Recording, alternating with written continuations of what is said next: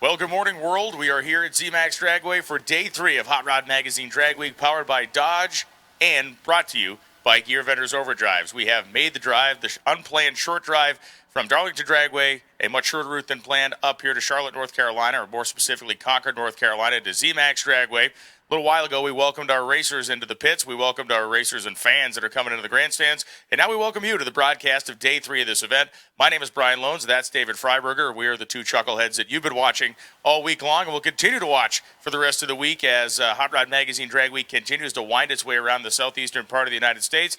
David, it was an interesting day yesterday because we had a lot of people pick up, and the short drive probably saved some headaches for many of these racers. Yeah, what happens at Drag Week is that it is a race of 5 events in 5 days. We make people drive to track, but what's important is that there is normally a Hot Rod Magazine provided map on the route you must take, because we want everybody to take the same challenges and potholes and everything else like that. Last night we were looking at the weather map and decided that the better part of valor was going to be send everyone straight. No checkpoints, no map, just get here as fast as you can, which a lot of people did, and I think that they dodged the rain almost entirely, most of the guys. Yeah, we hit a very small patch, like about a 2-minute downpour, or not even a downpour, it was like a 2-minute sprinkle, and that was it. And the reality is the hurricane, which has been threatening or kind of coming in towards the east coast of the United States, is actually moving at now a slower pace than anybody had expected. Is actually expected to stall a little bit offshore. So coastal areas are going to get hit pretty hard, but if you start looking at the weather forecast, we have a little bit of fog and some mist happening way down the end of the racetrack here.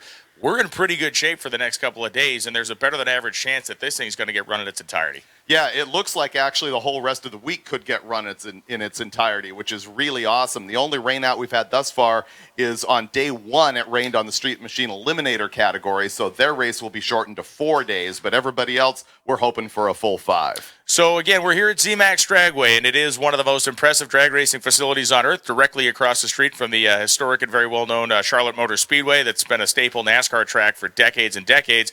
Bruton Smith's company built this place back in 2008. It was actually about a 9-month or 10-month construction period. They cranked it out. Yeah, from the first bulldozer blade of dirt to what we are looking at right here. Huge tower, and we are broadcasting to you from the Steve Evans Broadcast Center, which is always a cool place to be, and hopefully we will do his memory proud here this fine day in Concord, North Carolina. Well, and of course, for those of you who are not aware, many people on the live feed watching worldwide, this is a track with 4 full lanes of competition. Now, today we will only be running the 2 left-hand lanes, but at your NHRA races, they put full-on nitro cars 4 wide here. I've never seen it. I want to come watch it in Las Vegas this year. It is violent, and the first time I saw it in person, you think, how much louder could it be? It'll rattle your feelings, man. It's a crazy deal. We're going to be using the 2 left side lanes of the racetrack. Yes, the they two are lefters and the righter ones. The 2 Mo lefter lanes on the left side of the racetrack.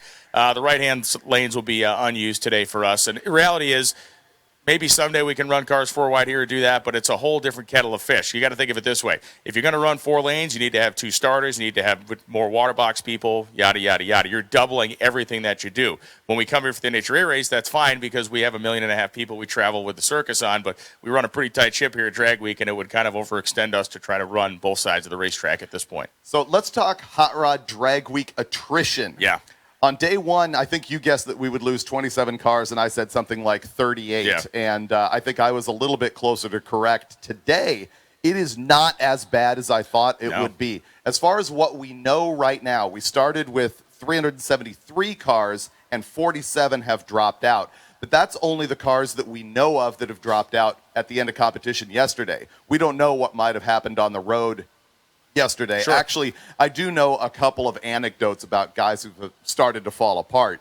But, the number's only going to be like 50, 55, something like that. So it's way less than I anticipated. One of the thrashes that was actually happening in our hotel parking lot, the Gisso Gasser, that 1940 Chevrolet, the green car, really neat piece, had a roller lifter fail, and he basically pulled the motor down to nothing. Had the oil pan off the thing, stripped as much off the car as he could to make sure he got what he hopes was all the needle bearings out of there after the roller failed on the lifter. So, assuming his repairs went okay, that was 8 or 9 hours, they said, of labor there to get the motor taken apart, replace the lifter. They found some mismatched stuff that they put it back together with, trying to survive, and we'll see if that pays off for them. We know that some of our class leaders, or at least some of the guys that were up close to a 1, 2, 3 place, have had some trouble as well. So those of you who are watching worldwide on the live feed, you're not missing any action right now. You've just got us talking in the booth, but it is missing on the track. We're not running cars. I think what we want to do is show you some clips of things that went down yesterday, which is going to be far more entertaining than listening to us jabber. So if our director can go in my ear and let me know if we're ready to run some of those clips, we will do that so that people can see the action from yesterday at Darlington.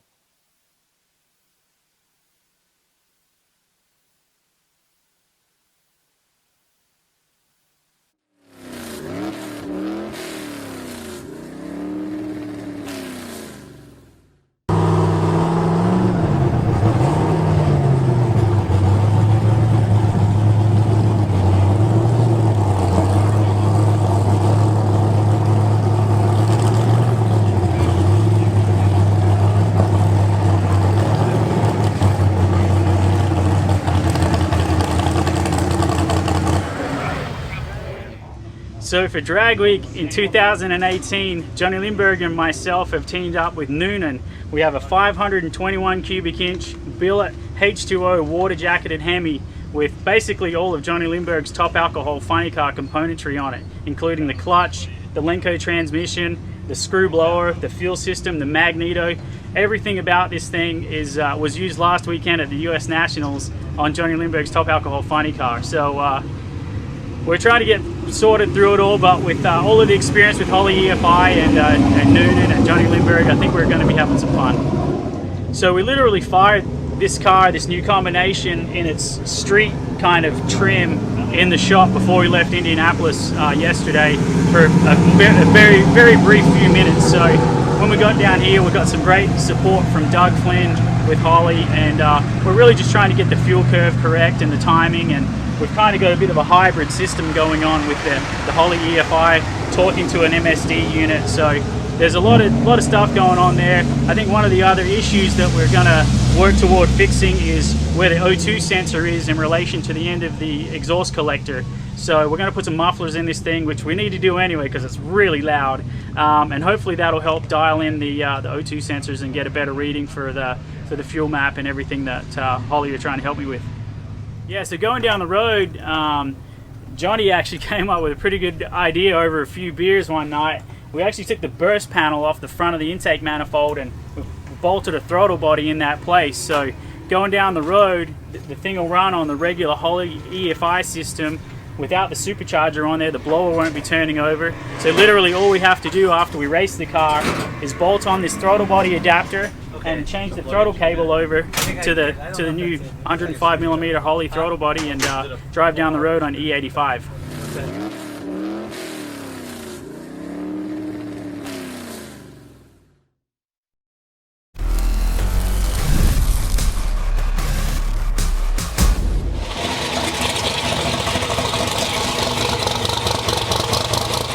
Good morning. So it begins. There's the track right there.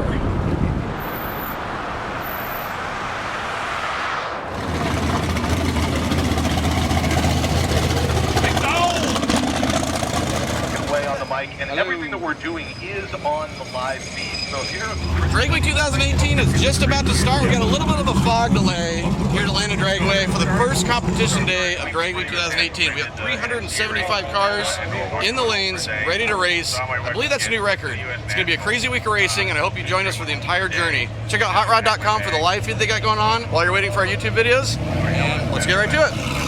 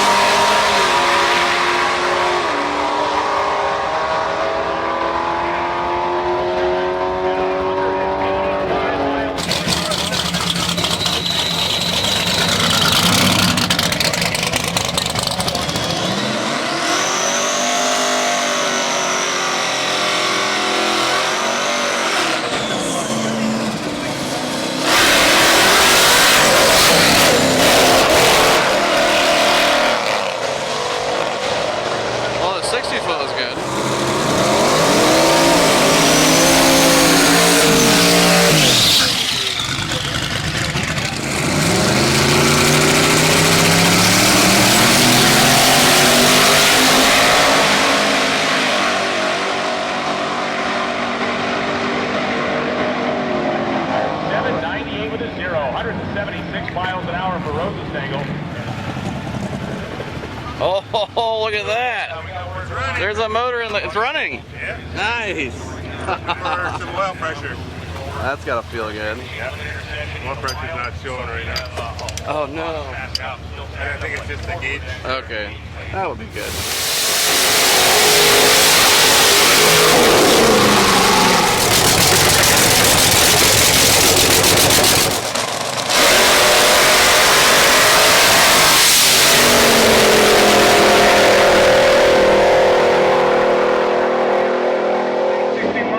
Wow, 861.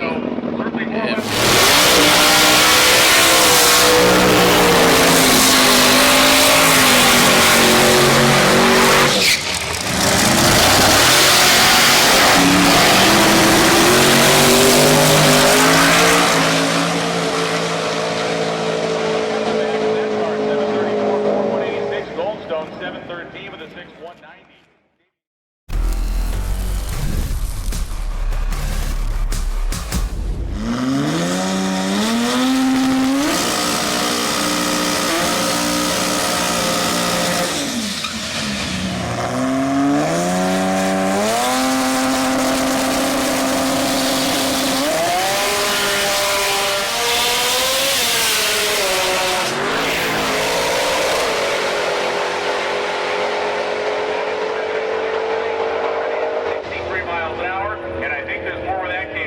Hey, 7 on the first pass?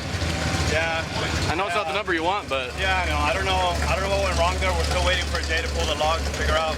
They didn't want to do a burnout. I saw Had that. to do some things, but I mean, we know that even on a terrible pass, the car will go 7.3. So we're gonna try it again, and after that, we'll get on the road. So. Sweet.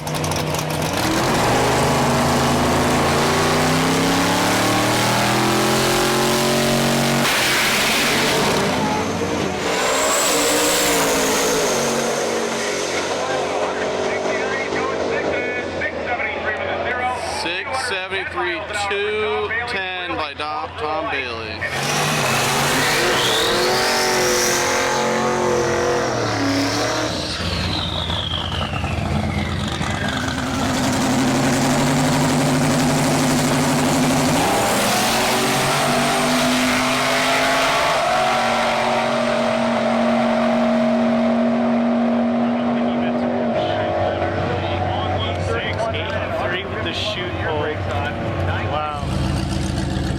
Oh yeah, 916 and 147. Getting deep in the nines.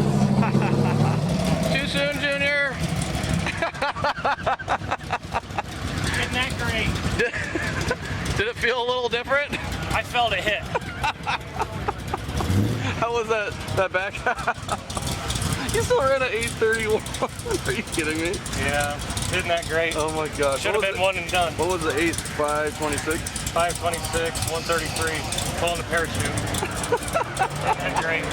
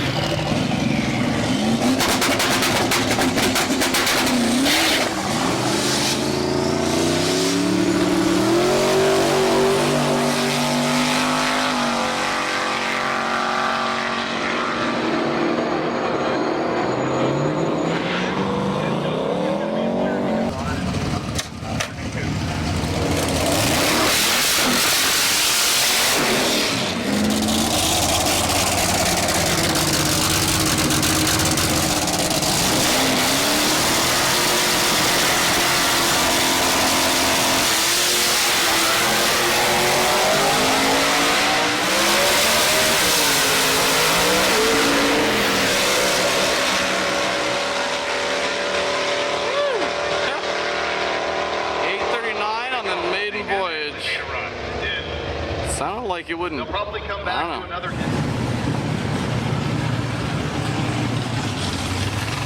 So how weird was that? That's good. Well, I know it wasn't good. That's all I got stuck, and a lot of shit happened. Trouble stuck. Ooh. You guys switched off? Yeah. It only looks like a little bit, but that's a lot of horsepower flowing through there. First it was full, but then.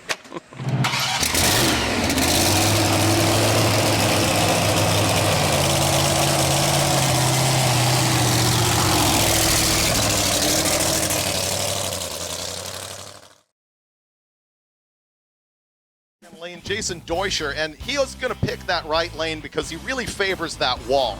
That's unlike Richard Rawlings. Unlike Richard Rawlings, who is a left wall kind of guy, Deuscher's a right He's a wall right wall kind of guy.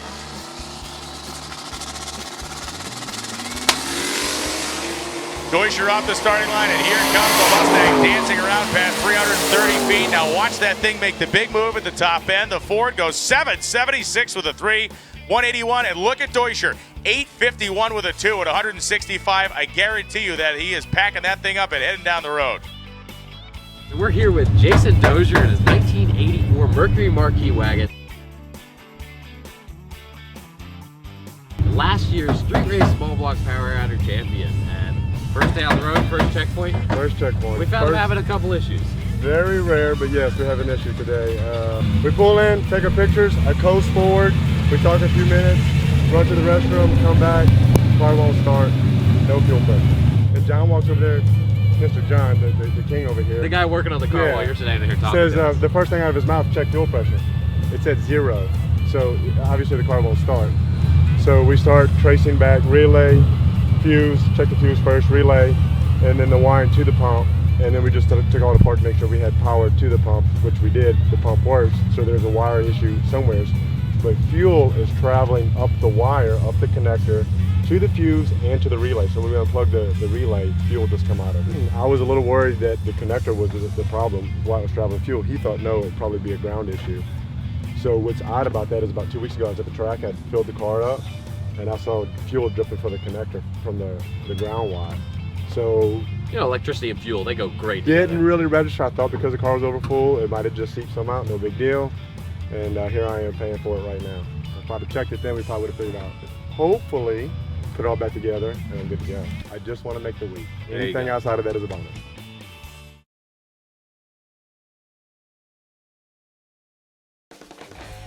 So we're here on the first driving leg of Hot Rod Drag Week 2018. We just came across one of the already heroes of Drag Week in our opinion. I wouldn't say that. I would say that. So what's your name, where are you from? My name's Tony Buchert from Morden, Manitoba, Canada. So yesterday at the drag strip, you got through tech, no problem. It was beautiful. Then you got on the drag strip. Drag strip, first pass, a little slower, gear bender accidentally, I forgot to turn it off, so it went an 889. And then I look at the data and I see a bobble in the oil pressure. Figure, I'll cut an oil filter off it, make sure everything's okay. That thing was almost plugged. There was so much oil debris in there. Oh so, man. So I you knew pull the pan off at that point? Yeah, the pan, I made it so I can pull the pan off without pulling the motor. So we pulled the pan off, pulled the main that we had problems with at the beginning of the year.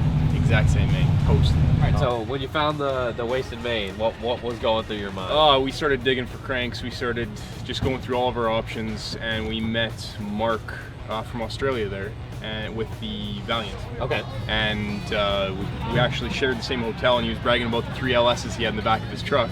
And it's a 5.3, right? It's a 5.3. It's the motor he ran in his car last year. Ended up good. We had a whole bunch of help from a bunch of other drag weekers, just the whole drag week scene, and just everybody will do whatever they can to make sure that you get to the end. Everything went on. We have no oil leaks. We have no problems. There's no leftover bolts?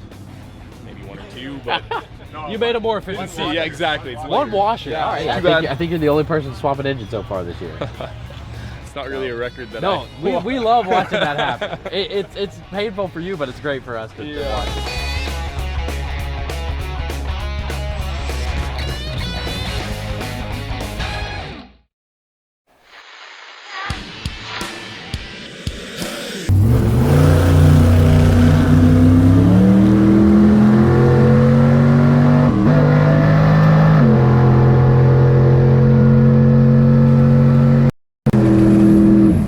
A friend of mine had this car. I had a motor sitting in the garage.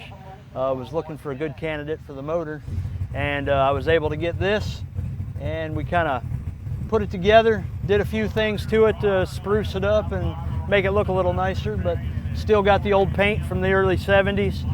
The firewall top and lettering has been new. Just wanted something cool to drive around. I enjoy old stuff.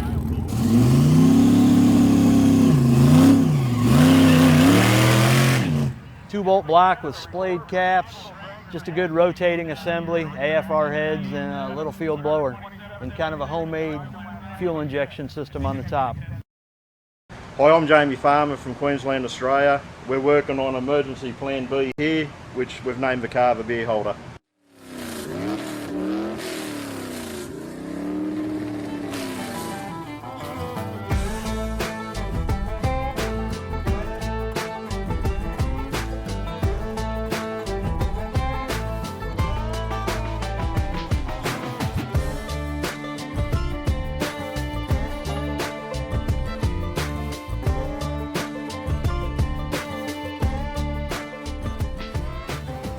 Yeah, well, we had a hold up with customs, and we had the cars shipped here in June. There was a hold up at customs. We had the wrong EPA for 2 of the cars, and basically the containers got put on hold.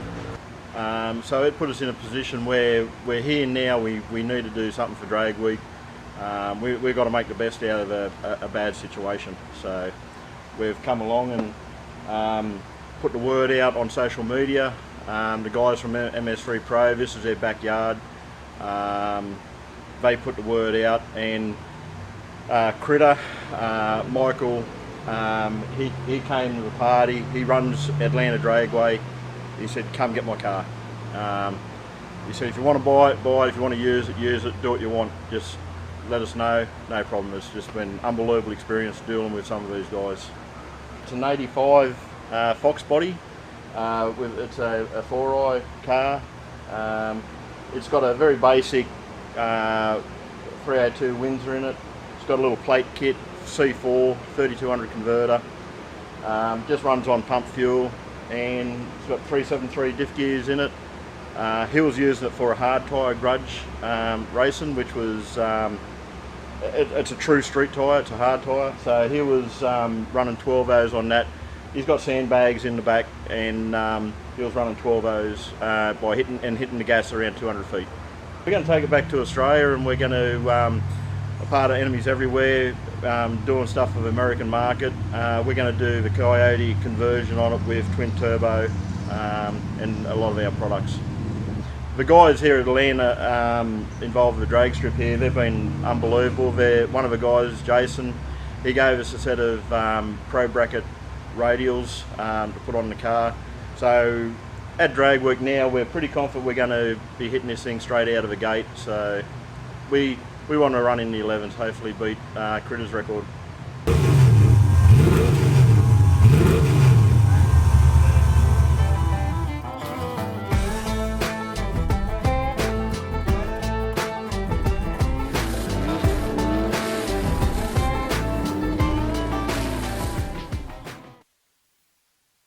And we are back here with you live at zMAX Dragway in Concord, North Carolina. What's been happening here as you've been watching those videos is nothing on the drag strip other than some heavy mist making a mess out of things. So the mist is kind of hanging over the racetrack. It's not like we have been drowned underwater here, but it's enough that it will require some drying effort to get this thing turned around to be raceable. Which is why we were showing you some videos from the action on day 1 and day 2 of Drag Week. Those were from the guys at hotrod.com. And interestingly, finally, we've actually got a relationship with 1320 Video that allows us to use their stuff. That was like a tension for a long time. But management has changed a few times during the course of Drag Week, and so we're happy to have those guys with us. And also Street Machine Magazine from Down Under. We got some videos from those guys. Now, the next thing that we're going to show you here is Brian's show. Put Up or Shut Up on the Motor Trend channel of YouTube. And no, sorry, on the Motor Trend channel. Yes, the Motor Trend app. Sorry, it's like you get acclimated to like spewing the same speech all the time, and sometimes I swallow my words and you do not. Yeah, sometimes means every 5 or 6 seconds. David is swallowing a word. That's absolutely true. Yes. So go ahead, take it away, Brian Lones. Yeah, so Put Up or Shut Up is a racing or motorsport style show where we do something different every episode. Whether we take a normal form of racing and put a little twist on it. We went road racing this year at Willow Springs where we took a late model all-wheel drive Porsche, put Randy Popes in the seat, and had a Pro Touring Mustang compete against it. Wheel to wheel. This isn't like a time trial thing. This is wheel to wheel actual racing. That was really fun. The capper moment, I think, for us this season so far has been taking two pulling tractors, 6,000 horsepower pulling tractors, pulling sleds behind them, and then drag racing them on dirt, which was something I always wanted to do, and we're able to pull it off for the show. So the premise of the show is that every episode, we either expose you to a form of motorsports you may not have known about, or we teach you a little bit about it, or we take something that you're very familiar with, like, let's say, I don't know, drag racing, and we put two very dissimilar cars or bikes or cars versus bikes against each other, because they should actually match up in a fun way. So it's a good deal. We have a couple of videos to show you about Put Up or Shut Up, and it's misty here, it's wet here, and you will like this a whole lot more than looking at us for the next couple of minutes.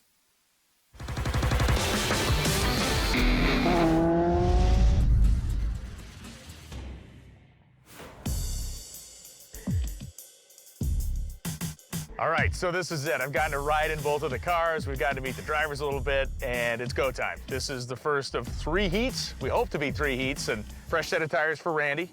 He scalped the set of tires that was on there. Mike's also on a set of Hoosier Race Slicks on that car now. He ran some test laps earlier in the day on a lot less sticky tire. His confidence level is very high. Talking to Randy before they actually got out on the racetrack for this out lap, Randy's nervous, and not like fake nervous. Randy's like, I think I might be in trouble here. When he first got a look at the Mustang, he was kind of like, oh, okay, this looks fairly serious. The more he's actually seen that car on the racetrack, the more worried he's gotten. So they are making their way around the backside of the racetrack now. 5-lap heat, win the heat, win a point. Simple as that. Best 2 out of 3 gets the job done.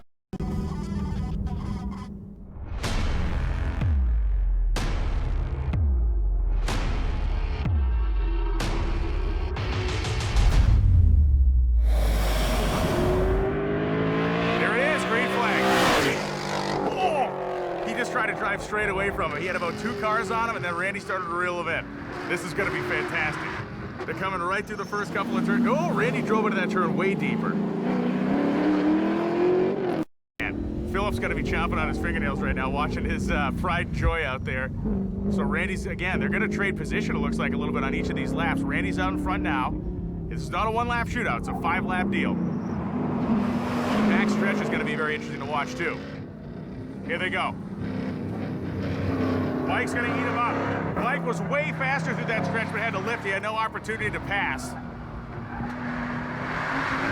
So they're going to come around the bank corner, which is really because it's going to slingshot these guys out. And the back straight is the longest part here, and you're really going to start to see the horsepower. Both guys come out of the straight.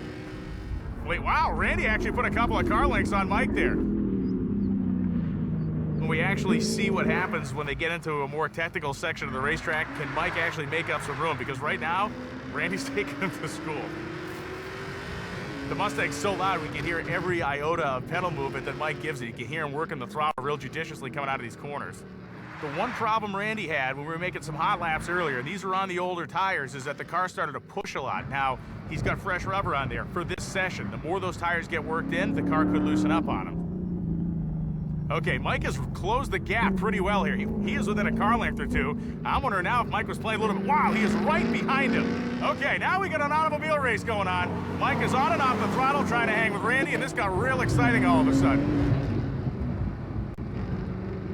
Randy had about an 8-car lead, and now they're in final turn as they enter the last lap. White flag's out.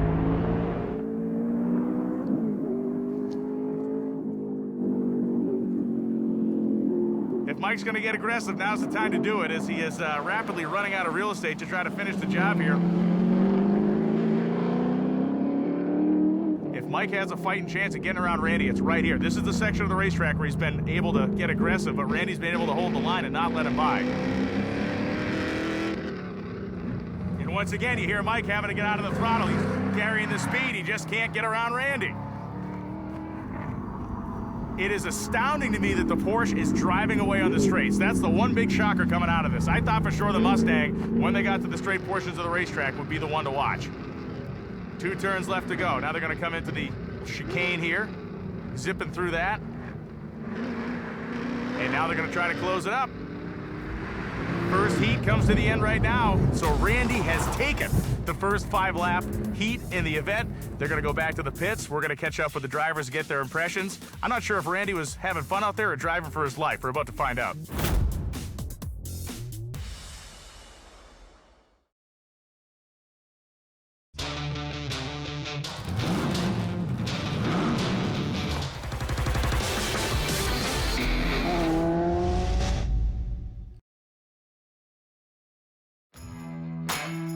On this episode of Put Up or Shut Up, we're combining two of the greatest things in my life, drag racing and tractor pulling. We're going to do something that we don't think anybody's ever actually done before, which is to take two of the nation's best modified tractors, we're talking 6,000 horsepower machines, and run them heads up against each other. We're going to do it on dirt, we're going to do it on a 340-foot long regulation pulling course, and we're going to do it with a sled behind them. But we're adding the element of speed. Instead of trying to figure out how far past that 340-foot finish line you can go, you need to get there first. This is an absolute heads-up drag race. You know, tractor pulling started back in the 1920s, and it was really started by the tractor companies themselves trying to prove to farmers how much stronger their equipment was than the horses they were using. Well, over time, those farmers would spend endless hours in the fields thinking about how to make their stuff stronger, and in some cases, faster. Well, tractor pulling evolved into one of America's most popular motorsports, but it's always a singular activity, and that's what killed me about the sport. Not today. We're adding two tractors, we're adding a heads-up drag race, and we're gonna find out who's got the fastest tractor in North Carolina. So you've met the machines, you've met the background of the world of pulling. Now it's time to meet the drivers. Over here, Randy Davis, he's the owner and the driver of the Running Bear tractor. Keith Wason, owner and driver of the Super Bee tractor that's sitting right behind him.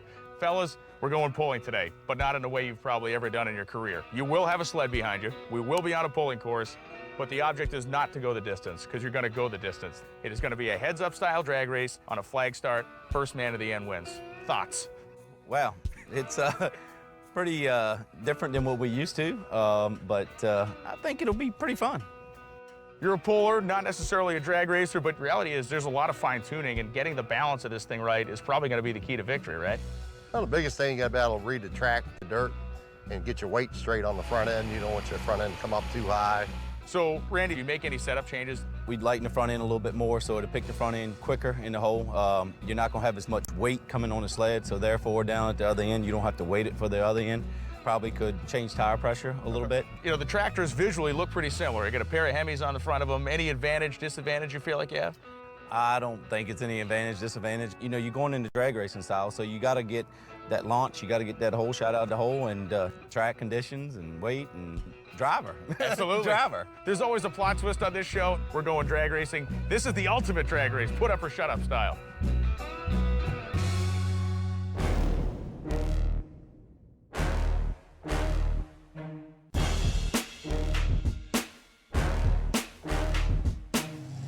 So here we are, it's race one. You can hear all four engines running behind me. The way this is gonna work is easy. It's a heads-up drag race. First tractor to the finish line wins. There's gonna be a lane change each round. The sleds will stay in the same lane. Both tractors came across the scales. They weigh within about 50, 60 pounds of each other, so they're pretty much dead even as far as the weight goes. The real question here is who's gonna figure out the speed. The track is pretty dry. It's a hot day today, so the sun's taking the moisture out. A dry track can be dusty and a little loose. It's gonna be fun to watch this play out.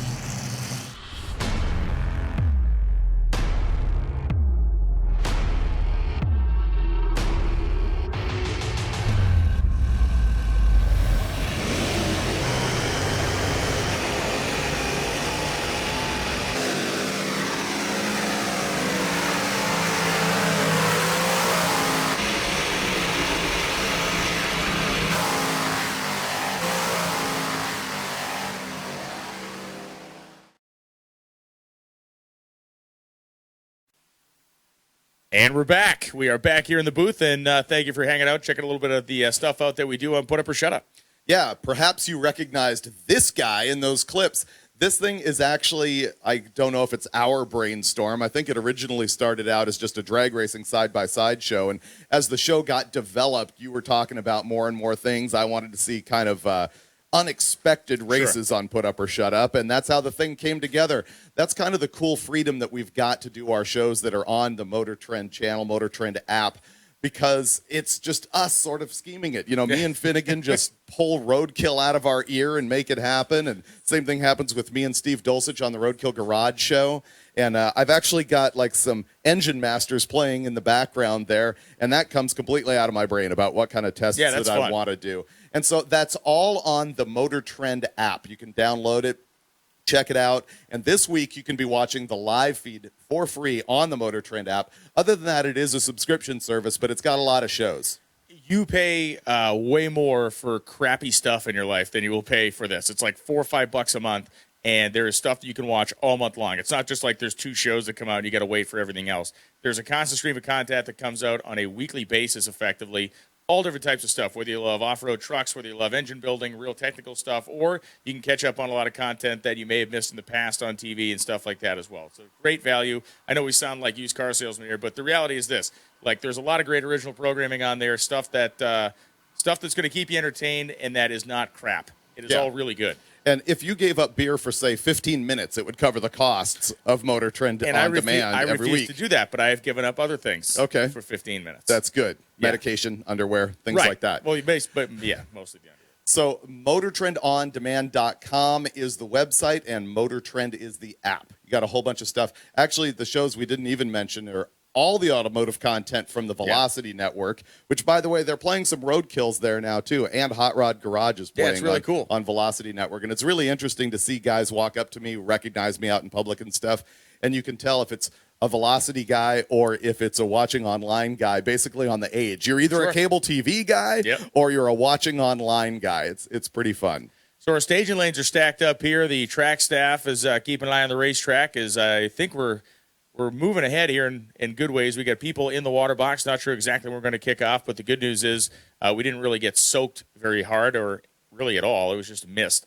Our announcing position here, we're kind of juxtaposed behind the racetrack at an angle, and the window has like a tint on it. So for us, it looks a lot grayer outside than it actually is. And as we look down the racetrack, we can see that the sky is definitely getting a lot lighter down there. And for the first time in the morning, we can actually see the shutdown area. So it has been a foggy drag week. Now, an important announcement for our racers regarding what today's procedure is going to be once you leave the racetrack. The first checkpoint today, not to give anything away here, but the first checkpoint today is going to be Pat Busey Racing Engines, and that is a required checkpoint for everybody. There's going to be a presence there from Total Seal. They're kind of sponsoring the checkpoint, so you're going to go there and hang out, meet Pat Busey. His shop is super cool. You can walk around. We're talking about a guy who builds 950, 960 cubic inch engines for pro modifieds and all kinds of stuff over there. So Busey Racing Engines is our first stop, and you're required to go there. Leaving Busey Racing Engines, you can choose the quickest route. You can choose to follow the hot rod route. There is not a lot of deviation between the quickest route on your GPS or the hot rod route, but the one required checkpoint today is going to be Busey Racing Engines. You can choose to go on the route from there, or you can choose to follow your GPS from there. There is no penalty in doing that. Just talk to Michael Deere about that. And again, we want to make sure people can get going and get where they need to be without having any sort of weather interruptions. I do believe, at least forecast-wise, tomorrow looks pretty good up there in Bristol. I know that the route that we're taking, I'm actually familiar with some of the roads, having bonsai driven that area of the country a couple times when I've missed flights needed to get from the Bristol area to Charlotte. And it's a pretty scenic drive. 197 is a fairly interesting road. Goes through the mountains, a lot of grade changes and switchback corners and stuff like that. So you can take that if you like, or you can go the GPS route, but you must go to Pat Busey Race. Like, we're forcing you to go to Pat Busey's race shop. For those of you who are unaware, Brian Loans here, who's announcing with me, is actually an NHRA full big show announcer. He does all the stuff, and so we're glad to have him here today. And we sort of put that together on an upcoming episode of Roadkill, where you really leveraged our ability to come into the NHRA Brainerd show, and we road tripped from our Roadkill Nights show all the way there to Brainerd, and it was a lot of fun, because Roadkill Nights in itself is insane. And the word is we will likely be able to do it again next year. This is the event where we shut down Woodward Avenue in Pontiac, Michigan, right in front of M1 Concourse, and we have drag racing.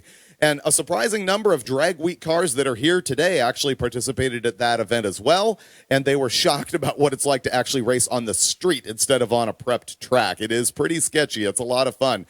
But speaking of the NHRA tie-in, we also had top fuel burnouts, nitro funny car burnouts from Leah Pritchett and from Matt Hagan, and that was the greatest moment of that event, in my personal opinion. Losing to Finnegan in the first round of the Celebrity Showdown was actually a personal low point, but those burnouts were pretty epic. And then we took the Roadkill Dragway, which is a 1974 XJ12 with a 383 Chevy in it with a 671 blower. We threw a new Gearstar Trans in it because we had fragged our old Turbo 350. We drove it, I think it's 800 miles, something like that, to Brainerd. And then we did a heads-up shootout with Matt and Leah in brand new Dodge Challenger 1320s and us in the Dragway. And unbelievably, Finnegan actually beat Matt Hagan. It was a lot of fun. So look at that in an upcoming episode of Roadkill. The other thing is on MotorTrendOnDemand.com or on the Motor Trend app, there's a brand new episode of Engine Masters that was posted just this morning. I really love doing this show. It's not the largest show on the channel, but a lot of people watch it and dig it. It is basically... Well, I mean, if you're physically on it, it's one of the larger shows just because of your girth. Weak. That was actually weak. You haven't warmed up yet this morning, Brian. I expect more out of you later this afternoon.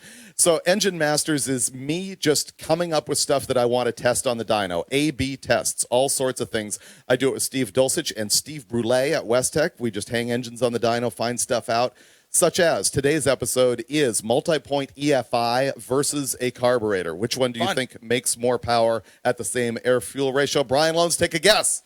I am going to say carburetor. Absolutely correct. Carburetor has far lower intake manifold temperatures than multi-point EFI because of the latent heat of vaporization of the fuel passing through the venturi. We actually saw intake manifold temperatures of 36 or 37 degrees with the carburetor. Crazy. Yeah, that's insane. Yeah, it actually puts condensation on the intake manifold. Now, that's in a dyno condition. The ambient temperature was about 80 degrees, which means with the EFI, the manifold temperature was, Brian? EFI, I'm going to say 75 to 80. 80 degrees. Yeah. And, how about that? And so, therefore, the EFI made a little bit less power, although, obviously, it's got a whole lot of other advantages over the carburetor. And we discussed those on the show. What about running that same carburetor test, but with gasoline and alcohol? Because alcohol is going to make that even more insane. We have done that as well with E85 and not with methanol. And what's interesting is that it didn't make as much of a difference as I expected with the carburetor. I think that the E85 was only like 5 or 10 degrees cooler, which is in conflict with other testing that we've seen outside of the show there at Westech. Richard Holdner just did a deal where he picked up something like, I'm going to wild guess 70 horsepower on a Roots blown deal because Roots blowers are absolutely the worst for beating up the air and having a high intake manifold temperature. And so the E85 was a huge benefit to that. So not to completely steer off subject here, but you're boring me to tears.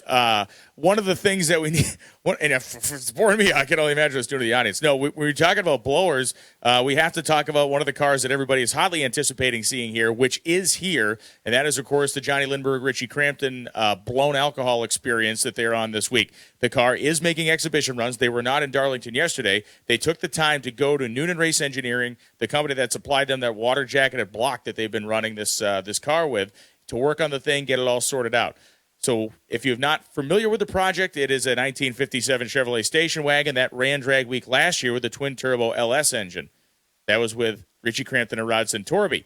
Richie Crampton teamed up with Johnny Lindbergh this year to take that engine program, change it from a twin-turbo LS motor to effectively an NHRA top alcohol funny car combination with a billet Hemi block, this one with water jackets, so it has cooling, but a giant screw blower on top of it, mechanical alcohol fuel injection to run down the racetrack, and then an EFI system that they drive down the street with. And, David, we have proof that they did drive it down the street. This, I think, is one of the greater things. I mean, they are out of Drag Week competition because they didn't get the car fully completed, and on day one they were working out of their trailer, which wasn't allowed. They missed day two. But they wanted to prove a point with this thing, so instead of just trailering it here to zMAX, they decided yesterday we're going to drive this thing from Noonan's shop all the way here to zMAX. They did it. There's videos that you can see of them doing it. I think it took them about 2 hours. They made it all the way, which is a stunner to me considering that the valve train in that engine is straight out of Johnny Lindbergh's top alcohol funny car. They didn't soften up the cam. They didn't put different ratio rockers on it, nothing like that, and it survived. And so they're here, and we hope to see them making exhibition passes today. Yeah, pretty amazing. Driving down the road with the headsets on so they can communicate. Oh, yeah, the racing radios just to talk to your passenger. You know, full-on like rally-style communication back and forth with a closed-circuit radio. So. Yeah, that was a good tip for me and Finnegan because often we are driving clapped-out garbage nowhere near as wild as that, and we can't hear each other in the car whatsoever. Yeah, well, here's the thing. Like when you're driving an engine that has potential to make about 3,000 horsepower, cool to have the headsets on. When you guys are driving something that makes 350 horsepower, not so much. Not cool to have the headsets on. Right. You look like just a couple of dorks at that point. Yeah. All hat, no cattle, right? All hat, yeah. Yeah. A lot of feathers and not much chicken. Exactly. Okay, people are on the live feed watching worldwide. We got 3,200 people right now. Why don't some of you on the live feed throw out some questions? This person is advising me to walk away and leave announcing to the professional. No, don't. It's way easier to have you here to beat up. You could criticize me when I'm gone. I'm confident. You'll Why don't you miss go me. ahead and You just won't have feed old that Dick- one to me You right won't have now. old Dick Nixon to kick around anymore.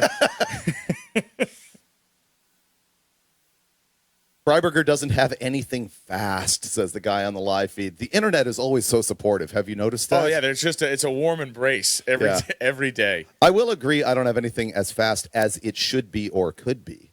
My quickest cars run 906. My Super B 1042. The Crusher Camaro actually is surprisingly quick with a naturally aspirated 400 small block, low compression motor, hydraulic cam. The thing I don't runs know. 1067. I would argue the car you've driven to 250 mile an hour speeds in the Bonneville Salt Flats is fairly impressive. There's that. I presumed these people were looking at drag race type stuff. And Finnegan's car, of course. Mike Finnegan did make it with his gasser here, that Blasphemy 55 Chevy from the Roadkill Show, powered by a Chrysler Hemi. He is actually number 2 in the A gas category. So he's having a big success. I know he's just looking to finish, but he's also looking to run an 8-second time. I hope we can see that later today. Somebody asking if the Ascona's arrived. We understand that some of the Swedish cars have been released from customs, so we're hoping those guys are able to show up either today or able to show up somewhere tomorrow. We can see that thing run, especially the new one that has the Proline twin turbo engine in it. I saw one person ask the question, how modern can a car be to still be considered a hot rod? Interesting question. My answer would be 2018, 2019, brand new car. You can hot rod anything. Many people have the opinion that a hot rod must be older than 1948. Don't agree. Yeah. And I don't agree with that. I understand, like, street rod. If you say street rod, Sure. yeah, obviously you mean a 32 Ford, a 40 Ford, or something like that. But how often do you see John Force get out of his funny car and go, that's a solid hot rod right there? I mean, he calls that thing a hot rod all the time, doesn't Most of the drivers do. Do they? It's Yeah. just kind of normal parlance out there. Yeah. I first picked it up off of Force, like, I don't know, a decade ago. I thought maybe he started that. Let's see. What was for breakfast? I bypassed the actual Danish today. Yeah, let's and that was because I didn't want to hear about it from you, Brian. Well, I didn't see you buy it, but that doesn't mean you weren't in the back of the car just shoving the thing down your throat before any of us could, understand that you were doing it. They are developing the intravenous actual Danish. Oh, the hang bag of Danish? Yeah. The hang bag of Danish. Give them another 38 cc's. Another cc's of cheese and berries. Brian, what is your favorite car in this year's Drag Week? I think we both are just nuts for Crampton's wagon, but technically it is out. So why don't you pick from the actual fleet of people participating in this show? Man, there's a lot of stuff.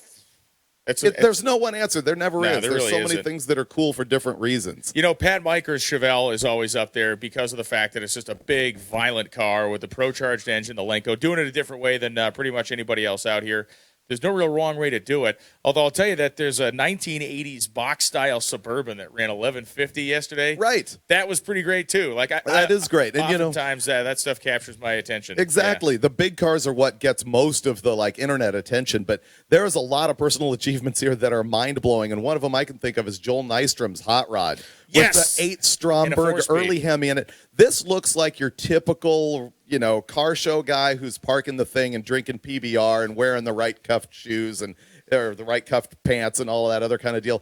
The thing goes 1050s, 1080s, or something like that. Well, they don't call him Hemi. They don't call him Hemi Joel for nothing. And definitely a cool car, and the old school Crowler UFAB style intake manifold on the thing. It's neat. The Crowler UFAB. I actually had one of those one time for an early Oldsmobile. And you know what? This one was like a tube as a plenum with carburetor flanges on it. And then it was basically sections of radiator hose that you would use to attach to the flange that bolted to the head.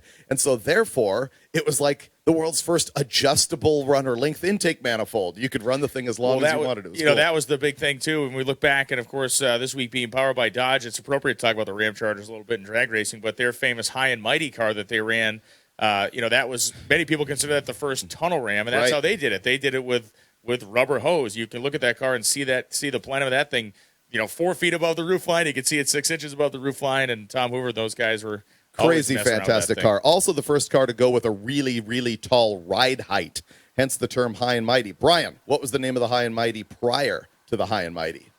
The name of wow, this is a good question. The High and Mighty, the same car before it was called High and Mighty. Same car when it was basically white primer before they painted it that weird blue. I have no idea. This is fantastic moment for me right is now. good. The smile on my face could not be like chiseled off with a jackhammer. So it was called the Ramrod. Yeah, okay, yes. Yeah. Yes, it was. Yep. Thank you for agreeing. Someone asked me if I had to run one of my own cars in Drag Week, what would I do? Everybody wants to see me run the F-bomb in Drag Week. Honestly, that car has a lot of compromises for street. It weighs 4,100 pounds. It would not be competitive because it would have to run in Super Street Small Block Power Adder or actually in Street Race Small Block Power Adder where that's just an 850 class. I don't think I could make that happen every day with that car. Plus, the whole thing is a science project, and if it broke, it would just be a catastrophe. What I would like to bring on it is actually the Crusher Camaro, which is that car that's been in Hot Rod Magazine for almost 25 years now. It's that ugly, bright yellow 67 Camaro that has had nearly a dozen engines in it. Not quite. But we ran, 10-0, actually with Finnegan driving at Sacramento Raceway with a naturally aspirated 427 LS motor in that thing. And I actually think that I could probably put that thing together, and if I could avoid Kurt Johnson, it would be semi-competitive. Kurt Johnson is basically laying devastation to the naturally aspirated small block class right now at Drag Week 2018.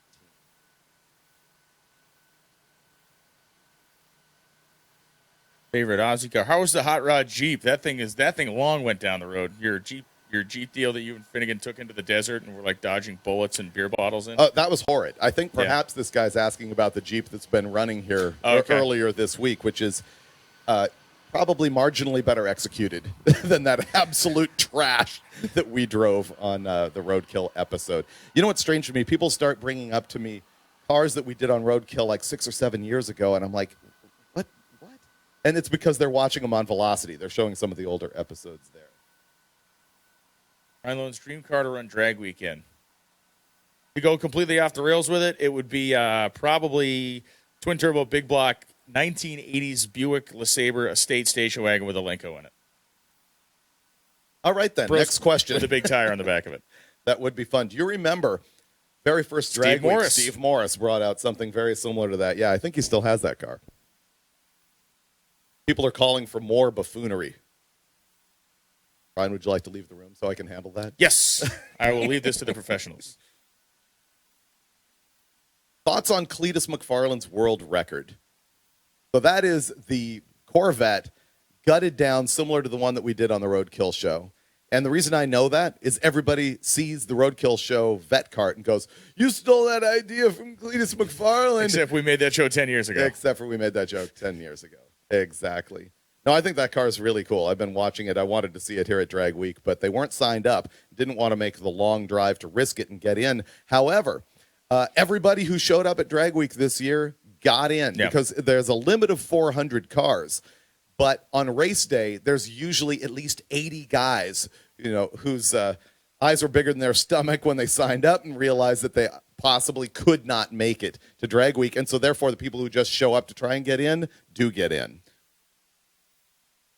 Dovey LaFleur asks, what are we watching? What you're watching right now is us waiting for the fog to clear, a little bit of drying action, or at least keeping some air moving over top of the racetrack. And David and I are just chatting with all of you out there in internet land, the 3,500 of you that are tuned in.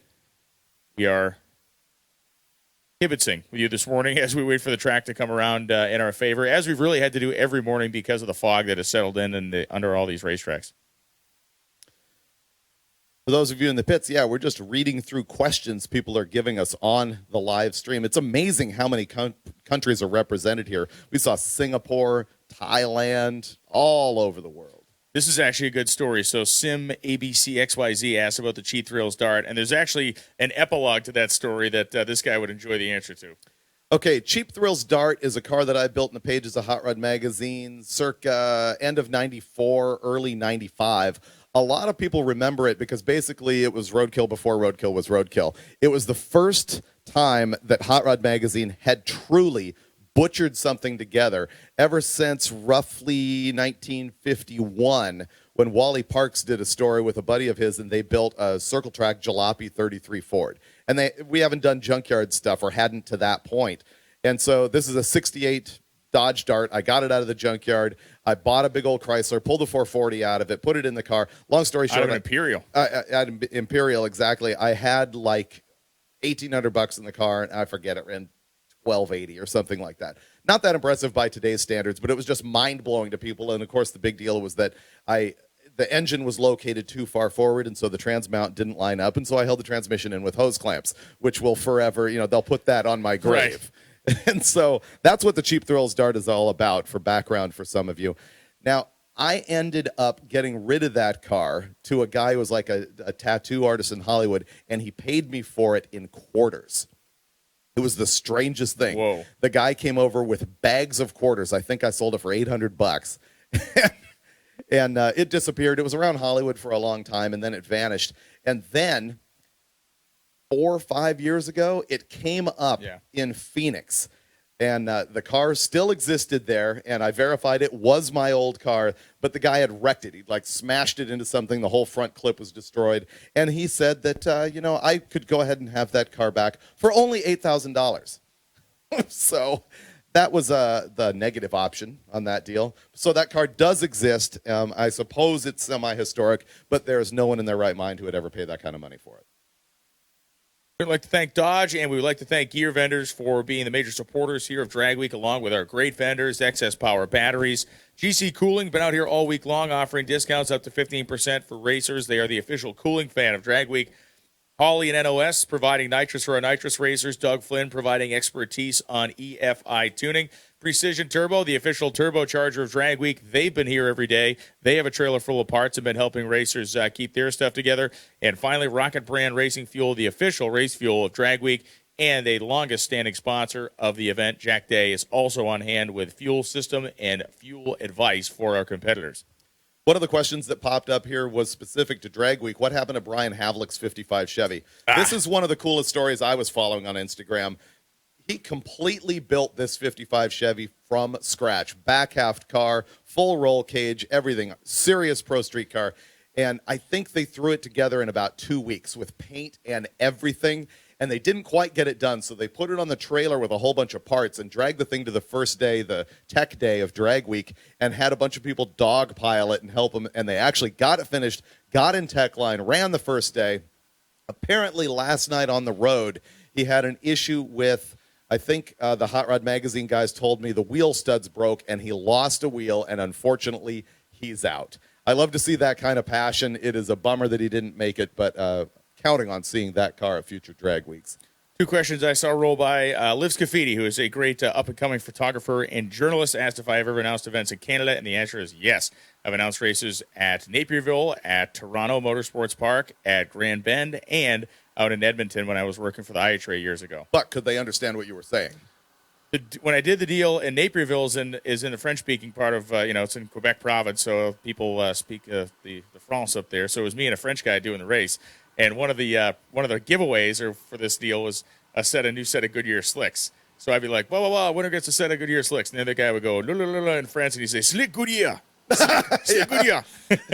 So, no, it's Canada's got a ton of great drag strips and a ton of great drag racing fans up there. So somebody asked what's the favorite car I ever raced. So I established myself as the worst bracket racer in the history of America, racing with my dad for years. Those when I who was can't younger. teach. Right.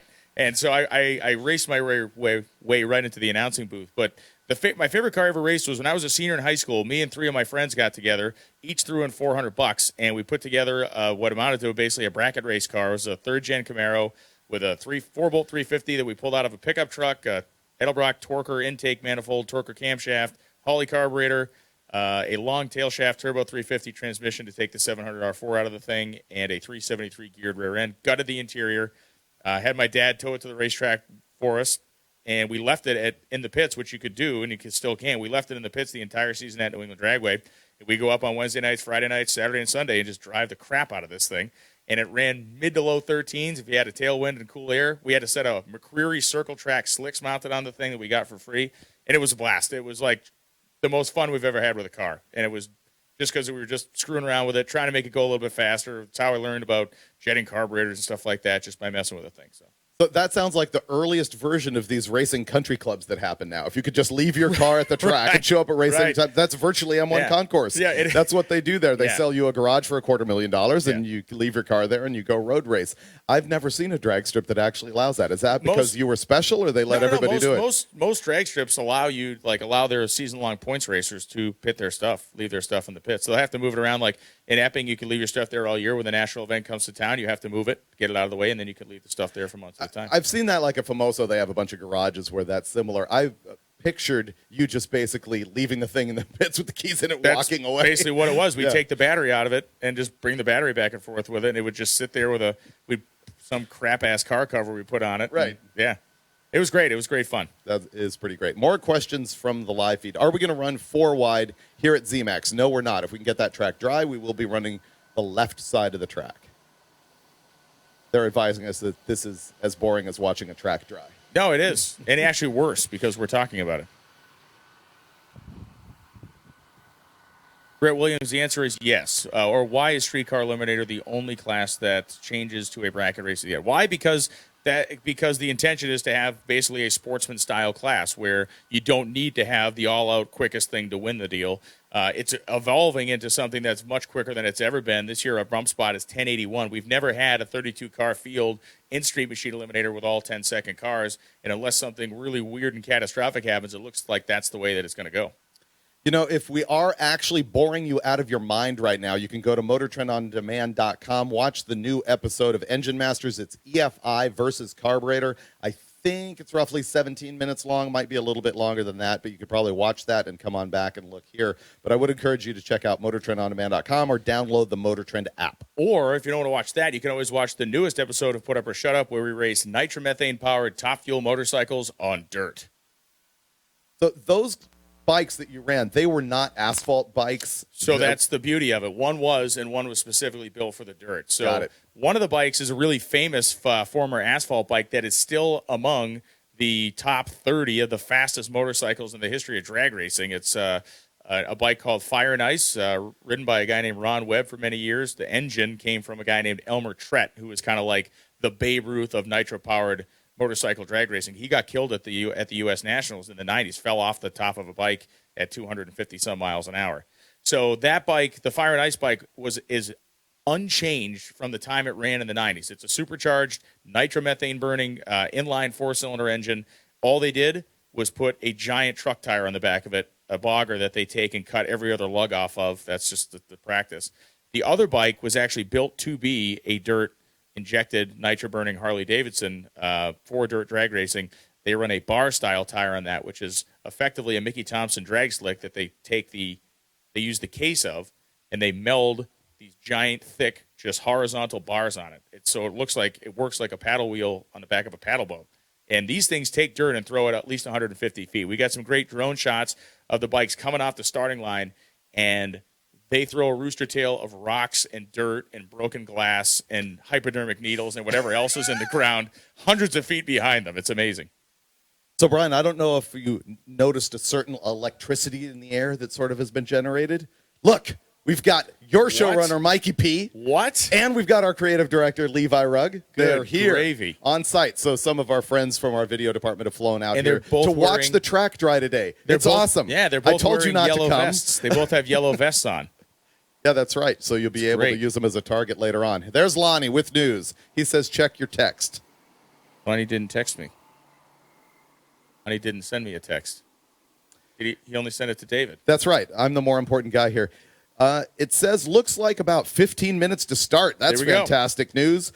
He needs drivers in lane 1 at their cars and suited, but unfortunately he says there's also a PA zone problem in the pits, and announcements are hard to hear. The track is working on it. So just for our information, that's what Lonnie was telling us. So we need drivers to their cars, drivers in the staging lanes, specifically lane 1, but we need all drivers by their vehicles. We are less than 15 minutes away from getting day 3 of Hot Rod Magazine Drag Week, powered by Dodge and brought to you by Gear Vendors Overdrives on the racetrack. So please, anybody in the staging lanes with their car, get ready to get strapped in. We are less than 15 minutes away, and final prep being done out there. A little dragon. And as we're waiting for that to happen, I will direct you to all the coverage that you can see on hotrod.com. You should also follow them on social. Their handles are going to be Hot Rod Magazine on Instagram and the shorter version, Hot Rod Mag on Facebook. I would recommend following us two on social media as well. You find David Freiberger with his name primarily on Instagram, but you do some Facebook stuff. I do, although Facebook shut me off yesterday. I don't know what happened. Maybe I was just, too fantastic. They couldn't handle it anymore. So on Facebook, I am David Freiberger. On Instagram, I am David Freiberger. That is a David F-R-E-I Burger, B-U-R-G-E-R. And you are Brian Loans, which looks strange. It's like John's, but with an E and an L. Yeah, it's last name Lohnes. So just type in Brian Loans. You'll find me on Instagram and on Facebook. I have a personal account that has no more space in it, but I have the fan page thing you can follow with a picture of me looking just dapper on it. So you can follow me on Facebook and Instagram. At my Instagram page, I try to make entertaining with old school racing fun. It's a valiant effort, Brian. It really is good. What is good. your favorite put up or shut up? How about you, Freiberger? So I like every episode because they're all different. Honestly, it's the cop-out answer, but the end of the day is we go to different racetracks every event or every shoot, and we go to different kind of genres of motorsports every shoot. So I really do. All of them have their own value. People asking what my favorite Australian car and what your favorite Australian car is here so far. The Cresta is certainly high on the list because we hadn't seen it before. But listen, every one of these Australian cars is, I think, on almost an equal level for us. Performance-wise, you can pick the fastest one if you wanted, but the amount of effort, the amount of risk, the amount of money spent, the amount of blood, sweat, and tears and prayer and worry to get your stuff across an ocean to come to a country that you may have not visited before, where everything is kind of weird and backwards from the way you're doing it at home, that makes all these Australian cars very, very much epic. So the big question, of course, on the live feed with 3,800 people watching is, are we going to race or not? We have called cars to lanes. The lanes are already full.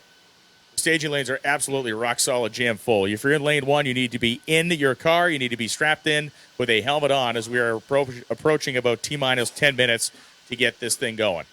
The skies are clearing. The mist is gone. The fog is gone. And in about 15 minutes, we're going to have a much brighter sky over top of us than we have right now. And my tuberculosis is kicking in right now. Yeah, you're going to do the whole tombstone thing. You're going to start coughing into a rag with some bloody junk in there, and then I'll leave you at a home somewhere on the way to Bristol and wish you well. I could be as cool as Val Kilmer. You have the consumption. Doc Holliday. Yeah, you have the consumption.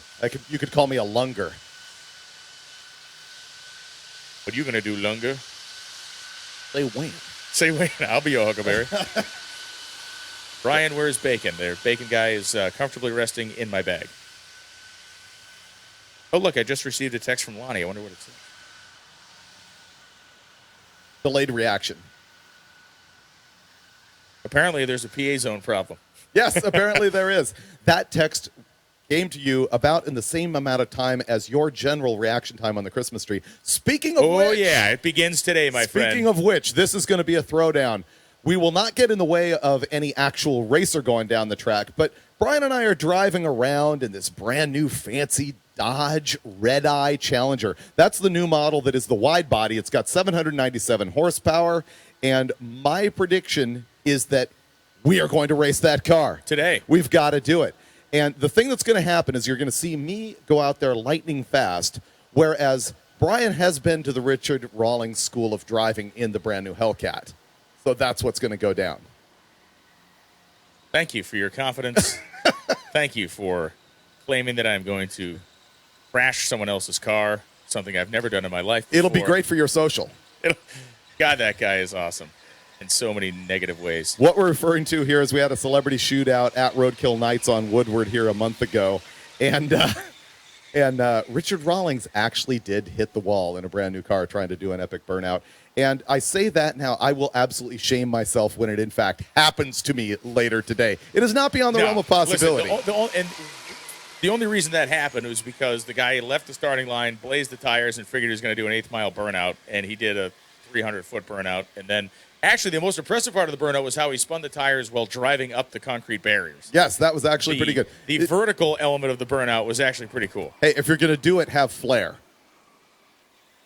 Jeff Sias asking where the sleeping brake check video was. Yes, on my Facebook, I published a photo of you mouth agape, snoring in the back seat of the car yesterday. Facebook or Instagram? I put it on my Facebook. Okay, then I'll never see it.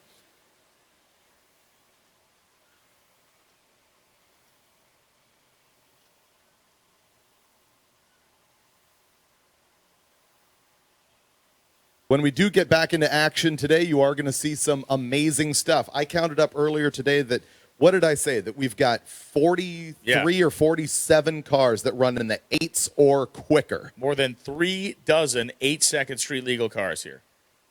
Quite a few of them actually in the 7s. I said that's 8s or quicker. We have only one 6-second car thus far. Tom Bailey is here with his 1.0 version of that wild orange Camaro. And his quickest time so far, the quickest time in Drag Week, has been 6:67 at 219 miles an hour. So we look forward to seeing more of that today. The official word coming from Michael Deere, our event director. We are 5 minutes away. 5 minutes away. It's 9:13 right now. We'll get things started about 20 past 9. Lonnie will keep us updated on what he's going to do for the pace to make sure people get down the racetrack. Remember, as many of you are down there in the staging lanes, the way today is going to shake out is this. Our first checkpoint is a mandatory checkpoint, and it's one of the coolest checkpoints we've ever had in the history of Drag Week. It is Pat Musey Racing Engines, about 18 miles from here. Pat's got the shop wide open. The folks from Total Seal have stepped up. They're sponsoring some food and refreshments and beverages. But if you have any interest in engines, and you have any interest in drag racing engines that make incredible amounts of horsepower, you got to stop by and check this place out. Don't just drive in the parking lot, take a picture, and leave. Walk through. Look at the intake manifolds they build there. Look at the cylinder head work they do there. And they build big motors. 632 is basically a small block to Pat Musey. A lot of his stuff goes up into the 8 and certainly into the 900-inch range. He builds a 959 combination that is just an absolute murderous piece. His 903 engines are very popular in legal pro mod style racing. The 959 stuff, the outlaw guys, and all the other nitrous lovers of the world around. So, Pat, a legendary guy in the sport of drag racing, raced NHRA Pro Stock, and of course really became, I think, his most well-known and famed while driving a series of Pro Street cars, particularly his Popeye 1969 Camaro. Some restrictions apply. For a great low rate you can get online, go to the General and save some time. We enjoyed our 2018 iHeartRadio Music Festival. Score the ultimate VIP money can't buy grand prize experience, including exclusive. Jim Forbes, who's driving the stretch wheelbase 1965 Barracuda that he calls almost funny, needs an old tachometer. He is looking for a tachometer for his car. He's claiming he needs an old, not a mechanical tach, but an electric tach.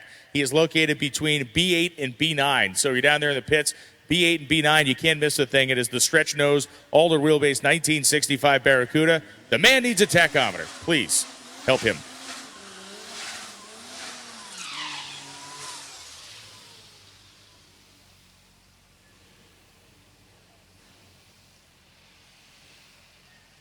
Woo!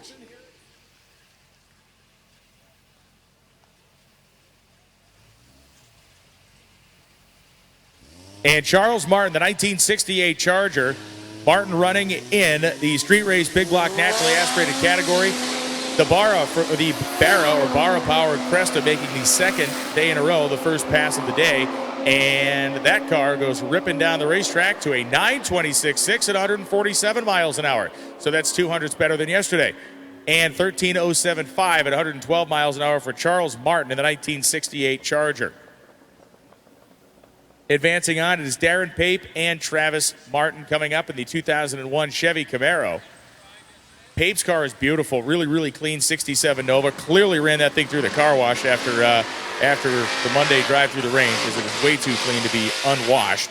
Pape has had some neat cars here over the years. A Chevrolet Vega that he had sticks out in my mind, but this flat-hooded, very clean Nova certainly follows the order of what he has had competing over the years at Drag Week. Travis Martin, one of many fourth-generation Camaros we have here. Martin is racing in the street race small block power adder category, which has become the largest of our, shall we say, class-style categories or heads-up style categories, where the quickest car on average wins the week. Competition always brings more competition. That's exactly what we've seen that class turn into. So Pape leaves the starting line as Travis Martin spools the turbocharger up. Car gets off the line well at a 164 short time. It's going to start making some real noise down there at the top end. Pape goes 1075, 127, and Travis Martin 916 with a 4 at 162.12 miles an hour.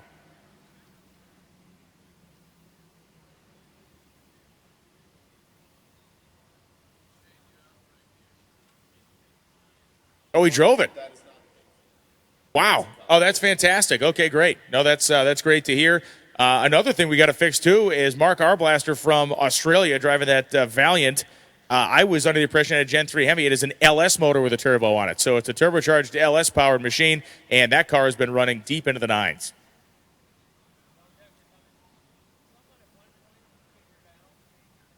Right, so that's going to be literally 10 to 15 seconds repeating, yeah.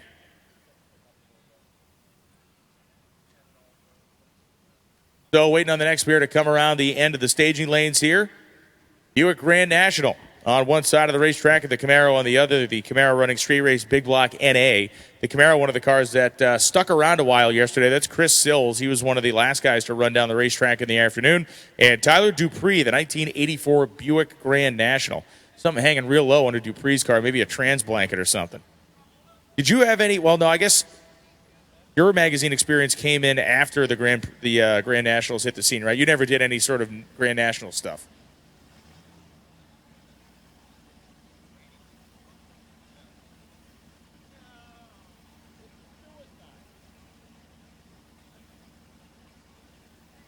Oh, cool. Yeah, the tractor thing on the side.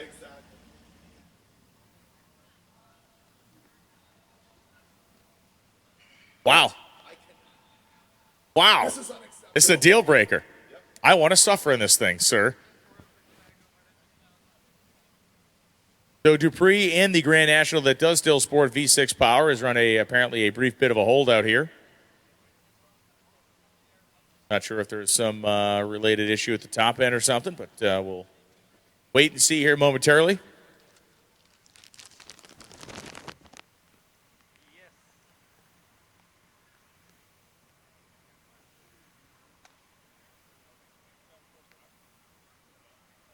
We're kind of, I guess you'd say, sealed off, if you will, from race control with some glass walls to our left and right. So we don't really have the normal open line of communication with race control to get updates on, say, exactly why we have a hold here and what we're waiting on.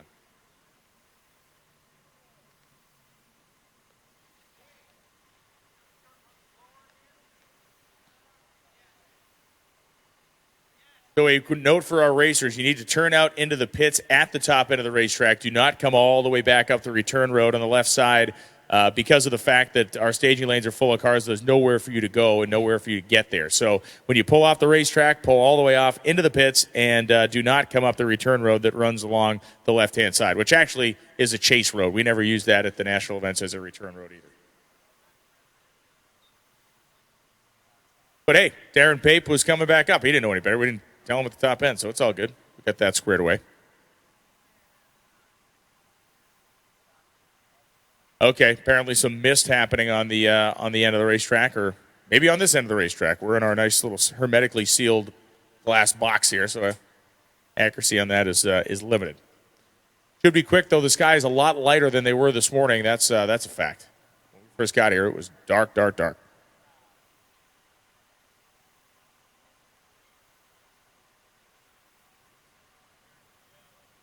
So, I mean, I know you're going to mock me for making mistakes and stuff like that, but how long were you talking with your microphone shut off? The live feed will probably advise you. 2 or 3 minutes, I think. Okay, that's good. Just gonna note that on the report real quick here.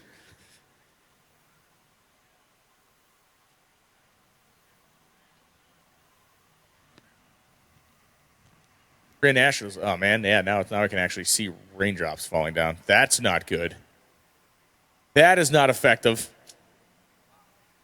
Actual drops falling from the sky. People are here asking, why are you showing this on the live feed? Well, we go live on time every day because you never know what's going to happen, and we continue to stay live because, once again, this can all dry out and keep going, and everybody wants to see racing. Just a little spritz here, hopefully. I mean, looking at any sort of radar stuff, it's all this low-level annoying crud. There's no overriding, Mondo Storm here. It's just little pop-up stuff. The truly crummy part is this is some of the coolest air that anybody's been in all week. So you could really, we've seen that the Cresta went 200 better than it ever gone before, or at least ever gone on Drag Week before. So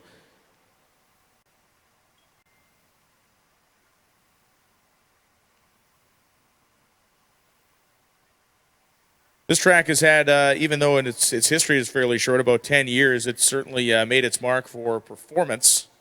First 3-second funny car run happened here. We're only 630 feet above sea level, too. It's kind of a fun note. Yesterday at Darlington, we were 187. Today, 600. But we are going to Thunder Valley tomorrow, and that is actually an altitude track. I mean, it's almost 1,500 feet physical. And then when you get there this time of the year, the DA of that place is probably going to be at least 4,500 feet tomorrow if it's hot. One of the great things about Drag Week is a lot of people get to go to tracks where they've never been, and some really epic stuff. I mean, in past years, we've gone to Bowling Green, which is really great. Indy, a lot of people like to run down the track that's actually used for the U.S. Nationals.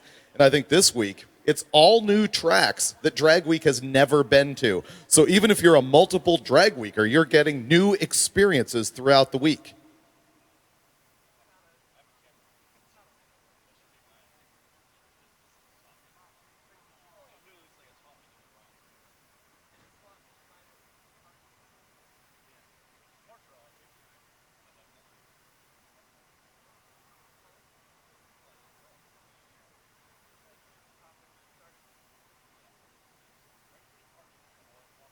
Charlotte, North Carolina, really, and of course the Mooresville area, which is not far from here, is as much as Indianapolis is a racing hub. There's a lot of stuff going on there. Obviously, most of the NHRA Nitro teams are based there. Mooresville, North Carolina, is one of the more incredible places in the country when it comes to just raw automotive talent. Drag racing has a huge, obviously, base down here. Stock car racing, NASCAR stuff is obviously, North Carolina is kind of the hub for them. But you get down to Mooresville, there are shops galore of people fabricating speed parts, building race cars, whether we're talking stock cars or drag racing stuff. There's a little drag strip down there, Mooresville Dragway, which is right by Eric Yost's shop, right around the corner from KB Racing. It's where they go and break in all their tires. Got a car, they got a little Bear chassis specifically designed. They drive the thing with the trailer. Miniature Drag Week, they drive from their shop right over to Mooresville Dragway, and they will spend a whole day just over there doing burnouts on tires, breaking them in for the car. I've been lucky enough to be in a lot of the local race shops, and it's mind-blowing what some of these NASCAR guys do. The minutia that they get into in order to actually make those cars do what they want them to do is stunning.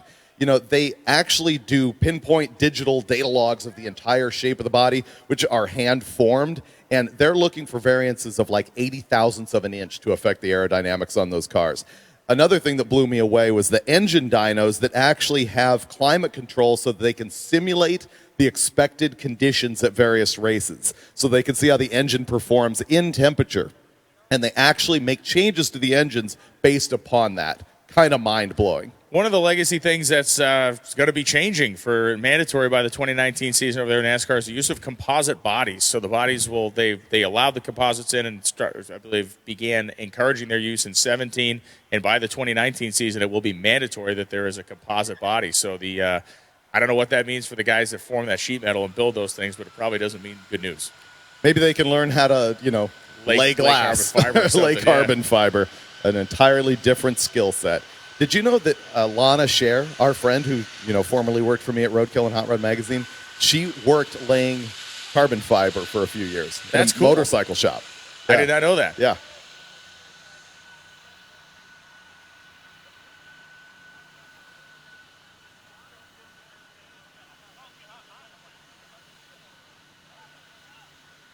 So we got the little blower out there working right now. 91.1 FM is the radio station here at the racetrack to get all the tower announcements. 91.1 FM is the simulcast station, so you can tune in to get all the tower announcements. That way you don't get lost or miss anything important. If you need tech help regarding fuel, stop by and see Rocket Brand's Jack Day, located near the staging lanes, with your questions. Also, check out the special Rocket Brand T-shirts. Every gallon of Rocket Brand racing fuel is blended with the uncompromising care, knowledge, and expertise that comes from over 100 years of internationally sanctioned racing experience. Rocket Brand racing fuel, taking you faster than you have ever gone before. If you heard a part on the drive or simply forgot something, Precision Turbo has you covered. Stop by the Precision Turbo and HPL oil booth and see if we have the parts you need.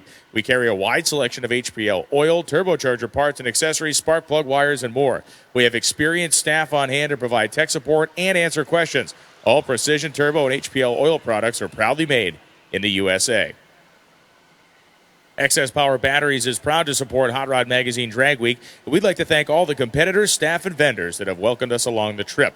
Check out the XS Power booth for battery help and to see all of our new products. For those watching at home, check out www.4xspower.com. XS Power, real power, unreal performance. Be sure to head over to the coolest cooling company in America. And if your car is overheating or you may need a new cooling fan or maybe have some cooling issues, stop by GC Cooling and they will get you set up with either tech information or the parts you need to fix it. GC Cooling is here all week long with their massive 40-foot-long tractor trailer, offering deals of up to 15% for Drag Week competitors. We have a note here. If you're expecting a delivery, come to the tower. We have the stuff here in the tower. Also, another reminder, 91.1 FM is the track station, so you can hear all the announcements and updates on what's going on. That's 91.1. Specific announcement there. Craig Grobner, you have stuff, and Frank Webb, or Webb Frank. Either one. Grobner and Frank. We need you. Wasn't Frank Webb the Dragnet guy? Jack Webb. Jack Webb. Dragnet, of course, the famous drag racing episode. They had a street racing episode back in the day. Oh, that's right. Yeah. As a matter of fact, Hot Rod Magazine did a story on the episode of Dragnet that had drag racing. Okay, there you go. Yeah, that was back when Wally Parks was the editor of the magazine, and man, his clear agenda was, first of all, to make hot rodding legitimate, because, you know, when they started Hot Rod Magazine, it was risky that they even called it hot rod. That was like calling it hoodlum or derelict or scumbag. Yeah. You know, hot rod was actually a dirty word. And so he was on a mission to make it legit by organizing car clubs and having them help people out at the side of the road. But obviously, his other mission was the National Hot Rod Association. I think you know, Brian, that they actually fabricated a letter from a reader in order to kick off the National Hot Rod Association. Really? Yeah. You know the normal letters column in a magazine? So Wally... Actually, I think he admitted to this. He faked a letter saying, hey, Hot Rod, here's a fantastic idea. You should start a national association for hot rods. And he was like, really? Bingo. Yes, we should do that. And so, of course, they founded the NHRA right out of the offices of Hot Rod Magazine. And Wally left, I think, in 62 or 3 to do NHRA full time. He was not the editor of Hot Rod Magazine at that time. He had moved on to becoming like the editorial director over all of the stuff at Peterson Publishing. So a mind-boggling story that happened last year at the U.S. Nationals was the fact that NHRA member 001 was there. And not just some guy running around going, I'm the first member. Verified name, verified information, verified the address he sent his stuff in from. NHRA has all the records for all the people. They went back, and it was the guy. And we had him in all weekend, hung out. Super cool dude. He and his brother were members that sent their membership stuff in. And when you think about the story, to me, it's like the 001 thing is fine, like you're the first guy. But when you actually think about the fact that Barbara Parks opens you start to put together the scene in your head about what that was. And that first envelope lands on his desk, and maybe Wally goes, you know what, maybe this is going to work. You know, and it's an incredible moment. But, this guy has been to the Nationals years and years and years in a row. And the whole reason we found him was he was looking, older guy, had a little trouble getting around. He was looking for a shuttle to get him to the bus stop or wherever he was trying to get. And Rich Schaefer, is the Division II director, started chatting with him. And the guy said, oh, yeah, I've been coming to this forever. And Rich says, oh, that's cool. And he says, I'm the first NHRA member there ever was. Oh, okay, that's a nice story. And he's like, no, here's my stuff and here's my story. And they grabbed him, brought him right to Phil Burgess, who's the editor of National Dragster. And Phil, went into super sleuth mode and was contacting the California office. And Verified at 100%. NHRA member 001. That is a great story. And remind me, NHRA founded 1953? 52? No, well, they held their first ever event in 52. Not the Nationals. They held a race in Pomona in 1952. They didn't hold a race until the organization already existed for almost 2.5 years. Organization existed long before they hosted that race in Pomona. Yeah, well, okay, so it had to have been 51 that it was founded, because the year 2000 was its 50th anniversary. Celebrated that. Bam. Yeah, May of Okay, so 1951. founded in 51, and then they didn't have their first race until 53. So there you go. Yeah, and they ran that at Pomona. 53 in Pomona, and then, of course, the big famous initial Nationals in 55, Great Bend, Kansas, which rained out and was finished in Arizona. That just ties right back into what we're dealing with right here today, which is rain. If you're watching the live feed, we will get to action as soon as we can. The other thing that ties into the fact is that the majority of people that went to the Nationals and raced in 1955 drove their cars to the Nationals to race them. There was, obviously, you had, Ted Sear who wins the thing, and some of the other real heavy hitters, Arfons and those guys would, not Ted Sear didn't win No, the thing. I was trying to come up with the name Calvin Rice. Rice. Yeah. But the reality is, a lot of those guys drove their hot rods here to compete and then drove them home, other than the real highline competitors. I'm surprised how early in the program people started actually running dedicated drag race cars. Right from the beginning, people had rails and cars that were converted from Lakesters and things like that. Pretty impressive how quickly drag racing got started. And they were all junk piles, for lack of a better term. We are joined by Kevin McKenna from National Dragster, who is here competing at Drag Week and having some fun here for the first time. What's going on, man? What do you think of your first Drag Week experience, Kevin? This is beyond amazing. And then some. The part is on-track stuff. Right. Yeah, you're going down the road with a bunch of people. We were joking today on the way into zMAX that, some guy's driving to his accounting office and goes in and says, I was passed by 7 cars with parachutes on them this morning on the way to work. Yeah, we've seen drive up from Atlanta. Arrow one day.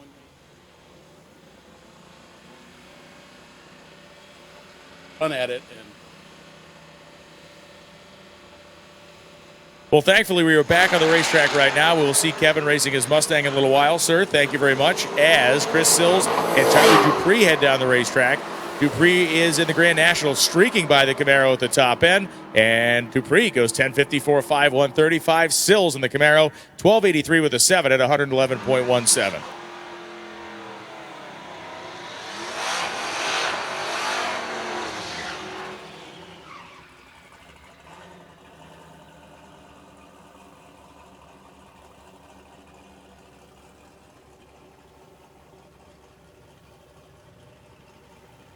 So we continue on now. Here comes Jason Dozier from Texas. Dozier, the 1984 Mercury Marquis wagon. He has had transmission trouble. He has thrashed, and he has worked hard to try to keep this thing going and try to remain a competitive entry here in the street race small block power adder category. Yeah, he fell down quite a bit yesterday, working his way back. He averaging, by fall down, I mean 8.53. Tightens it up here, though, as he goes, too quick. 8.47.5, 165. He's in the ballpark, but he's got to slow that car down. He cannot hand in an 8.47 time slip. The car is not legal to go that fast. We will not accept it. 12.14.8 at 112 miles an hour for the Pontiac on the Summit side of the racetrack.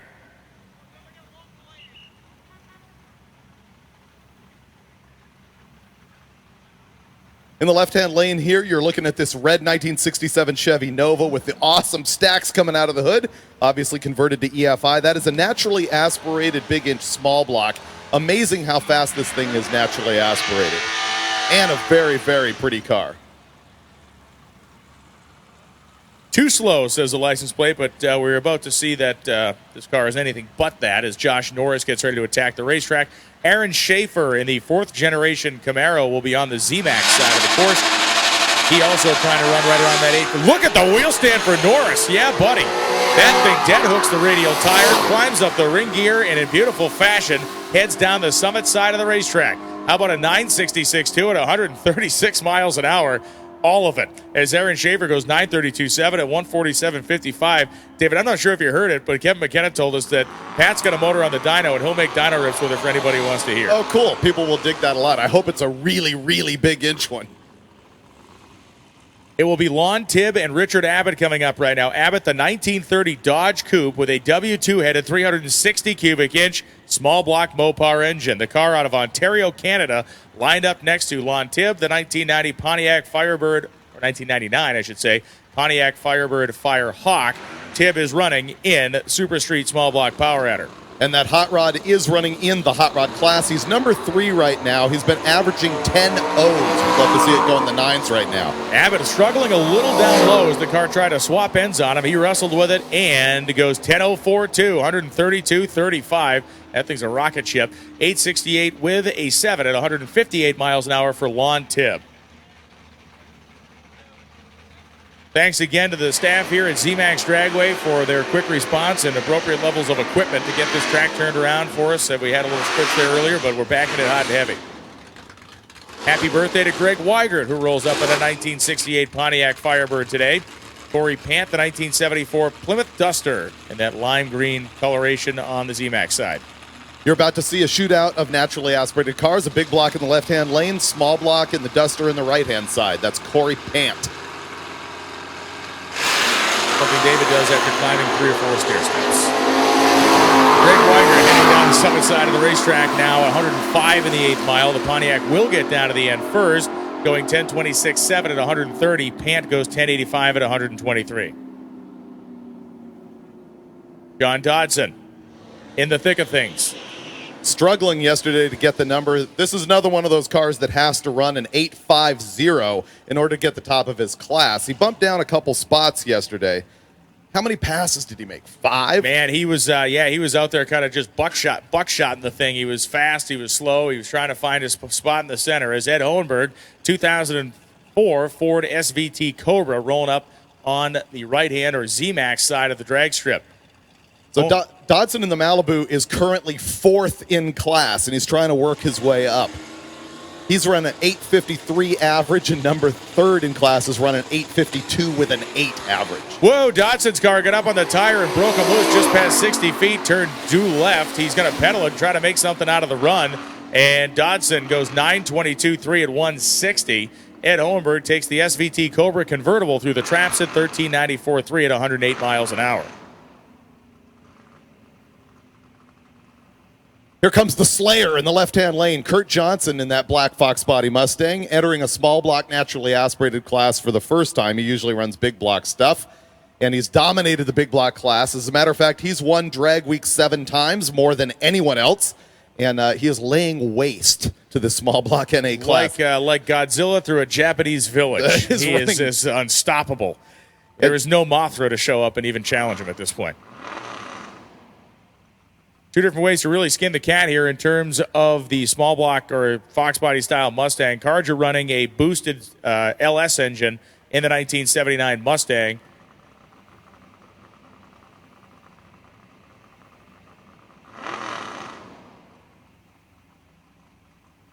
Yeah, it must be a larger inch LS as the car is classified as a big block, but per drag week rules, this is more of a displacement situation than it is an architecture situation. Well, it's actually both. It's a 430 cubic inch limit, but we also say that engines of big block architecture need to run in big block classes. For example, big block Mopars, Hemis. Yeah, you can't de-stroke a Hemi down to 428 inches or something. Or, Correct. You know what I'm saying, yeah. But something like a Pontiac where it's all the same engine family anyway, it's a displacement cut rather than an architecture cut.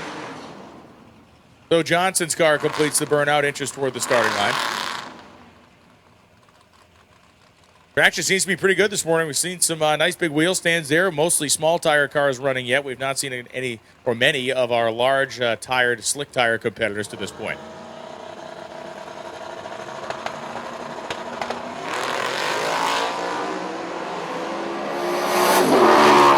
Carger wrestling with his engine has a little bit of smoke coming out of the back of Johnson's car as Johnson goes 9.11.8 at 149 miles an hour. James Carger 9.52 with a 3 at 152 miles an hour. Here comes John Puckett in what, we have an absolute raft of Fairmonts here this week, but Puckett's car to me, the most classy. He has gone full Marxisino. This car, kind of a Champagne Express level of detail. The nice kind of classy color. He's got the Mustang-style wheels on there and a Coyote motor with a stick powering the car down the racetrack. And Jim Bailey, one of your boys here, went 8.507 yesterday. But the Sons of Freiburg are running in the street race small block power adder category. How's that? Why? Because you love this class. He's a member of your flock. Jim Bailey trying to flock his way down there, 8:58 with a 6 at 163 miles an hour as John Puckett works his way through the gears, going only 15:09 at just 85. That 58 is not going to keep Bailey in his number 2 spot in that class. And he will definitely need to re-rack that thing and come on back to the starting line. Continuing on, it is Nate Hines and Dave Stewart. Stewart, the 1949 Chevy 3100 Series truck, and Nate Hines, the 1984 third-gen Camaro in white. Fairly nondescript car out there for Hines, but it does get after it.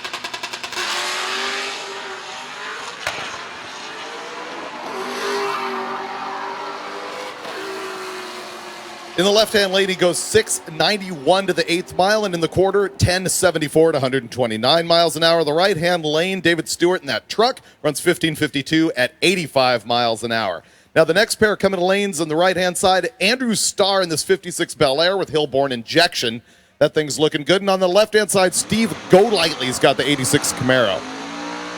Another one in our massive street race small block power adder class. It's the biggest class that we've got outside of Street Machine Eliminator. Star's big honkin' steel 56 Chevy is equipped with a clutch pedal and a manual transmission. Been a pleasure to watch him roll the gears here this week. He is running in Pro Street naturally aspirated. Currently number 2 in that class, having run 952 and 940. So Steve Golightly, I think, overstaged the car as the starter is violently waving him backward. Interesting, Brian, that I bet a lot of drag week racers have not run against the LED tree like this that's used in NHRA national events.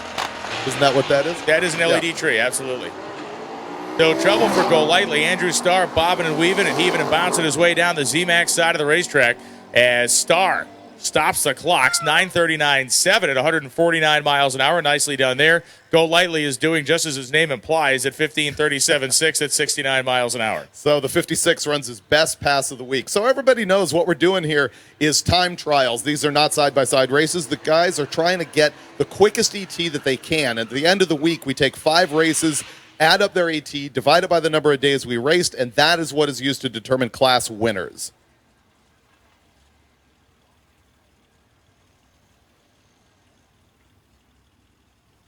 Next up, Dustin Berg on the left-hand side, 86 Buick T-Type, not Grand National. On the right side, John Sharp's got the 79 Malibu. And that is a gear jam and big block car as well. I like the fact that Sharp's car is like just super kind of nondescript. Keeps a low profile and runs 1189, only 117. The car has been quicker than that to my failing memory. And Dustin Berg goes 1289 at 108.85. And here comes Capone, baby. One of the neatest cars out here, the 1953 Chevy Bel Air of Scott Brown out of the Houston, Texas area. This thing has gone in the 9 teens this week. It is a turbocharged LS engine. And we're trying to figure out if it's a radial tire. It's like, that's got to be a radial, man. The sidewall on the thing's not all folded up and wrinkly. I didn't think they put the big MT logo on the radial like that. I think what really makes this car is the fender skirts. Oh, 100%. Yeah. And the fact that it's just kind of an unloved, never-seen body style on the drag strip. 53, 54. Same body style there, a little bit different grill and taillights. Scott's a mechanic by trade. This car has been his calling card for a couple of drag weeks now, and he is ripping one down the summit side of the racetrack. 9:009, 151.43 for Scott Brown, and that bulbous 1953 Chevy is about a hundredth of a second away from turning the clocks off with an 8-second run. But look at the speed of over 151. That thing is making some oats. Wow. We have a racer in need right now. We need half and 11:30 seconds. I don't understand half and 11:30 seconds. They're looking for Teflon valve guide seals. Pit area C5, the green Willys, which I believe is probably that little Jeep. Looking for 11:30 seconds Teflon valve guide seal, or Viton. The 87 Volvo on the right-hand side, Michael Borgren. Scott running the Pro Bracket Radial. Thank you very much. Thank you very much. So that is actually a radial slick, not a drag radial treaded DOT. Oh, Correct? it's a drag radial. It is a drag radial. Okay. Randall Reed on the left-hand side, the 93 Mustang. 136 short time, goes to the 8th 576. In the left-hand lane, 898 138. The right-hand side, 999 148. Coolest thing about that, it's only an 8.5-inch wide tire that he's running on that car. Rod Munciando coming up right now, the 1968 Big Block Dart, and Matt Fetko, the 1993 Mustang. Matt's car, one of those very clean, again, kind of a nondescript car. If you see the sewer pipe exhaust outlets in front of the front tire, it may give you a little indication of what's going on, and the nitrous being purged out from under the hood. And he is running in big block power adder in that Mustang in the right-hand lane. And the Dart is a naturally aspirated small block.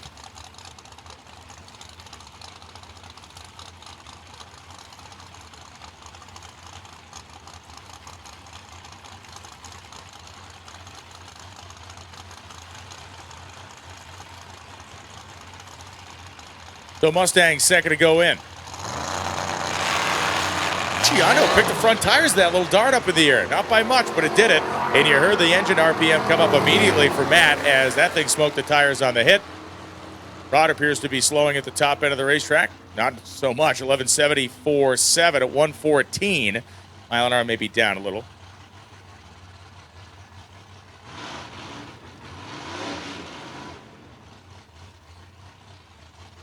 Troy Leckrone here on the right-hand lane had an interesting night last night, and the thing is, these guys have to drive these cars from track to track. Stuff goes on. He ended up with an underhood fire. Opened the hood, burned his hand, singed some paint off the hood, and apparently a crew of some of the Australians that are spectating in a Suburban, they stopped by and put the fire out either with the beer or with the cooler water that they were cooling their beer with. And he's back here racing today. He was here last year in a naturally aspirated car, and he is now huffing a lot of nitrous through this thing. He's second in Pro Street Power Adder. This car's been running 774 on the first day, 769 on the second day. Be interested to see what he can do here in a racetrack that has shown its teeth early. And again, air that is cool. Yes, it is like every other day. The air is damp, but at least we have the coolness going for us right now. And actually check with our friends at Air Density Online and see what we got going on for a DA here real quick. Rick Callahan on the left-hand lane in that 2016 Challenge.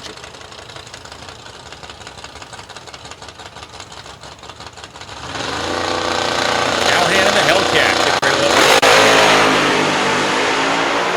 Wow, Leckrone Sonic. That thing sounds healthy, man.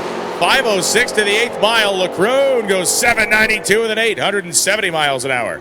Little bit off his pace, but man, after the troubles he had last night, that's a really solid run. Left end lane, 11:09, 126 miles an hour for that Hellcat.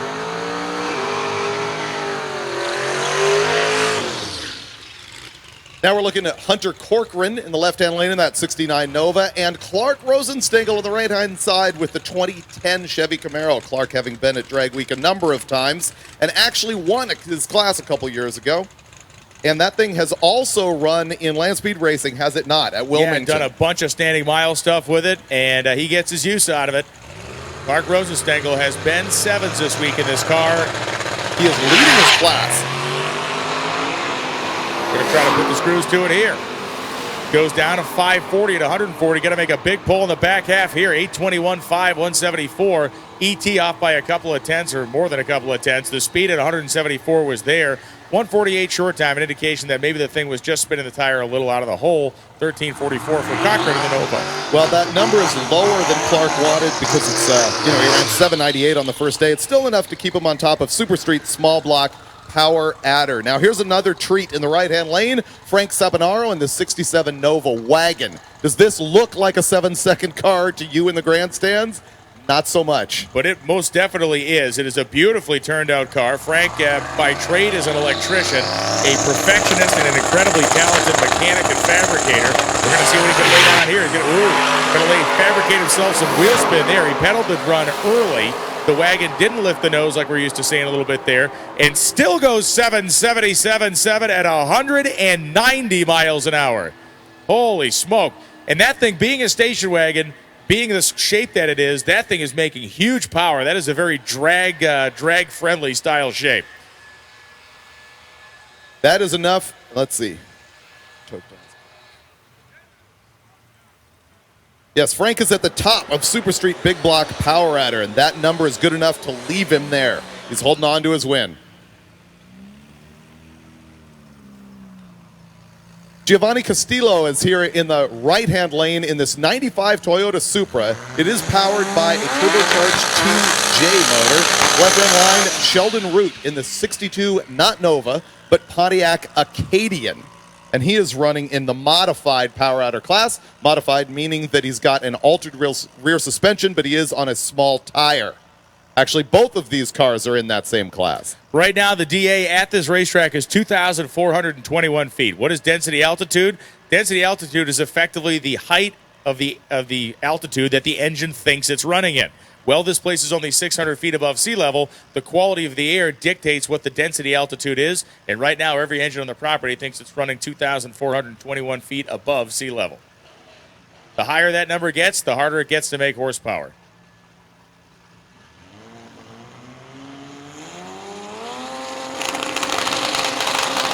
Gio Castillo has not had a problem with horsepower. It's been applying the horsepower, and this is looking more promising than any of the runs he made yesterday. As a big sideways run for Sheldon Root, Castillo goes 755 at 195. As Root goes down the racetrack, 882.5 at 148, and Sheldon was working for every inch of that one as the Acadian was trying to throw him off the whole way down the drag strip. And that is the quickest number that we've seen out of that Supra so far. 195 miles an hour, running 750s. That thing makes ridiculous horsepower. He told me it's gone 7-0, and now we've got Bryant Goldstone here in the right-hand lane in that Javelin. This thing is going to be real serious. It is one of our 6-second cars on property. By right, this should be the first 6-second car of the day. Went 691 yesterday. He's had an issue with the torque converter, this thing. He's got an old converter in it that he actually had loaned or sold to Tom Bailey on Drag Week like 4 years ago. The converter they had in it to start the week, he hated. He went over to Tom and said, "You still got that thing?" And Tom dusted it off and effectively sold it back to him. So they swapped the converter in the car. One of the hallmarks of Bryant Goldstone's Drag Week experiences, he had a Chevelle that was very competitive, won his class for several years in a row. This Javelin came out the first year he brought it out, and I believe he won the first year he debuted this car. His stuff has always been neat as a pin, and it has always been very highly prepared for the week. It's got an Ultratech Big Block twin turbo under it. He actually ran this car for years in NMCA. It was white. And then he, mothballed it for a while and brought it back for Hot Rod Drag Week. He also ran on Woodward for Roadkill Nights. And he has also won the Carcraft event that they do, the Midnight Drags. So Bryant Goldstone looking to lay up a pass somewhere between, let's say between 670 and 690. That's his expectation. That's our expectation. And let's see if he is going to deliver. And let me tell you something, kids. He's going to deliver. 8th mile ET at 461, 163. And Bryant Goldstone goes 695 with a 7, 213.57 miles per hour for Goldstone. And that will leave him at the very top of the ultimate iron category, which is full steel-bodied tube chassis cars. Next up, Les Smith here in the right-hand side in that 67 Chevy Nova. Also a real heavy breather here. He's leading Pro Street Power Adder. Difference between Pro Street and Unlimited Iron being that this is a back half car. Stock type front suspension, although I think this one has a Smith Racecraft deal under the front, something like that. They are allowed to have bolt-on suspension modifications up front, but stock concept and back half big tire car. Mark Bodarelli in the left-hand lane in the 06 Blazer.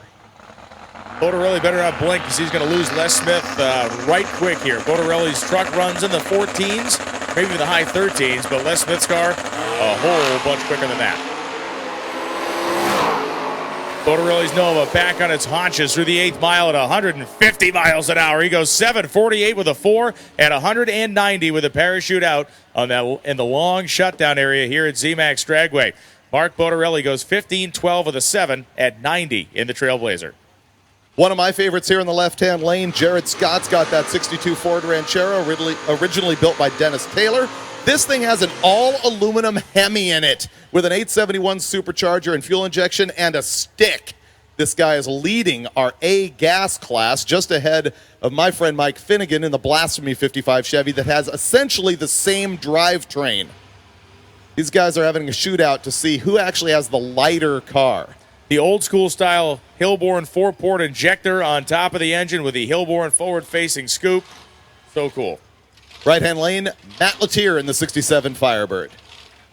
Firebird is in modified power adder. Left-hand lane is in our gasser category. So Jared Scott going to be second to stage. This thing typically makes good use of those wheelie bars that are hanging down under the roll pan that has been Swiss cheesed for airflow and for lightness. You can hear Scott grabbing gears, but Matt Latier goes down 810 with a 3, 177. Scott goes 929.6 at 155 miles an hour. Laundry out in the shutdown. That is slowing down for that car. The gassers have not yet this year broken into the 8, so that's what we're looking for as we progress in Hot Rod Drag Week.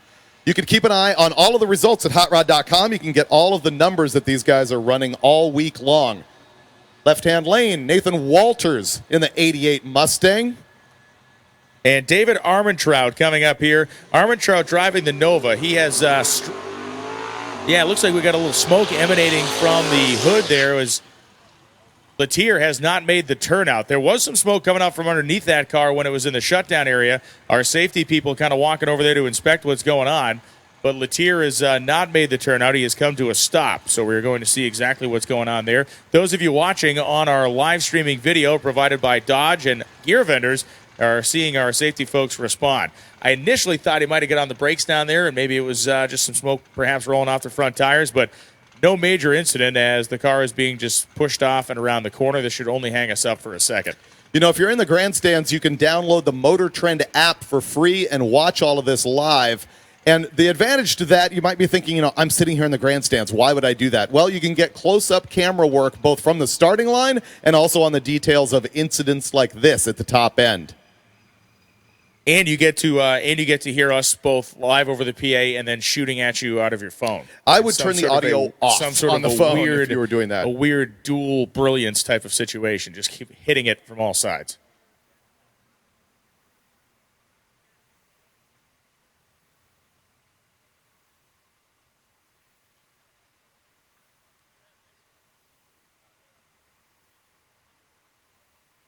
So this green Nova in the right-hand lane, David Armentrout, he's had an interesting drag week. He did not make a full pass on the very first day. However, he did take a light, and that means that we give him a 20-second ET, even though he didn't make it down the track, but he remains in drag week competition. And then he comes back yesterday at Darlington and runs 784 at 177. He's currently in the bottom of the Ultimate Iron category, but mathematically it looks like he could average his way up. And the other thing that goes on is since we're driving these cars from track to track, there is a lot of attrition, and some people end up getting on the podium simply because their other competitors could not make it. I'm sorry not to interrupt you. We had a guy at Unlimited win in a 13-second car several years ago. We did. Well, not several years ago, like what time began, Cordova. That was like year 2 or 3. Yeah, you're right, yeah. Yeah, that was a dozen years ago. Time flies when you're announcing with me, Brian. I know it really just does. Zooms it right by. moves like every second is an hour. David Armentrout, beautifully turned out car. Nate Walters is a scooter as well.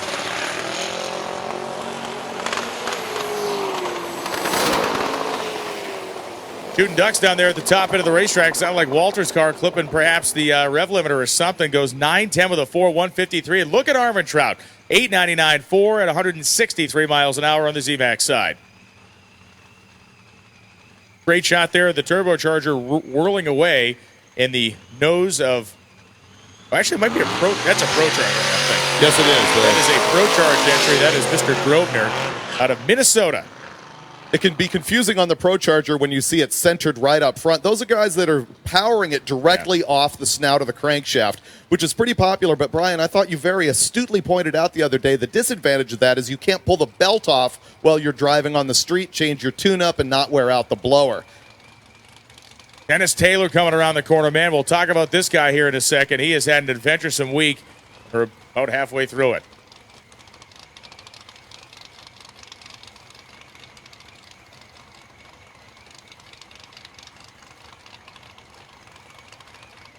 So Grosvenor, who has parts waiting for him up here in the timing tower of the fine folks at Pro Charger, running against Mark Hill in the naturally aspirated big block Barracuda. Hill has problems on the hit. Grosvenor's car rolling hard down the zMAX side, 779.1. 178 miles an hour for Craig Grosvenor in the 1971 Nova. Mark Hill goes 11:36.9 at 122.64. So Dennis Taylor coming up right now on the zMAX side of the racetrack. Dennis Taylor, the 1972 Retro Nova, a car that is quite literally twice this week caught on fire.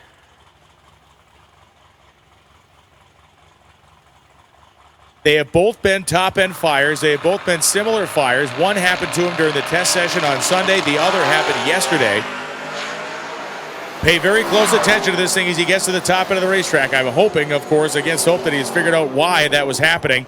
He is decelerating. The parachute stays in the pack, and he is going to be okay. But look at the ET, 786.6 at 181.69 miles per hour. Christian Hoyle goes 1049.6 at 102.45. And Dennis Taylor, one of the hardest running, hardest working competitors in the history of Drag Week, lives on to fight another day. And here comes Tom Bailey, our current overall leader. The man averaging in the 6-second zone. This is 6 Seconds 1.0, built by Denny Terzic back in the day. And this really stood out as the first highly controversial unlimited drag week car. Why? Because it has a composite body. There was a train of thought, there remains a train of thought of people that say, well, that can't be a street car because it has a composite body. Meanwhile, Tom Bailey has driven this car more miles than most guys that will ever drive their show car or weekend cruiser to the ice cream stand will of a lifetime. But that's another story for another day. Bailey has, again, been averaging in the 6-second area, trying to lead this and win at Drag Week again. He has pulled that off. He has really two versions of this car. One of them you're looking at right here, and there is a 6 Seconds 2.0 that was built.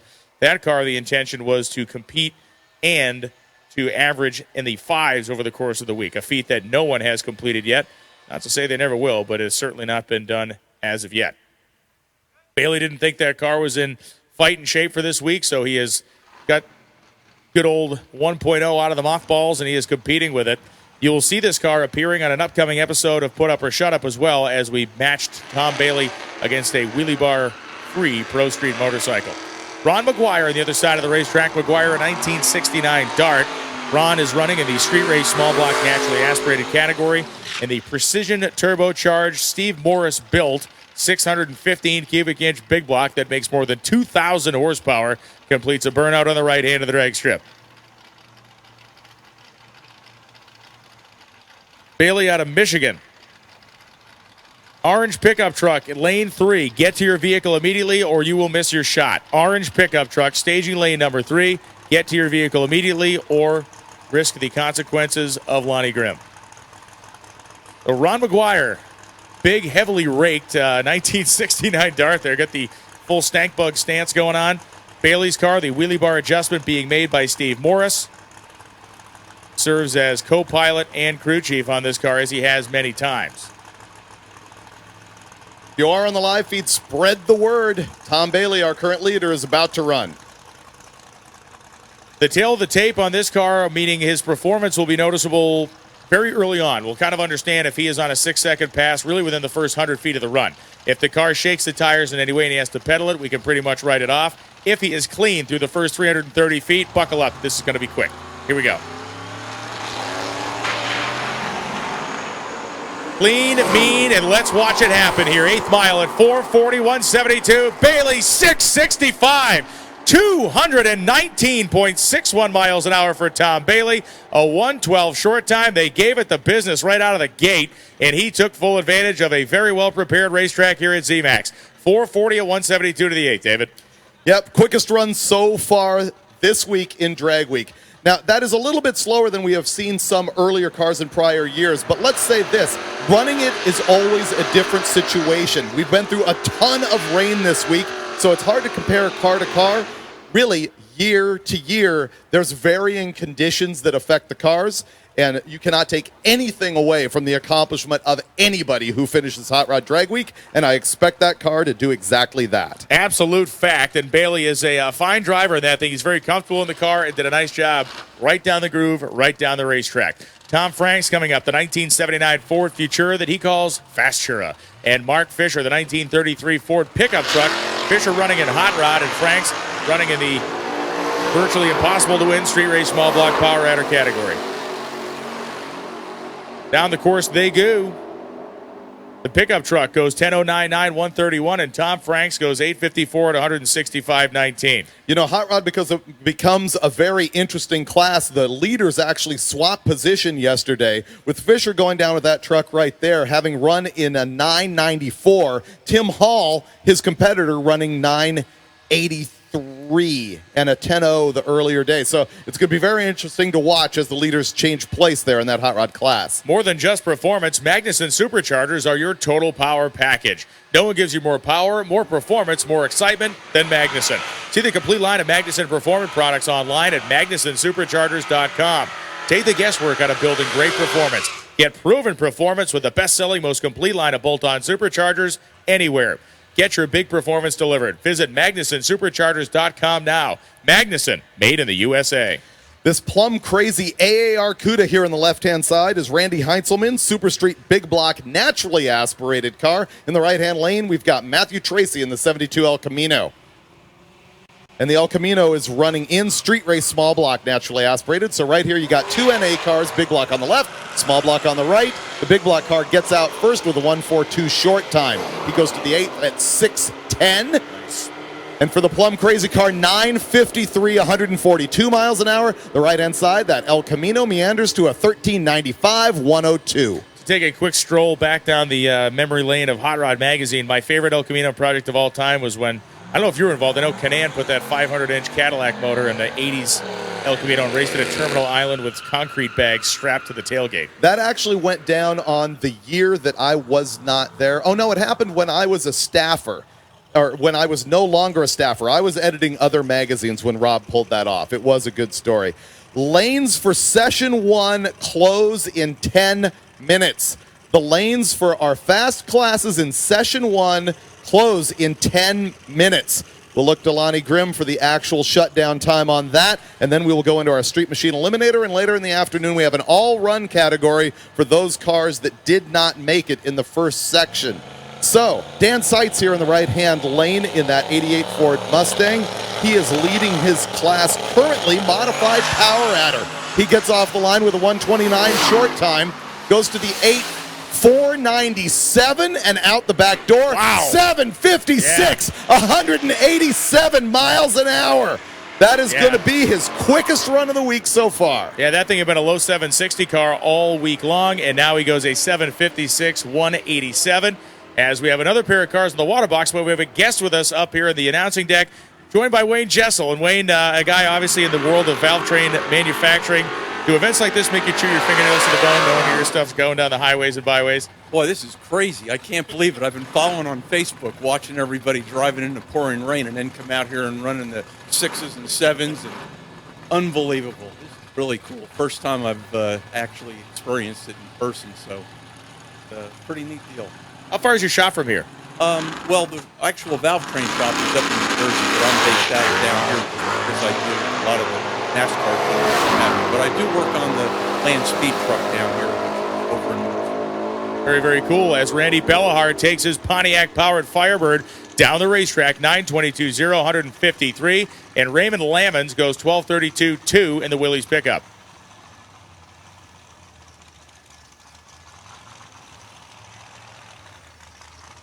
Dave Schroeder and John Friedel coming up. Dave Schroeder, effectively the last man standing that can really become a thorn in Tom Bailey's side, other than, nature, Mother Nature, roads, highways, potholes, and all the other stuff. But in terms of a mechanical competition, Dave Schroeder, really the only other car with 6-second potential that we have seen thus far, David. At least deep 6-second potential. As John Friedel comes up, the 2003 Mercury Marauder with the big and littles on it. I love that thing.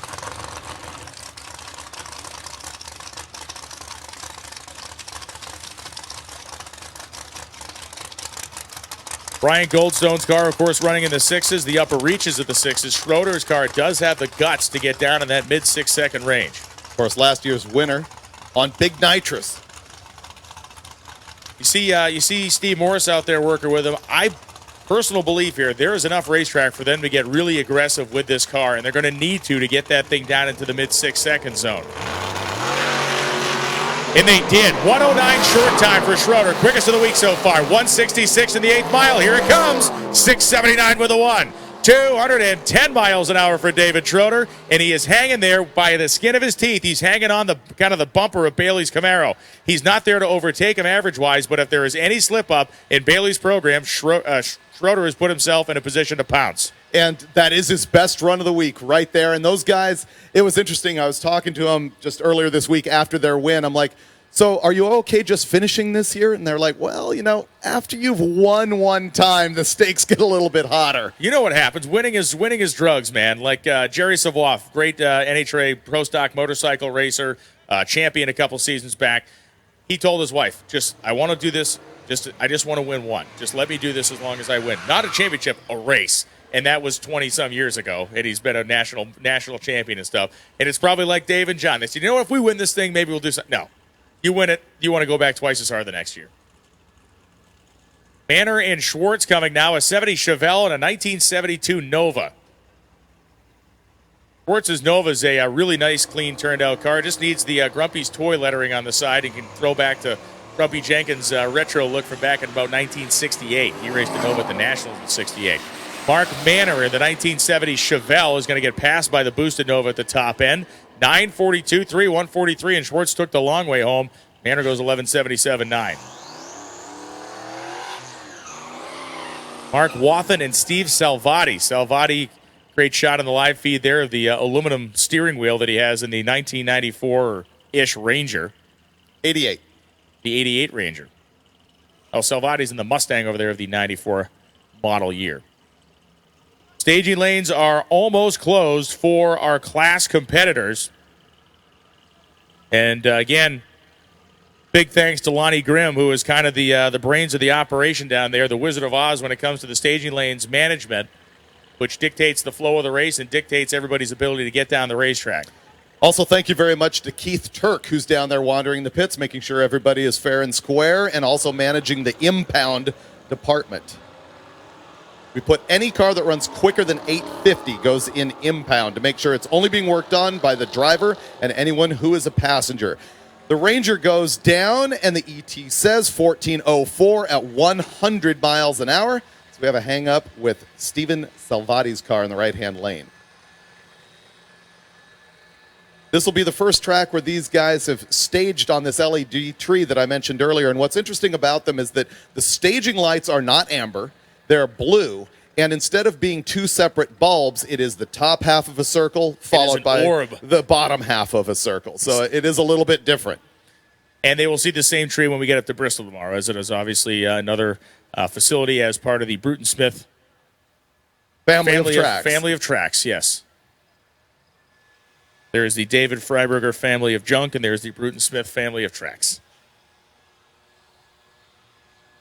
This is a fantastic area. The state of North Carolina. Take a round number guess at how many drag strips are in North Carolina. Operational drag strips in North Carolina. Not just sanctioned ones. We're talking outlaw tracks, everything else. Dozen? You're only about 5 dozen short. Really? Yes. That's crazy. There's 60 of them or plus? Wow. Should move here. You can hear the engine kind of surging there as David Branson takes his 2011 Mustang out of the burnout area after really heating the rear drag radials up hard. And Brandon Sherman, the 1970 Chevelle. That is a small block car over there in the zMAX side of the racetrack.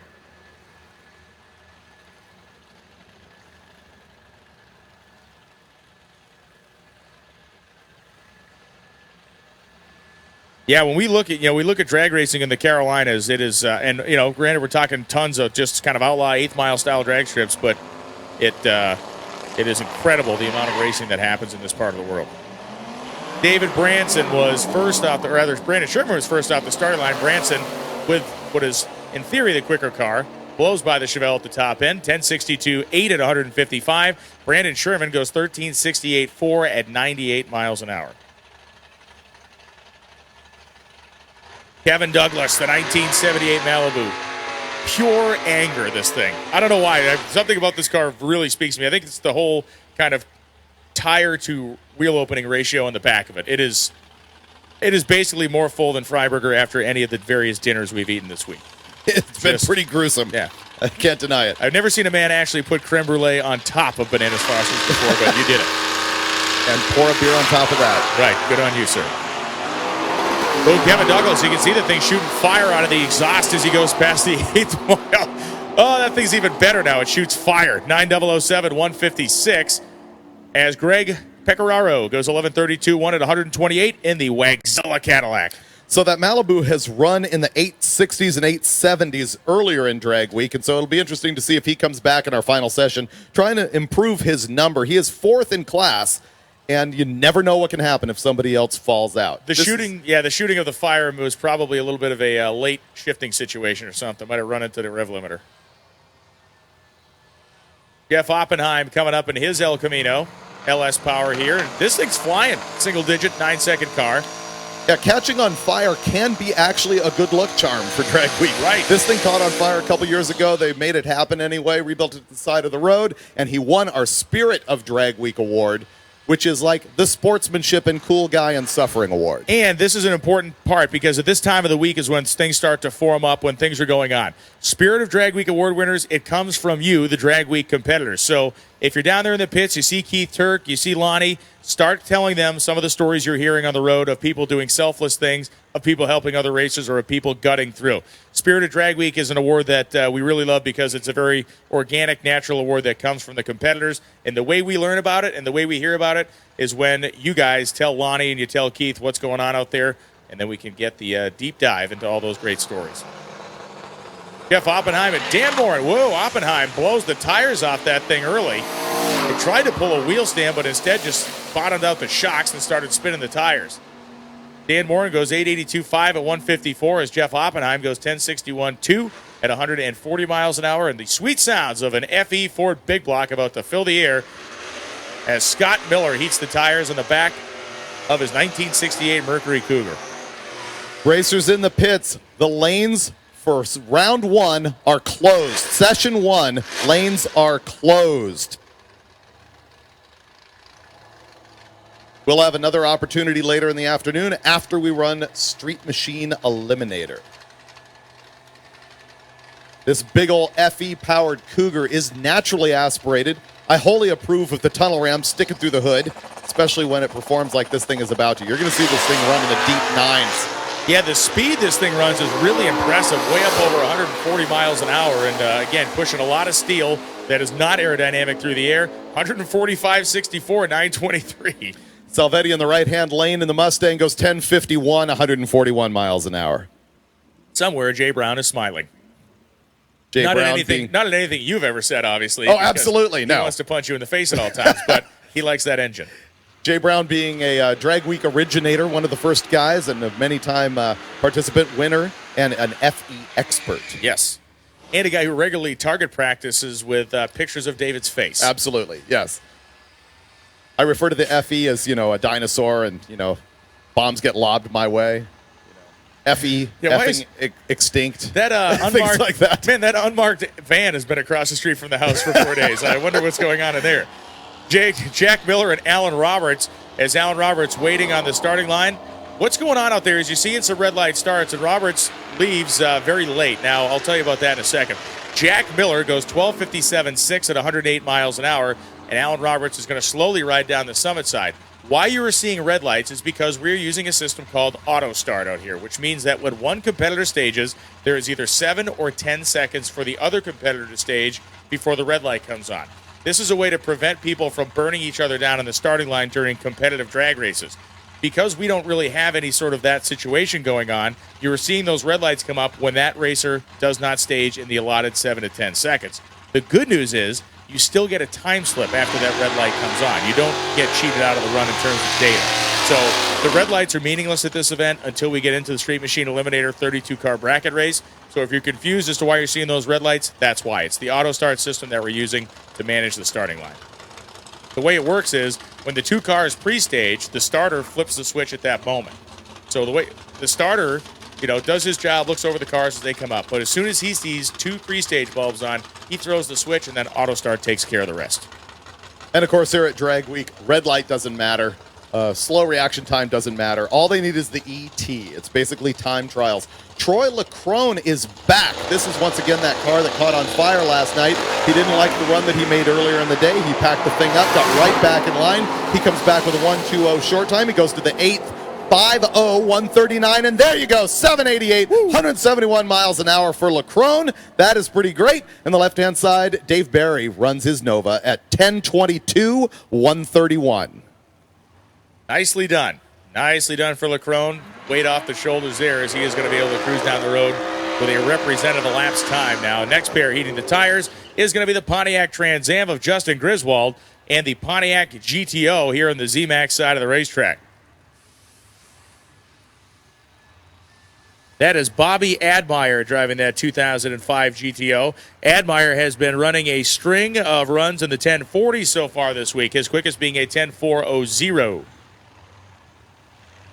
And we got some good stuff coming up. If you're on the live feed, spread the word and tell them, man, we got some really entertaining cars in line right now. We are running out the lanes of our first session, the class cars, before we go into Street Machine Eliminator. Quite a few to still run out.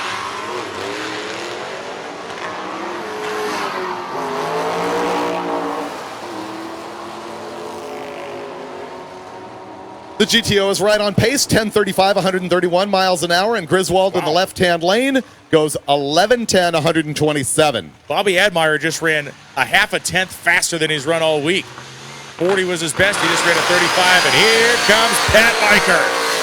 Pat Miker in Unlimited Iron, currently number 3 in class behind Goldstone and Joe Barry. This thing being a Pro Charger car. They were messing around with their direct drive on the Pro Charger earlier this week. Obviously got that sorted out, and they're laying down some numbers. That silver Chevelle has run 8.0 on day 1 and 785 yesterday, so we're looking for a deep 7 right now as James Cronin's in the left-hand lane in that 55 Chevy Bel Air Gasser. I see Steve Morris up here at the starting line with laptop in hand as well. So Miker, again, this is a racetrack that could favor Miker's car in the fact that it is as violent a lever as we have here on the property, and there's a lot of teeth out there, so he is going to be grabbing Lenko levers very quickly. Both of them having problems, sound like fueling problems for Cronin's car as the engine surges and the car bucks and rolls back and forth down the racetrack, kind of porpoising through the lights at 1095, 107. Miker has problems, goes 1386 with an 8 at just 65. He will be a return player later on this afternoon. Oh.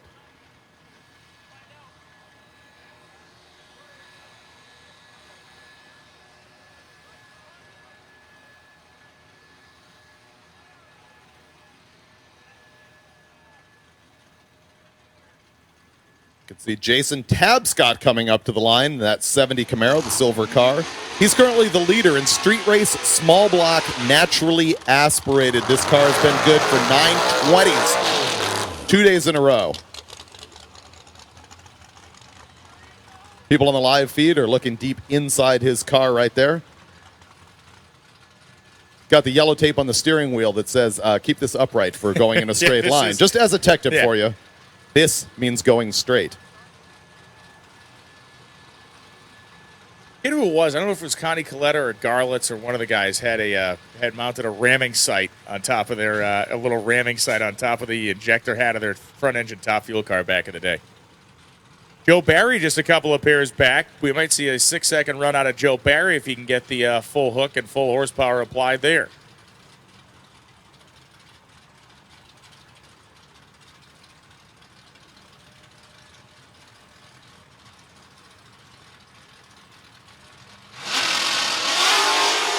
Tab's got another beautiful wheel stand. That car is a very good working car. I mean, it climbs up on the back tires every single time it goes down the racetrack.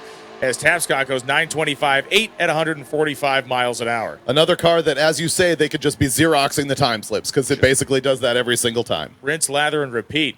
Matt Fetko back up on the starting line. He had made an attempt earlier. We're seeing some second-timers come through here, which is fine. Lonnie has announced that the lanes are closed, correct? Has Lonnie That is officially correct. closed the lanes? Okay.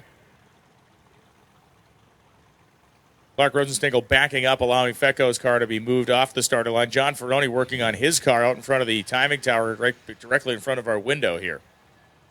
Just a reminder to racers in the pits, if you are packing up to leave, do not forget to hand in your ET slip. It is in suite 116 here in the tower. That's obviously the very bottom level. Hand in your time slips before you go.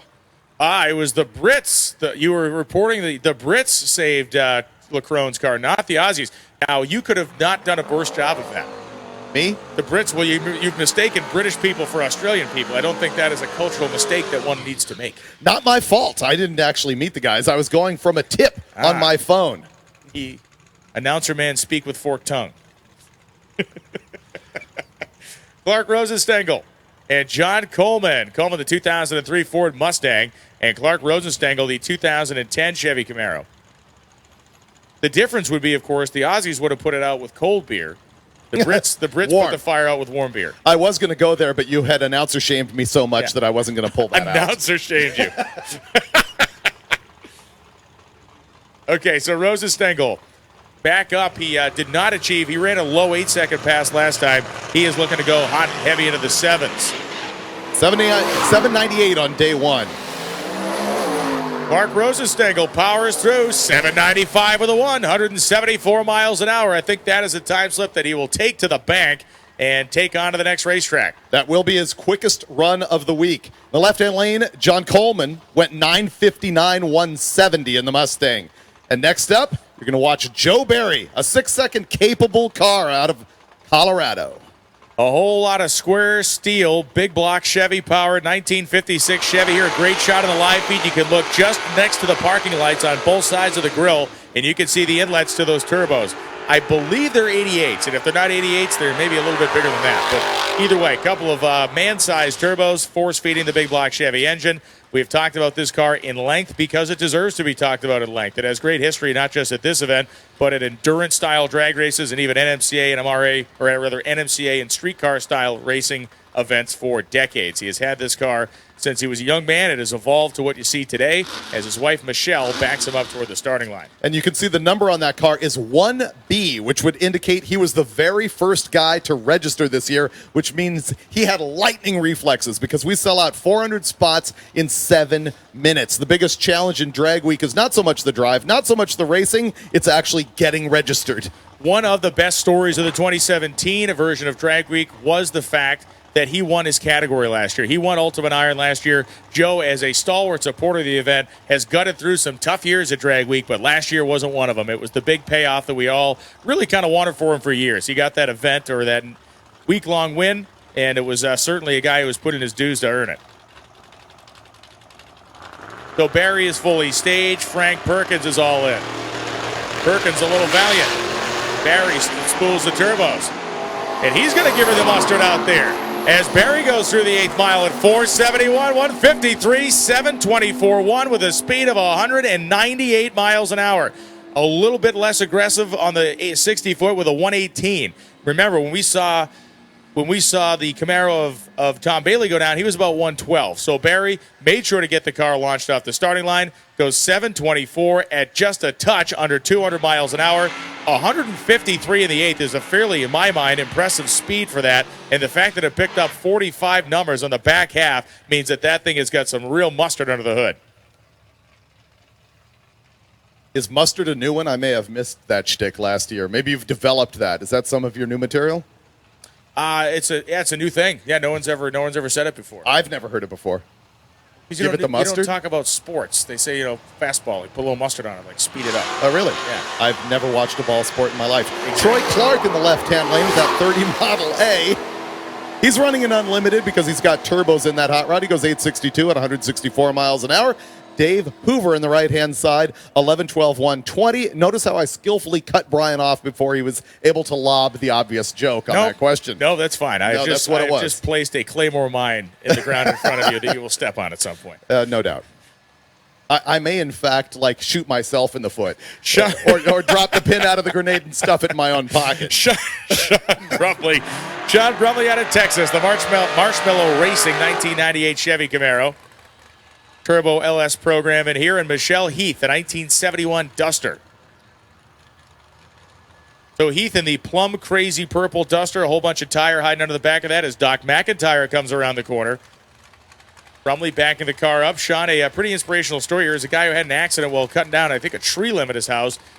Suffered a bad injury, had a lot of physical therapy to learn how to walk again and stuff, and he's out here competing at Drag Week, driving his hot rod. As the sun just barely peeks through the clouds. Looks like blue skies up there, man. Looks like the opening scene of The Simpsons with those nice blue skies in the clouds. John Brumley fully staged now. Brumley's car pitches sideways, so he pedals it. That's going to scrub some elapsed time for him. Michelle Heath's car didn't get anywhere sideways. Big tire hooking onto the racetrack and pushing the Duster 11.05.2 at 124. Brumley goes 10.43.1 at 140. Doc McIntyre in the right-hand lane in the red 68 Camaro, the C-Red car. This thing is clearly the most serious, naturally aspirated effort that we've probably ever seen on Drag Week. That's a fact. That is a fact. Also, it's we get spoiled with results around here. Last year we saw those couple of high 7-second runs. The car has been a consistent 820s, 830s car so far this week. So performance-wise, a tenth or two off what we saw. Now, that doesn't mean there's anything wrong with the car. We're running in worse air than we've had in a long time. We're running in the wettest air we've maybe ever had on Drag Week in terms of water drains. That's robbing a lot of horsepower from that big 673-inch Goodwood Hemi, and the traction is going to rob performance from this run. McIntyre spins and goes 10.17 at only 130 miles per hour. As Dustin Trance goes 10.33.129, and Doc and Jeff are going to take that thing back to the pits, and I guarantee we will see them later on. There was my homage to Paul Prudhomme and Miguel. Nick Kane heating the rear tires on the back of his bright yellow 1969 Chevelle. The S10 truck rolling up on the Summit side. The Chevelle running Super Street small block power adder. You can hear that kind of buzzsaw sounding small block coming out of the water box. Sounds like it is centrifugally supercharged.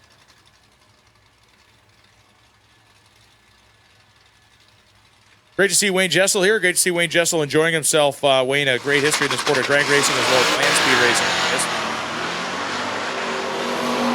Oh, the belt flying off the pickup truck. You saw the B-belt come flying out from underneath the thing, so it's either not charging the battery at the moment or it's going to be 9,000 degrees by the time it gets to the finish line under power. 10.41.126 as Nick Kane goes 11.007 at 123 on the zMAX side in the Chevelle.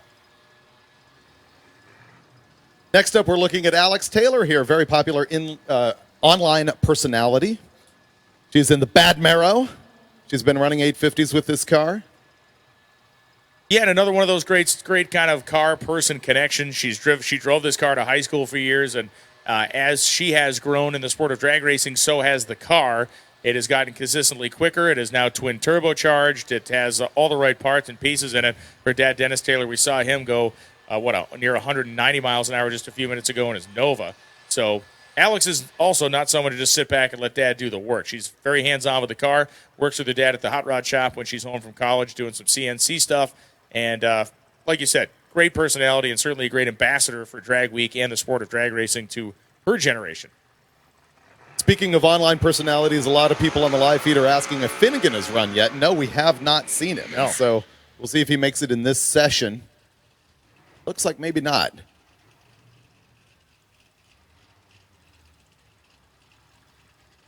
People also asking about whether Richie Crampton has run yet with his exhibition car with that funny car motor in the 57 Chevy. And nope, we have not seen that on track yet. I'm guessing Lonnie is going to be regulating when he's going to allow the exhibition cars to run down track. Tim Hoskins leaves the starting line as Alex Taylor spools turbos. Man, she had to pedal that thing early and pedal it twice. Taylor is going to slowly cruise it down the summit side, and Tim Hoskins goes 13.014 at 107 miles an hour. Stock style rear suspension on that car, I believe, for Alex Taylor, and it makes it a very kind of a hair trigger situation to get that much power down through a tricky to hook radial tire. 13.99.5 at 63.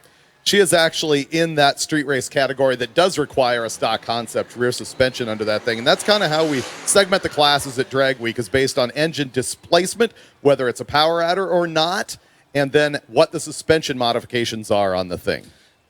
Jeff Danielson reporting from the staging lanes that Finnegan is in line right now behind Hemi Joel Nystrom in the 8 Stromberg-equipped Hemi-powered.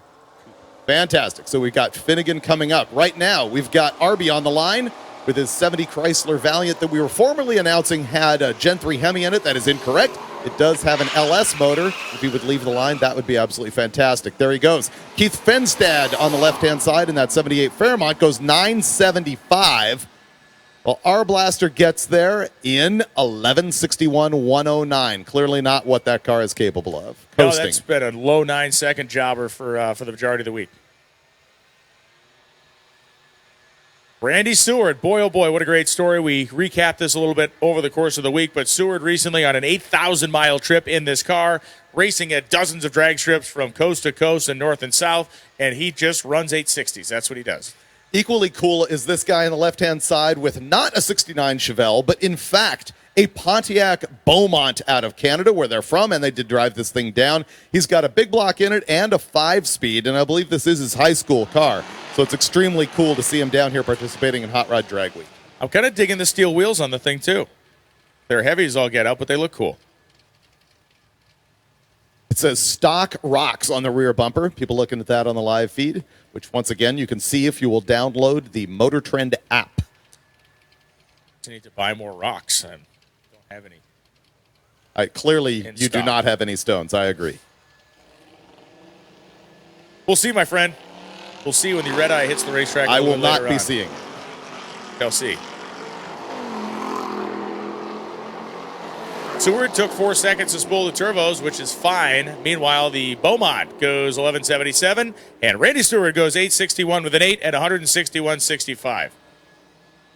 There are 3 things that I know, that will happen on Drag Week. 1, Randy Stewart will run 860s. 2, David Freiberger will make egregious and horrible announcing mistakes. And 3, I will silently mock him every moment. Hey, look, they're cleaning up the starting line.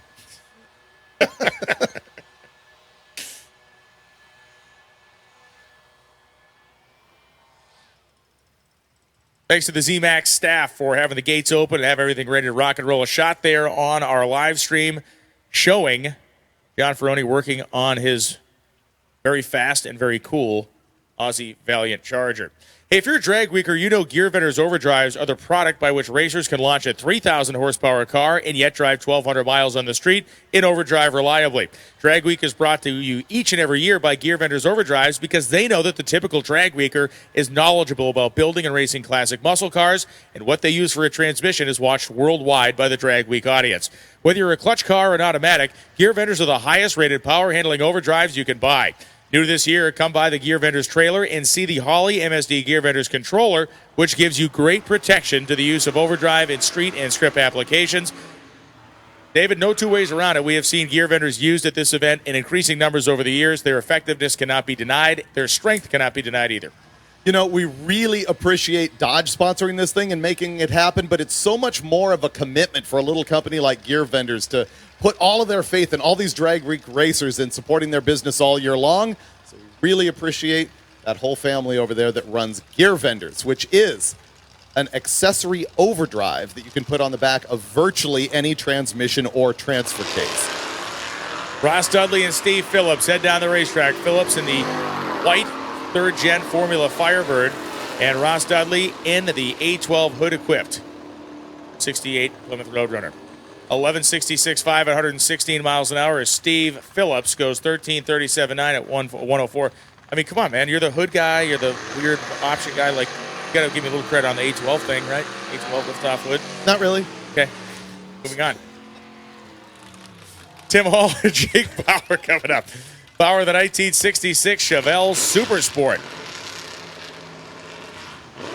Heading on down the line in the street race small block power out category. Tim Hall, how about this thing? 47 International KB1 truck, and it is all of a sudden grown some real muscles this year. 9-second runs all over the place. This thing's in our hot rod category. He's a past winner. He is the current leader in the class. Beautiful wheelie by Hall out to 60 feet. And he's going to have to run a 9 in order to hang on to his position there, because he's got Mark Fisher chasing him. And looks like he's going to do it. 998, 130. Jake Bauer still making his way down on the right-hand side. Pretty much 1345, 90 miles an hour. Not the run Bauer was looking for by a long shot. Very cool to see Matt Davis here in that gray pickup truck. It's a 57 Chevy. Good to see him actually surviving day 3 of Hot Rod Drag Week. He did enter a couple years ago and ended up dropping out. He's going to make it all the way this time. You know, you stumped me on the high and mighty questions. I feel like I should throw them back at you to test your abilities. Yeah, I'm not sure it's going to challenge you in order to come up with that question. Go ahead. What is the only Chevrolet model ever produced that begins with a Y?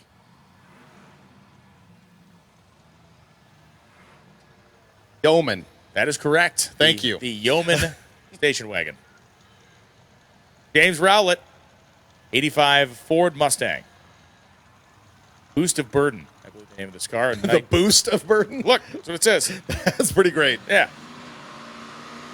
And the Schexnader Racing Mustang has come in. Earl leaning in there to his driver, who is in pretty good shape.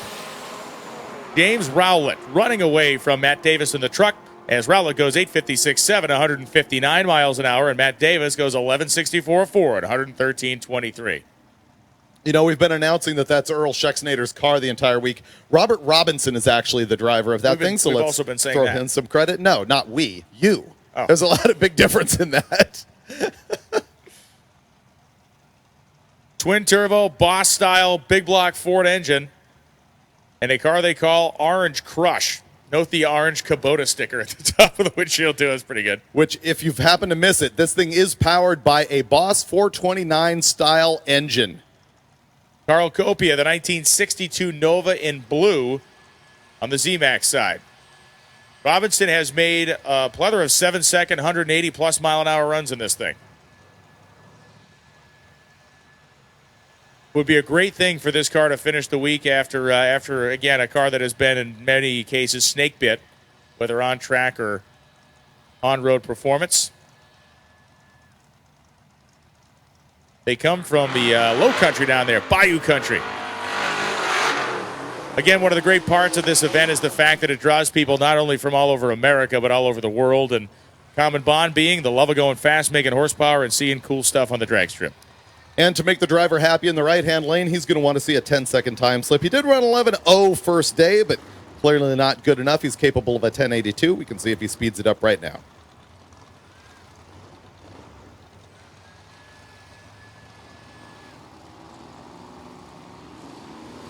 And away we go. Oh, man. Got way aggressive on the starting line. The thing ripped the tire hard. 8th mile at 100 miles an hour as Robinson is going to coast it through the lights. They'll be back later on. 11.207 at 89 miles an hour. You saw the thing really just kind of try to jump off the ground. Copia goes 10.79.3 at 121.59. Yeah, he's going to be happy with that number. Quickest of the week for that little 62 Nova.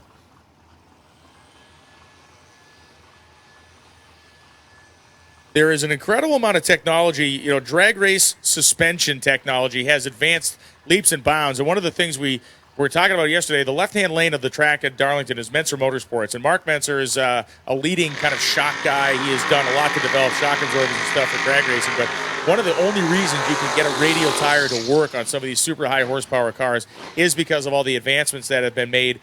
A lot in the shock technology, a lot of the geometry of the rear suspension. But they're going to go back in Schexnader's car. I guarantee you they'll make, obviously, a tire pressure adjustment, but I'm sure they're going to go back in and make some pretty big shock adjustments to try to keep that car from doing what it did. John Ferroni, the 4,000-plus pound 72 Chrysler Valiant Charger.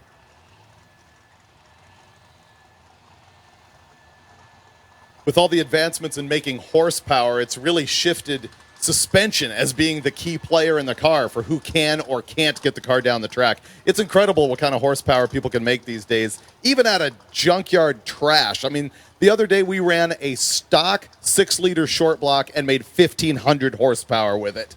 You know, it had good parts in the top end and a couple of turbos, obviously. But that's just mind-blowing, especially if you go back to the very origins of fastest street car racing when, you know, a guy would run like an 850 or an 820, and it's like, whoa, and now we've got 40 cars doing that out here. As Hilbert Osborne leaves the line in his 55-210, wheels in the air, 144 short time, he goes 640 to the 8th. Whoa! Peroni almost crashed that thing. The car came off the starting line, made a dead right-hand turn. He's got a pedal it, and Ferroni's still going to go 902 at 179, but man, he almost put a Charlotte stripe down the right side of that car. As Osborne in the 55 rolls 10:08 132. Man, that was real close to ugly. Not sure if he had it misaligned in the groove, not sure what, but that thing just, like it had a concrete magnet and it just turned right. Staging lane announcement from Lonnie Grimm, Street Machine Eliminator. Staging lanes are open for a Street Machine Eliminator. Lonnie clearly on voice text because the text is straight machine or lemonade or lanes are open. What he in fact means is Street Machine Eliminator 2 lanes. But continue to run out our fast class cars. We're still running on the fast class. If you do have lemonade, we would, you know, we're not turning down lemonade up here either. So, as long as it's spiked, that could only improve the quality of this program, at least on the left-hand side of the road. Morgan and Zavacek lead the starting line. The Dominator 1955 Chevrolet popping the nose up through the first couple of gears as Leanne goes 10.208, 134.02, and Dave Forgan goes 13.48 with a 1 at 100 miles an hour.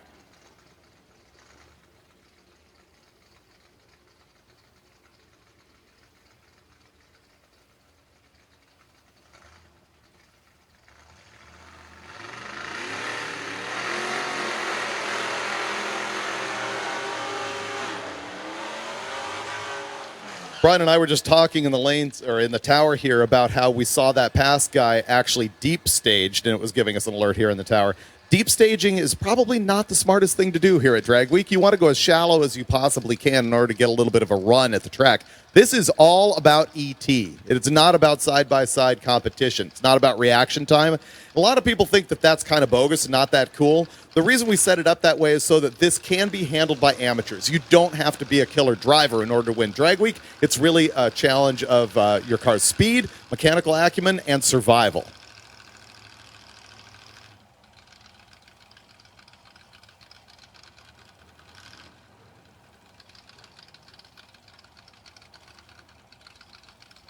Some cases, learning how to stage your car. Yeah, this is, you know, foible up there. We're going to put that dart in there and send him down the racetrack. But you see it happen more often than not. When the starter starts waving his hands, things go completely out of whack. Street Machine Eliminator. Staging lanes are open. Street Machine Eliminator to the lanes, please. You just saw that little dart go 13.0 in the right-hand lane, 106 miles an hour, and in the left-hand lane, 13.60 also at 106 miles an hour.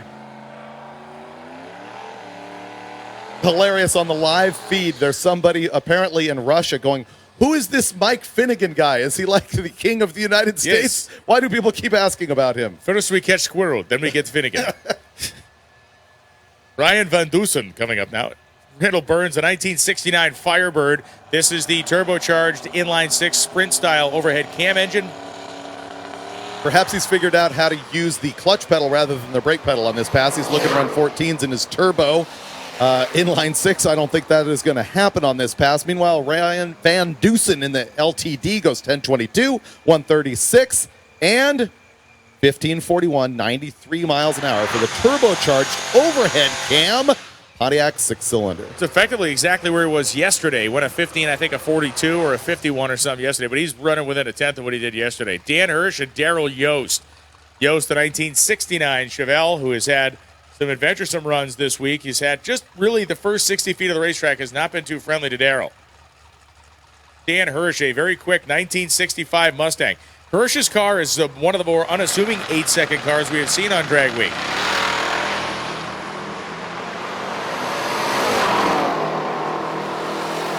Yost is out there, and he's going to see a yellow blur come by his driver's side door. 8:55 of the 4, 161 for Hirsch, and it spun on the hit. Yost goes 9:29.5 at 149.28 in the 69 Chevelle. Unfortunately, Yost, they're way off the pace. I mean, he should be running in the 870s or quicker in street race small block power adder. I suspect, once again, we'll see him making some laps. So we owe an apology here to Riley Grabiak, who was racing in her first drag week in this really cool 1937 Chevrolet Coupe. So, Riley, we were unfortunately announcing you as your dad because that's what we had in our entry sheet. But we know it's Riley now, so thank you. And thank you for being here and participating with your dad, who is running his 55 Chevrolet. Jeff Mole in the wagon.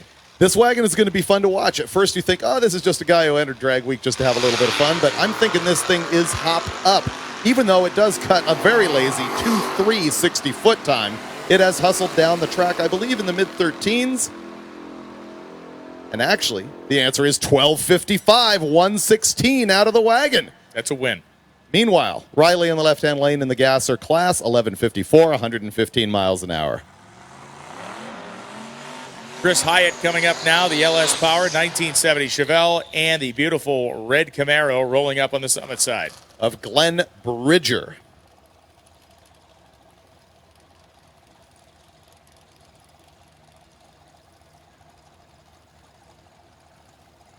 Bridger here on the left-hand side is running Pro Street naturally aspirated. So this is a back half car, obviously running no power adder.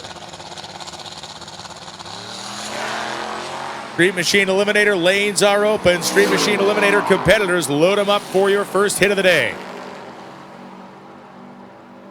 Christopher Hyatt in the right-hand lane in that 70 Chevelle went 958, 100 miles an hour. And in the left-hand lane, that NA Pro Street car, 1032, 129 out of the red Camaro.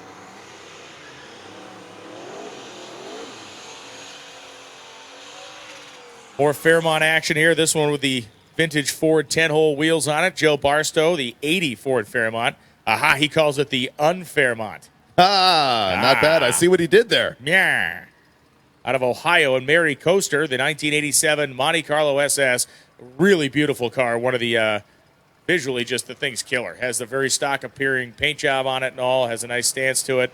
And is running in the category known as Super Street small block power adder. Should be an 890 car. Beautiful wheels up launch on both sides as you watch the Monte Carlo try to move itself out of the groove. Here, Marty does a nice job keeping it in, and Marty Kester goes 891 with an 8, 155 miles per hour, as Joe Barstow goes 10207 at 130 miles an hour, as we are just seeing disruptions all over the place here. We have people just barging in and out of the room. Michelle Turgeon is being a very negative influence on this whole operation here. Now she's left. Here comes Dean Wolford. That Vega went 11-0 on day one. I'm dying to see it run 1099. One of the things I just remembered we should have talked about what Randy Seward ran, he's running the sealed hood option. Oh, I forgot we even had that here. Yeah. So many people don't want to do it. At the beginning of the week, we seal the hood, and the quickest car that goes the entire way without ever working on their engine gets a prize. It takes intestinal fortitude to make that decision. Not even so much as check pulling a dipstick out of it. As Dean Wolford, 73 Vega, leaving and rolling. Meanwhile, the Mustang that you and I caught on the road yesterday, going driving from track to track, pulling a trailer, goes flying down 1035, 145 miles an hour for the bright yellow Ford on the summit side.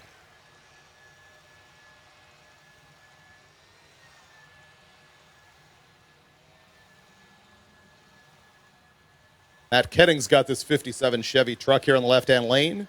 Kevin Holzbus on the right-hand side, 83 Chevy Camaro. Both of these guys are running the class street race small block naturally aspirated. People on the live feed looking at this 57 truck here, you can see it's running slicks on the back. We do require every car at Drag Week to be on a purpose-built drag racing tire. Nobody can show up with their rental car or their tow vehicle or whatever and run a treaded tire and tear up the track. And it also is a good way to sort out the sort of wheat from the chaff, make sure that we've got people who are real racers running here at Drag Week. Yeah, there was a time when you could show up with a rental car, and many people did. That's about enough of that. And we got some good stuff coming up. If you're on the live feed, make sure to spread the word because this is going to be pretty awesome. Street Machine Eliminator, let's load them up. Street Machine Eliminator, get them into the staging lane so we can hit the ground running with your session. Street Machine Eliminator, we need your session to the staging lanes, please. Kevin Hulsbus is the quicker of the two vehicles on the racetrack, just driving straight away from Matt Ketting in the pickup truck. And Kevin in the third gen goes 11:35, 119. Matt goes 13:43 with a 5 at 97.23. Frank Romano, the gear banging 509 cubic inch, big block powered silver 55 Chevy out of the greater New York area. And Jason Sack, the 1969 Chevy Nova that kind of made its public debut at Roadkill Nights a few months ago, has a turbocharged LS combination. And, man, this thing is just an absolute piece of artwork. It looks like it should be sitting on the floor of the SEMA show rather than out here racing. It is that clean. On the right-hand side, our buddy Frank Romano out of New York yesterday pulled one of the greatest wheel stands I think I've ever seen out of that car. A lot of fun on that thing. All aluminum big block with a stick. And, by the way, on the last day, we often have a stick shootout. If it doesn't rain, I hope we'll have time to pull that off as we head back to Atlanta at the end of Hot Rod Drag Week. So the way you want to watch this run, pay attention to Romano on the hit, and then pay attention to Sack on the big end of the racetrack. I'll just stand next to a sad Sack here. There he does it again. Nice wheelie out of Frank as he's banging gears. I think he got it all the way into third as Sack goes out the big end, big time, 831, 163. Probably capable of more, but, man, that's fun to watch. 963, 140 out of Frank's silver 55. And, again, the picture-perfect leave, likely our photographers out there grabbing some great shots of the silver 55 going nose high. Wes Allison positioned on the correct side of the racetrack to grab that one full frame. Oh, this is not his first barbecue. He's figured out how to get that ultimate shot. And as a matter of fact, follow Wesley Allison on Instagram, and you can see some of the greatest pictures to come out of Hot Rod Drag Week. All taken with an iPhone, too, which is the amazing part. Stunning. Yeah. He uses that portrait mode very well. Also, HotRod.com for all of the coverage and results every single night. HotRod.com, and on social media at Hot Rod Magazine on Instagram, at Hot Rod Mag on Facebook. Tony Buckert coming up, the 1978 Chevy Camaro. This is the car that barfed a motor early in the week. They stuck an LS motor in this car that Mark Arblaster had in the back of a pickup truck that he's going to be shipping back to Australia. So Buckert now has a borrowed engine in here, and Chris Salkett actually borrowed the leaf springs off of a lifted Jeep to put on the back of a 65 Falcon. The high-riding AFX-style Falcon goes down the zMAX side. High and mighty as it is, 15, 10, 86. Apparently, he also borrowed the Jeep's ET as the left-hand lane goes in 945, 143. Yeah, if you've ever wanted to see what a Conestoga wagon would look like driving down the highway at 65 miles an hour, spend some time behind that Falcon. Good story here in the right-hand lane. People on the live feed looking at it. Leah Ox has got this brand new to her, I believe, 1978 Fairmont wagon. You can see it's got no hood on it. That got chucked into the grandstands yesterday at Darlington. And apparently her passenger had an incident falling off the trailer earlier in the week. I understand he got punctured pretty badly, and they have managed to continue here on Drag Week anyway. In the left-hand lane, Stephen Winningham, we saw in our parking lot last night. He's got that 4i Mustang with the black, with the flames on it, and he was just sort of lounging under his Easy Up. For the record, all the wounds David has received this week have been closed-style head wounds. There's No, been actually, punctures. they've been emotional, and I may never recover, Brian. It's actually quite a blow to my general psyche. I have dinged your one feeling. After Drag Week, I do have PTSD. A man who once admitted to having the people skills of Genghis Khan publicly cannot be wounded. We met Steve Winningham in the parking lot of the hotel yesterday. He was one of the first guys to arrive after leaving Darlington, and he was just hanging out, drinking a beer, loving life. Good thing I didn't just say that. Well, you said it in a crappy way. I was just able to get you. That's all I've got. I got to take them where I can get them. It's rare. Winningham pulls third and then pulls fourth just before the 8th mile blocks. And Leah Ox running hard and fast down the zMAX side, 961, 135. That thing had been way in the 8s yesterday. Winningham goes 982, 4, 139. Picture perfect and mighty clean.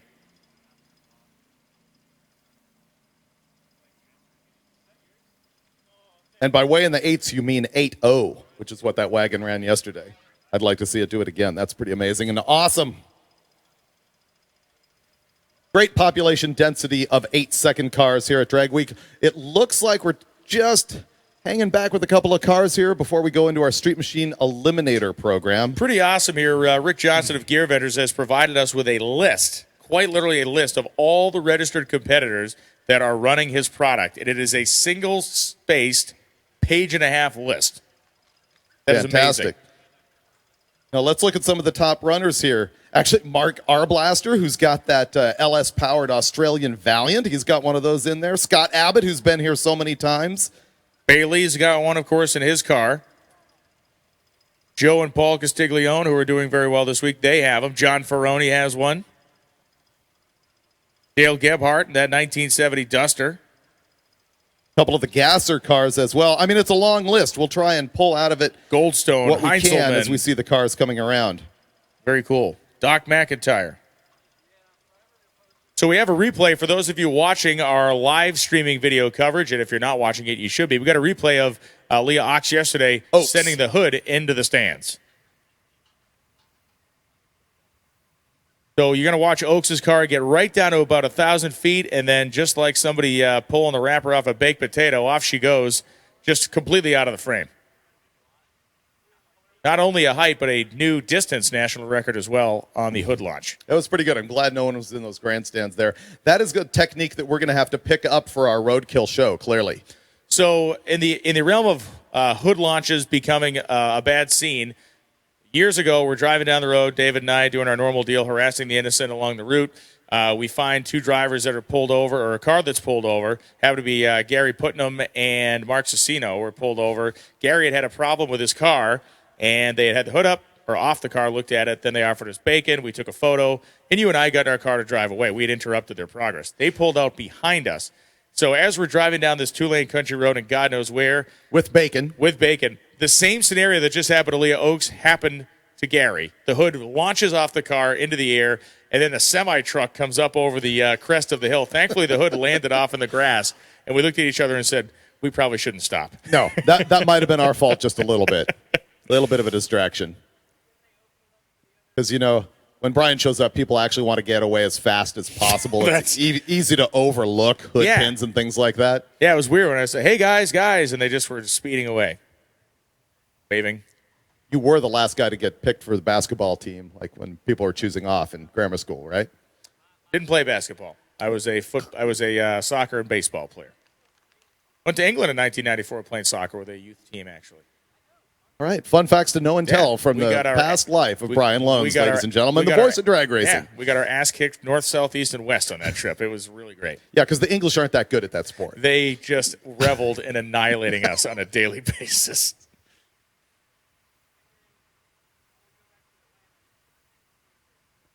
So we get some track prep going on. We're going to have cars here rolling momentarily. But thank you again to NOS, the official nitrous supplier of Hot Rod Magazine Drag Week.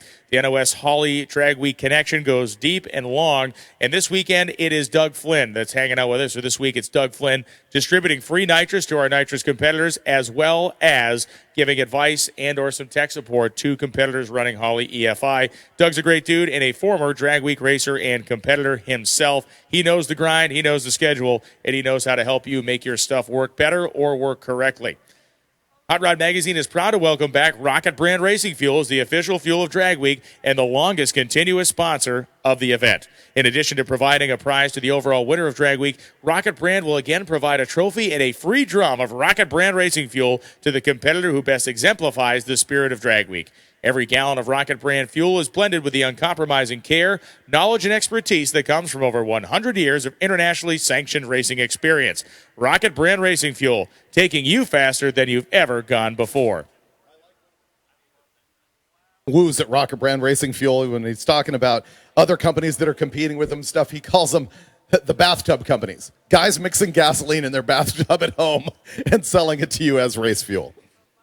That is not what Rocket Brand is all about.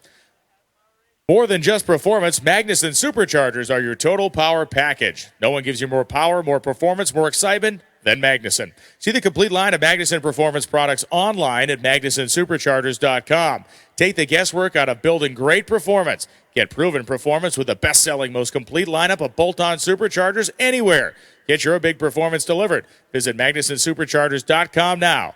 Magnuson, made in the USA.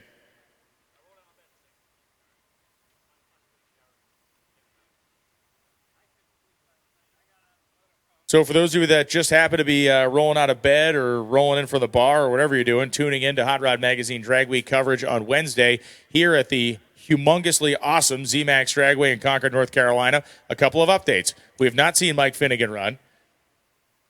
We have not seen Mike Finnegan run. We have not seen Richie Crampton run.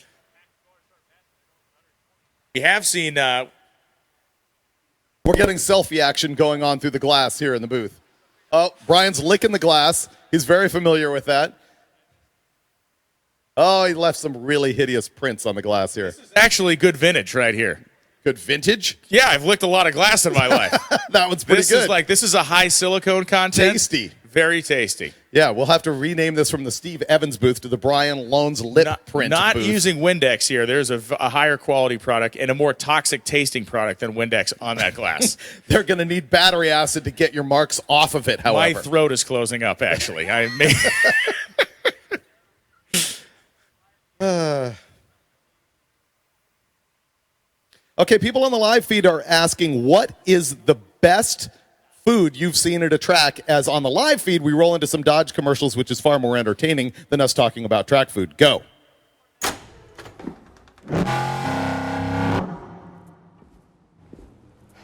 They thought you were loud then. They should hear you now. You're the brotherhood of muscle.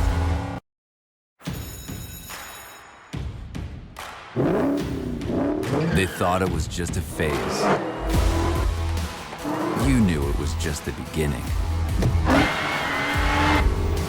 You're the brotherhood of muscle.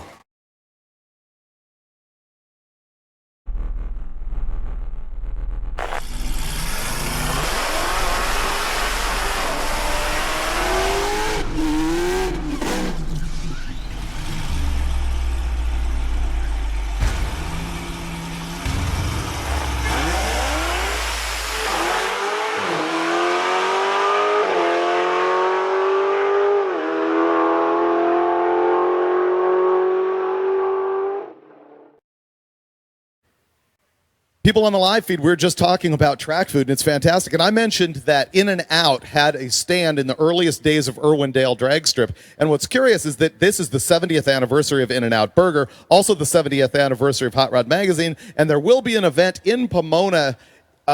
Need to look up the date and grab exactly when it is, roughly 16th or 17th or November 10th. Either sounds the 10th about or the right. 16th or something like that. Look it up on I'll be hotrod.com. there. 70th anniversary event. Brian Loans will be there. I will be there, so you can see more announcer shaming going on live.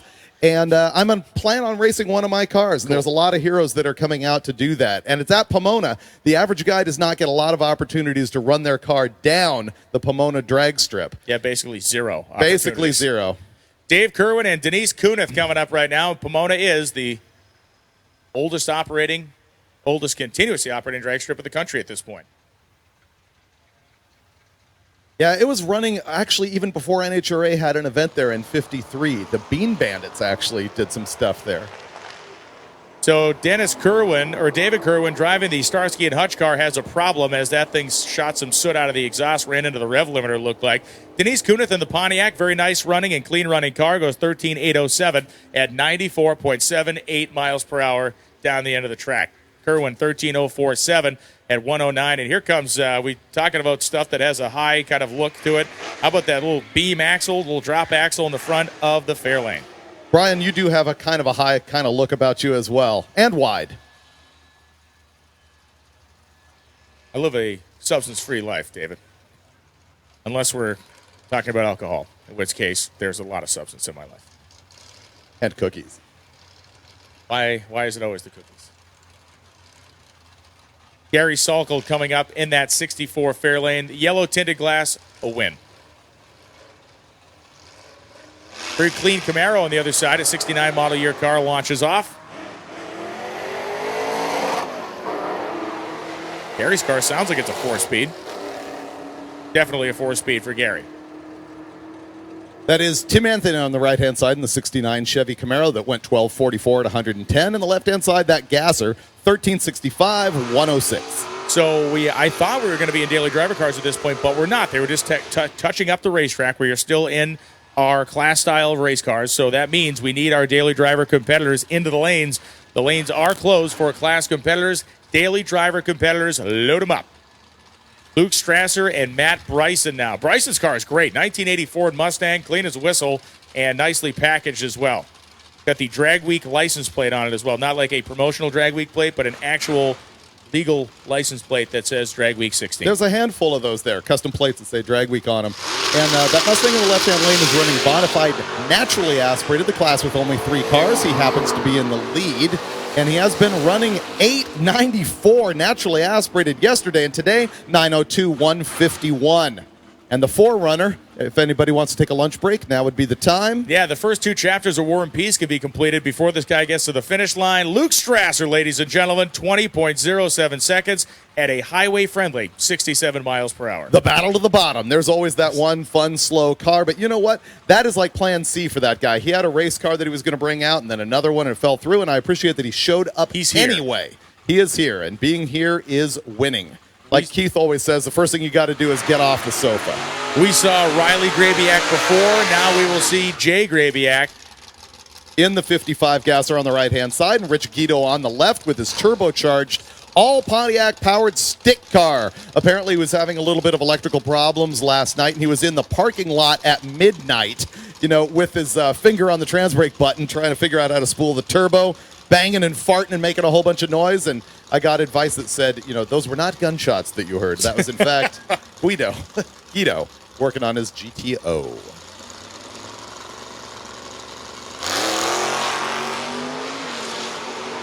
More conservative launch than we see, but man, that thing's trying to change lanes and spin sideways on him. Way out of the groove. Guido is still wrestling with the race car to the finish line. The most adventurous 10-second pass of the week for Bob Guido. 10:30 with a 0, 145, sawing at the wheel, swatting flies the whole time. Grabiak goes 10:04 with a 0, 132. And that would, in fact, be Rich Guido, not his brother.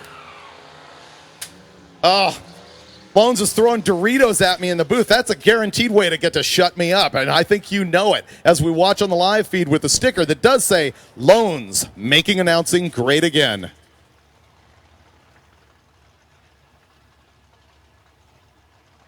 Jordan Pennington on the left-hand side. That's 71 Novin on the right-hand side. Christian Damgard.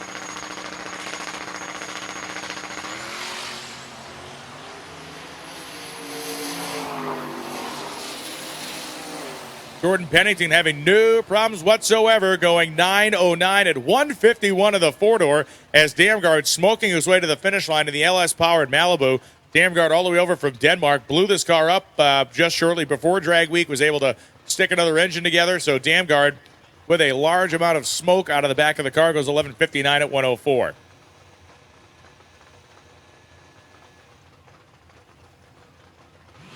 Another one of our out-of-town competitors here, Brian Jensen in the right-hand lane with his Australian 1977 Holden Tirana. And on the left-hand line, the Gisso Gasser. This thing was the car that was in a million pieces in our hotel parking lot last night. He squeaked a couple of roller lifters, meaning the rollers stopped rolling. They tend to fall apart when that happens. Needle bearings go all throughout your engine, and it is just generally an ungood day when that goes down. They had the oil pan off of this thing, trying to get all the needle bearings out of the engine. They found a couple of new rollers, but apparently not enough. So he's going to be slowing down right now, but he's still sticking with it here at Hot Rod Drag Week, and that's always what we like to see, because other people's expense and destruction is our entertainment. As he leaves the line with a 1:40 short time, that Gasser's still running pretty good, 6:26 in the 8th mile, and he goes through 9:92 with questionable valve drain at 133 miles an hour. Brian Jensen in the Tirana, 9:61, 140. That is the type of Drag Week triumph that we revel in. The all-night thrash and then a 9-second pass at 133 miles an hour for Gissender. Nicely done. And Jensen continuing to romp his way down the racetrack in that car. Racetracks across America, 961, 140. Kevin Studeker coming up now. Studeker, part of the family of employees at Total Seal Piston Rings. Total Seal Piston Rings are sponsoring our mandatory stop today at Pat Musey Racing Engines. So, once again, competitors, you must stop at Pat Musey Racing Engines. After that, you can get to Bristol any way you'd like. But Pat Musey Racing Engines, a mandatory stop, and Total Seal is making it cool. Mandatory but desirable. I mean, you're going to be able to see some cool stuff. In fact, you said that he's going to have an engine on the dyno so he can scream that thing for people if they'd like to see it. Jake Buchert here on the left-hand side in the Buick Regal T-Type. I remember my early days of editing CarCraft magazine. People were all over the Grand National Turbos, basically because John Kiewitz, who was on staff at the time, had one, was all over it, and I think he knew every guy in the country that had one. So we did a lot of coverage on him. Studeker in his big LS-powered, naturally aspirated, tunnel-rammed wagon leaves the line considerably later than the car in the left-hand lane. The T-Type goes 998, 140. Studeker, 1035, 132 in that Chevelle wagon that gives me flashbacks to my childhood when I actually remember going to the dealer with my dad and picking up a car just like that, except for it was, of course, the wood side. Because who in their right mind in 1972 would not buy the fake wood paneling? Simulated wood grain, everybody loved it. Ladies loved it. Guys wanted to be you. Ladies wanted to be with you. I mean, it was a guaranteed hit. You were the envy of the neighborhood. The greatest thing about it was folding all the seats down, and I'd sit in cardboard on the back, and as we drove around, just slide all over the back of the car. Seatbelts weren't exactly a thing back then. How many times did you fall out of the moving car? Well, my head injury is actually what leads to my performance, even to this day. Here we go with Fred Cullen Jr. on the left-hand side, a past Hot Rod winner, and the team dubbed Chisiak by Brian Loans the other day. Chisholm and Stasiak in that gasser. They're leading the B-gas category of naturally aspirated cars. 982, 135 out of the 55 Chevy. In the left-hand side, Fred rolls 1366 at 95 miles an hour. We got another pair of cool hot rods coming up. One of them actually running in the Unlimited class, I believe. Actually, let me look up. What class is Pluniak registered Pluniak in? is running Super Street Big Block Power End. Okay, there you go. That's fantastic. In the right-hand lane, Cheryl Kaiser's 1929 Ford pickup, the oldest car in competition here this year. And all eyes are going to be on Pluniak's Dirty 30, which has really given us some good wheel stands this week. Well, yeah, Pluniak, the only guy fighting this specific problem, which is the wheel stands were harming his performance. We have people fighting for traction. He's actually getting too much of it. Tied the front end down, went 866 yesterday. And that's exactly what he did again here, looking very good for Pluniak. The car made a little wheel speed out of the hole, and Pluniak heading down the racetrack at only 95 in the eighth, basically going to idle this thing down through there, 1099, 142, but man, it left with some alarm, and then he gave up after that. 13:44.7 for Cheryl. I hope to see him come back with that 30 Plymouth sedan. Here's another awesome-looking car. I noticed this thing on the very first day while we were registering people. The Gatekeeper. Rob Tansey in his 58 Chevy Corvette. You have got to go in the pits and look at the paint job on this thing. It has got panel painting and lace all over the roof and firewall of this supercharged small block Vet. And the rear tires, as we're looking on the live feed, are unusually stretched. It looks like it's got about a 12-inch wheel on a tire that would really prefer a 10. You're right. Maximum contact patch, though.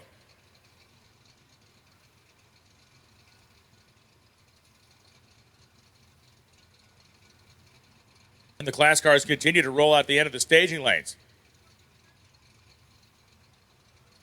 Going to be Dennis Rayleigh coming in the Mustang. We're actually going to pair Rayleigh up with Tansey here as Tansey waits.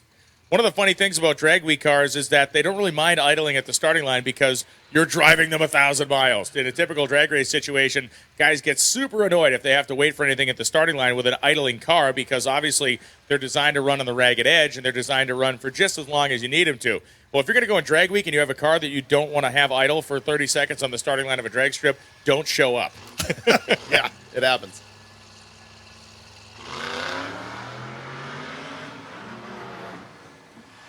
Rayleigh has, as he describes it, a homemade fuel injection system on this car, and it seems as though it may have acted like it there as Tansey is going to coast down the racetrack. Rayleigh's going to zip on by him, and Rayleigh's going to go 12:47.6, 117. Tansey's going to go 17:69.3 at 44 miles an hour. I just realized I will visit this track 3 times this year. NHRA races here twice in this event. I will be at New England Dragway 1 time this year. I have been. Which would be, for everybody's edification, his home track. Yeah, it's a pretty weird thing. Sam Asbrook and Frank Webb coming up now. Webb, the 1978 Fairmont. Sam Asbrook running the 2002 Pontiac Trans Am.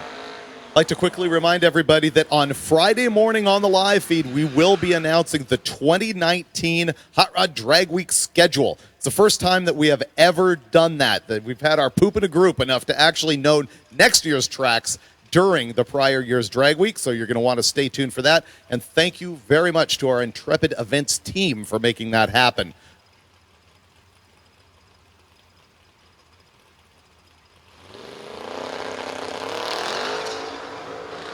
Smoldering the tires off the line, Frank Webb goes 173 on the 60-foot, 685 to the 8th.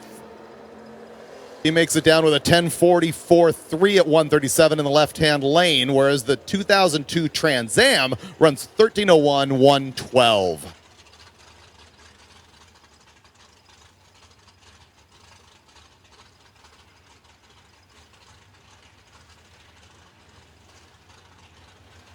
Darren Ambrose coming up here in the left-hand lane on the live feed. People are getting a good close-up view of the beadlocks on the back of his 80 Chevy Malibu. He's running in the street race big block naturally aspirated category. He's currently holding number 2 in that class, running 9:48, 9:41 2 days in a row. So we're looking for another 9 out of that car. And on the right-hand side, Dean Kyle's got that 70 CUDA. And he is running in Super Street Big Block naturally aspirated. So you got a pair of NA cars here. And what's interesting, as Brian and I have discussed throughout the week, very curious that the big block classes in Drag Week tend to be slower than the small block classes. We've got NA small block cars that are running 9.0. We have NA big block cars that are not besting 940s. So that actually gives an opportunity to many of you who might be watching the live feed thinking, I need to go do this. And that would be correct. You do. And maybe you should do it with a big block under the hood. Both these cars staged up, ready to go. Pair of naturally aspirated rides. 80 Malibu on the left, 70 CUDA on the right. The CUDA gets out first with an unusually quick reaction time for Drag Week. Generally, you don't see that happen. The CUDA goes 622 to the 8th, and out the back door, 962 with a 144 miles an hour. The quicker time gets there second as the Malibu goes 943, right on pace where he's been throughout the week, 140 miles an hour. And I'll remind you again that reaction time means nothing at Drag Week. These are time trials. People are trying to get their quickest ET, which will be averaged throughout 5 days of racing in order to establish the winner in each class at the end of the week. Now, in the left-hand lane here, we got Carrie Watson. She has run Drag Week a jillion times in this 72 Cutlass, carrying the Oldsmobile banner when other people have not. Apparently got the thing fixed earlier in the week. She was looking for a rocker arm. Yes, yeah, that clearly got fixed because she was able to make runs yesterday. She was kind of stuck at the hotel for a little while, but put her perhaps behind her daily schedule, but her competition schedule is looking mighty fine. And Derek Motley, the 1986 Chevrolet Camaro in orange with the black racing stripes. Very much a pro touring looking car there, not flying the, drag racy look like most of the cars here. I'm thinking those are a 4th gen Camaro wheel or a chrome version of a 4th gen Camaro wheel on the car. Very nicely turned out car, looks good. Has not been the most hard launching thing, and again, a pro touring style or a road racing style suspension is not really conducive to a lot of weight transfer, and of course a short sidewall street style tire is tough to get hooked with any level of horsepower. Carrie Watson goes 12:09.1 on 108 as Motley comes streaking by at the top end, 12:02.1 at 119. What's interesting is that they have released those drag radial, performance drag strip tires for the larger diameter wheels, and I see a lot of guys run them, but they just don't have the sidewall. They're much more difficult to get hooked up. If you have advanced, like I saw a guy in Florida last year on a 20-inch wheel run 880s. Okay, disregard all after hello. No, but everything you said is accurate. That car was equipped with a whole lot of really advanced traction control stuff in there to let it happen, but it's insane. That happen. Here in the left-hand lane in that red Fox body, a guy that we saw in the convenience store this morning as I was stocking up on stuff to increase my girth throughout the week. Alex Corella is in the 93 Fox body. And what was the difficulty he was telling us that he had? He broke a bunch of valve train parts like 2 days before he left while testing the car, and he made corrections and changes to the car, and it has held up very, very strongly and proficiently so far. It looks pretty good here, too, as Corella goes 942 with a 1 at 129 miles an hour. Off the pace for him, though, 1079.8 at 124.75. He's running that Fox body. He advised me, believe it or not, I do not have an LS in this car. So I said, oh, really? Classic small block Chevy? But no, he's actually got Ford power on that thing. Okay, this is a fantastic story in the right-hand lane. Tell it, Brian Loans. So the story of Andris Arnover coming up here on the zMAX side of the racetrack is the story of a man from Estonia. A 1972 Ford Taunus, a car that was never sold in the United States. He shipped it over from Estonia, a country that has a vibrant drag racing scene. And Brad McNeil in a 1966 Chevelle is going to run down the Summit side of the racetrack. But Andris Arnover, 860 with a 7 at 164 miles an hour. A man visiting the United States with an automobile for the first time, a car that had never seen public streets or roads in its life before Monday, and he is running 860s and working his way through drag week. And that is his quickest run of drag week. He ran 878, 880, 860 right here at zMAX is his best run as Mike Finnegan comes to the line, my co-host on the Roadkill show that you can find on the Motor Trend app, where hopefully you are watching this live. He's got this 55 Chevy, his second in the gasser category. He has got a 535 cubic inch, all aluminum Hemi, and if you're on the live feed, you can get a close-up of the burst panel that he blew up yesterday. He's got that hanging from his rearview mirror. Miraculously, he had a spare with him. I wouldn't have seen that foresight, but it actually happened. Roadkill tends to be less prepared than that, but he is making this happen. It's been his dream to run this at Drag Week along with his buddy Daniel Bo Shears in the past 8. He's looking for an 8. He may get it. Finnegan grabbing third. Pulling fourth, then Mike Finnegan under power and blasphemy goes 9007. So close and yet so far. 90151 for Finnegan. Man, he is in the chase for the 8s, and that just tells us he's going to get there as Roger Chester in the left-hand lane went 12:15, 1:10. That is going to be a major victory moment. He's been running 930s, 940s here during Drag Week competition. In Test and Tune, he went 907. I noticed Eric Yost out there in the starting line hanging out with those guys. And, of course, Eric Yost from Big and Customs. He builds race cars, builds a lot of awesome small tire stuff, is a Drag Week champion in his own right. And anything he can put some knowledge into is going to go faster. So his shop is just down the road by Mooresville Dragway. Great to see Eric out here. He had an open house yesterday, and unfortunately with our schedule and the way things go, we couldn't get by there. But very, very cool deal. Very neat project here on the right-hand side of the racetrack. That's Rye Klemp. He is running a 6.2-liter Ford engine in this thing. The engine that they stuffed into stuff like F-250s on boost. And it's fast. The 6.2 platform has completely been ignored by everybody. Klemp goes 863 with a 4 at 159. Lisa Fisher goes 912 with a 7 at 150. Why is that? And I know you're not like super late model Ford engine guy, but that 6.2-liter engine makes really good horsepower. It's a 400-plus horsepower engine from the factory, but it doesn't get any love whatsoever. Aftermarket availability and what's popular and what's cool, and it didn't come in a Mustang. That's the short answer. They put them in millions of trucks, though. Yeah. Most people don't race trucks.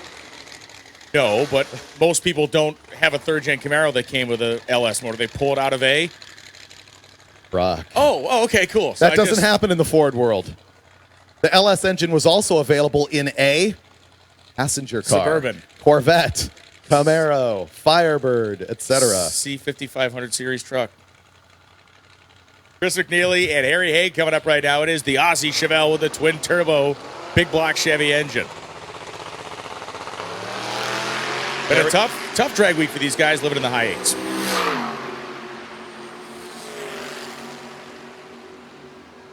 And Harry Haig goes 963, 145 backwards on the performance scale for that car as Chris McNeely goes 991, 7 at 135, 37.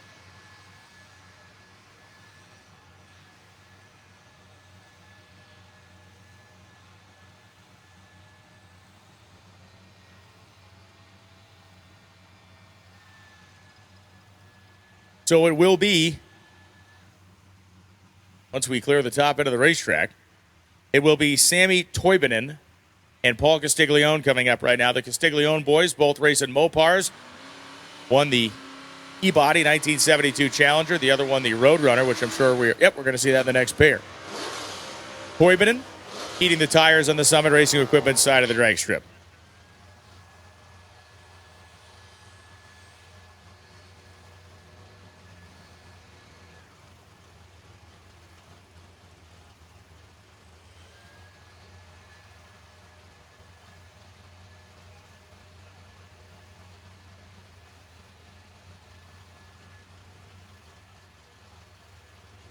Both cars completing their burnouts, both cars squared up in the center of the groove, and the sun now shining here at zMAX Dragway, exactly what we were hoping to see.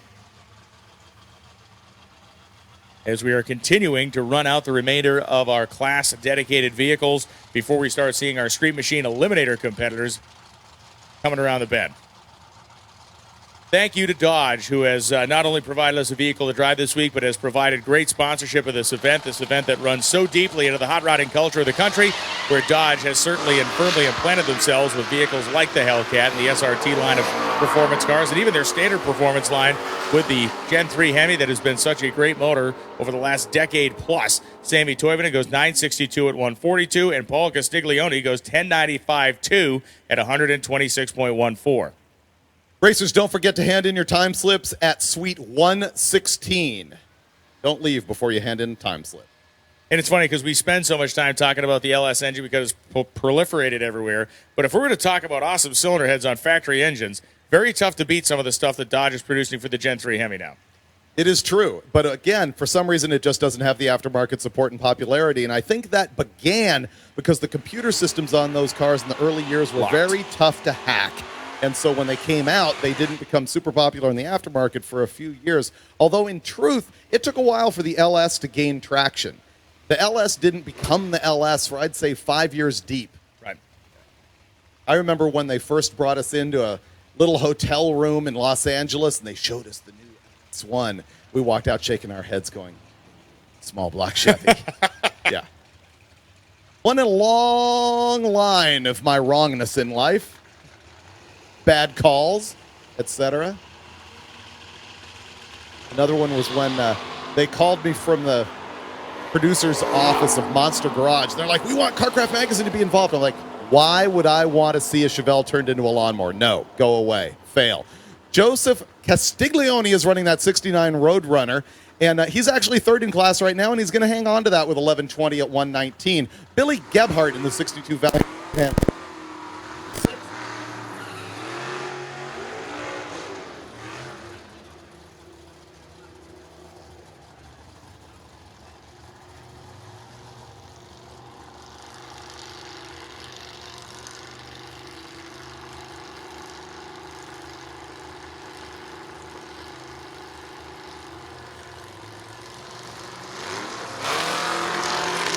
And Mark Garbutt's leaving the zMAX out of the racetrack in a 68 Camaro.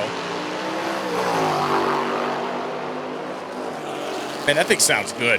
Garbutt goes 10.29.2 at 130. Meanwhile, Nystrom goes 10.17 with a 5, 137 miles an hour. Remember, that thing slowed down yesterday a little bit, and he picked it all back up again. 10.17.5, 137.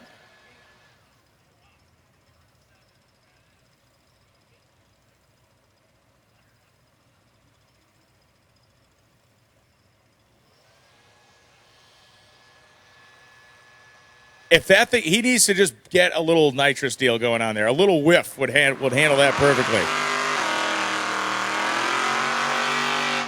So this car yesterday afternoon basically just staged and took the beams. This is Rob Abbott, the 1983 Malibu. Had a problem with his fuel pump, was able to stage the race car, but unfortunately didn't get the elapsed time. He basically got the default or de facto 28-second ET or 20-second ET. Guy Pratano, the 1986 Monte Carlo, running in the street race small block naturally aspirated category.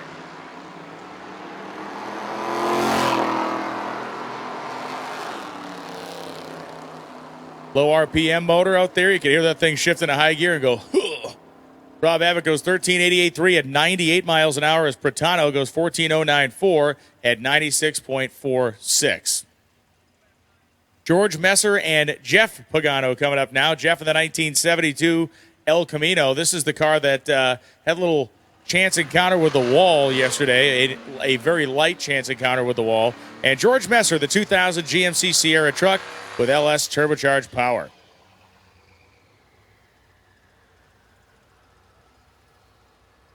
Messer has raced trucks at Drag Week for years. This lumpy truck is a little bit different. His last truck was a fleet side cab or a fleet side bed. Went for the more swoop-tastic step side this time. Pagano having all kinds of problems. That thing just idling off like a cruise ship off the starting line. Meanwhile, George Messer's making good steam through the 8th mile at 112. And George goes 994.0 at 141.22 miles per hour. And Pagano cleanly down the racetrack, but just not quickly down the racetrack. 14.15 at 101.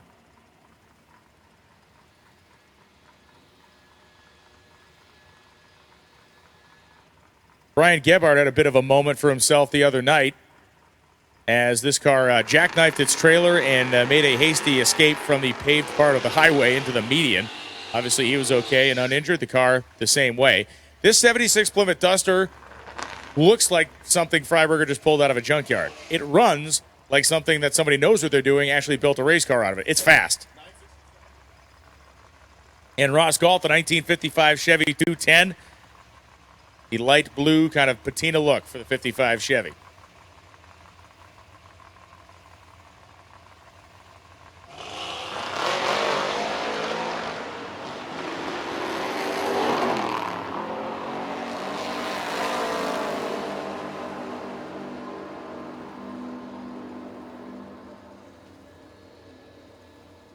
Gebhardt goes 1097, 1134. Galt goes 1109.2 at 123 miles per hour down the course. And again, the 4-speed little Camaro here with those vintage wheels.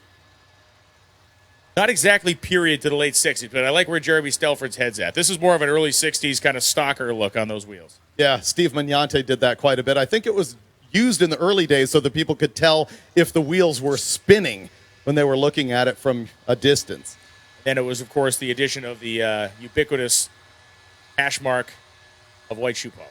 Right. John Ratz, the 2012 Boss 302 Mustang. These are actually neat cars and they still are neat cars, but back when they debuted, of course, you had the exhaust that you can uncork underneath them, and Ford really spent some money developing that Boss 302 car back then.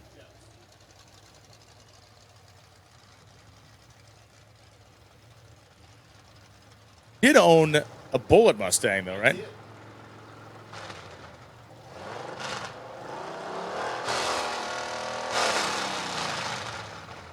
So how many new cars, like new performance cars, have you ever owned? What was it? I never bought one new. I owned them. I had one of the naturally aspirated Mustang Cobras from the late 90s with the 4-cam engine. It was actually pretty cool.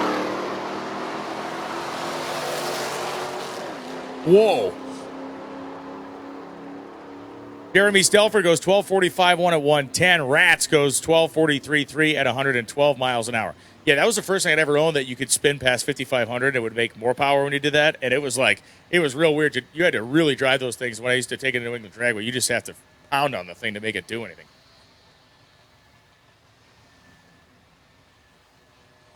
Well, I mean, the bracket stuff I've done with my dad, we've gone 1080s and that stuff, 1070s.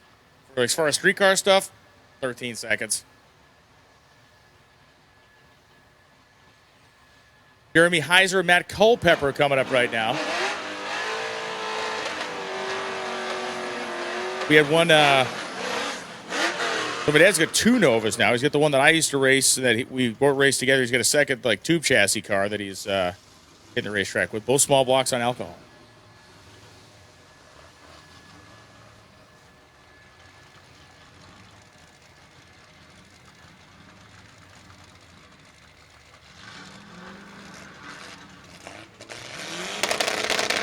Down the racetrack we go. Culpepper and Heiser. Heiser, the stick-shifted 91 Pontiac GTA, as Culpepper's car kind of bouncing and weaving its way down the summit side of the racetrack. Matt Culpepper goes 10:56 as Jeremy Heiser, 10:18 with a 4, 135 miles an hour out of the third gen of Heiser that he is throwing his own gears to complete. And Matt Culpepper right there in the mid-10s, 10:56 at 135. Great looking ratty appearing 55 Chevrolet rolling up toward the starting line of Ted Woodman. This is a 150 model, which was the low base model of the trim back then. 150, 210, and Bel Air, the three most well-known ways to order your 55 Chevy. This one actually has the trunk welded shut. If you look down in the lower corners of the trunk lid, it has been just welded on. They must have run out of time for the hinges. Oldsmobile, the G-Body Persuasion heading down the zMAX side of the racetrack next to the 55 Chevrolet of Woodman. Pretty good side-by-side here. 10.64 for the olds at 111 as Woodman goes 10.702 at 128.14. Cody Mendeces and Adam Lehman coming up right now. Mendeces driving the pickup truck that has been blowing hot and cold. He has had some traction issues with the truck, but when he's got it hooked up, man alive, it has really made some rips. Adam Lehman, the 1992 Ford Mustang. Lehman running in the Super Street Small Block Power Adder category, and Cody Mendeces also the same.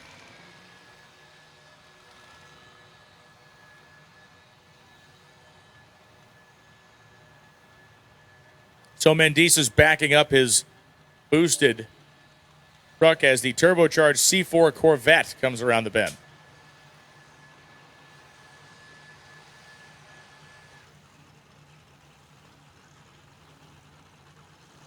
So Cody Mendeces, a truck that I believe Tim Ashinsky was involved in. Tim, great guy out there in the Kansas area and Missouri part of the world.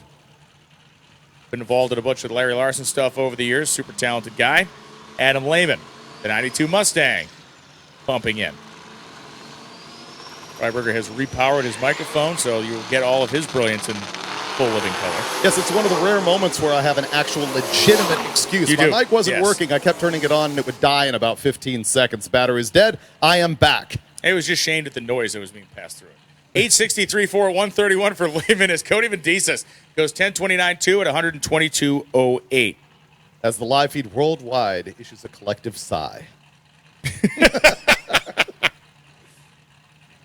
Well, you can't get much more different in terms of visual appeal here between these two hot rods, as one of them a true letter of the word hot rod, Bill Bolus, the 1932 Ford three-window coupe with a set of tires borrowed from Bob Chandler of Bigfoot Monster Truck fame. And Stefan Gustafson coming to us in that 1985 Chevrolet Corvette with its twin turbocharged small block engine. So Gustafson running in unlimited. And again, that car from the back, if Bill Bolus's car made humongous amounts of power, it would wheelie itself over onto the roof. I mean, just it is a wild-looking creation down there. We saw 820 out of that Corvette yesterday, and we're thinking it's worth more than that. I believe this is another one flying the Swedish colors. I do believe you're correct. And it's kind of interesting in the fact that it's a stock body that's been adapted to fit this thing. You can see where the rear quarter panels of the Corvette, where the giant wheel tubs have kind of protruded through, and they've melded them in. Not a Pro Mod Corvette style body, which the C4 Corvette was a very popular Pro Mod body for a while, the ZR1 style vet. This hot rod's got a 412 cubic inch Eddie Miller built small block with an 871 on it. 671, excuse me.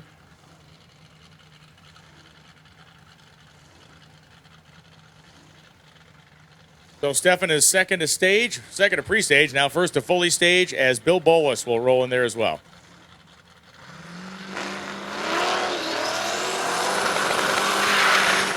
Bolus starts to put the spurs to that thing pretty early, but it goes up near the center line. Meanwhile, Stefan, whoa, Bolus crossing the center line.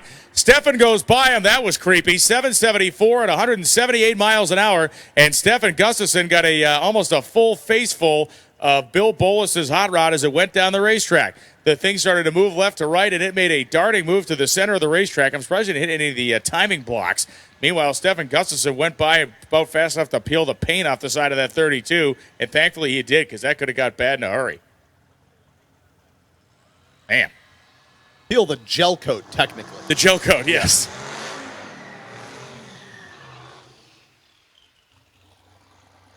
Rick Dorn on the right-hand side. On the left, Jason Rousseau in the 80 Malibu. Both of these cars in small block power adder.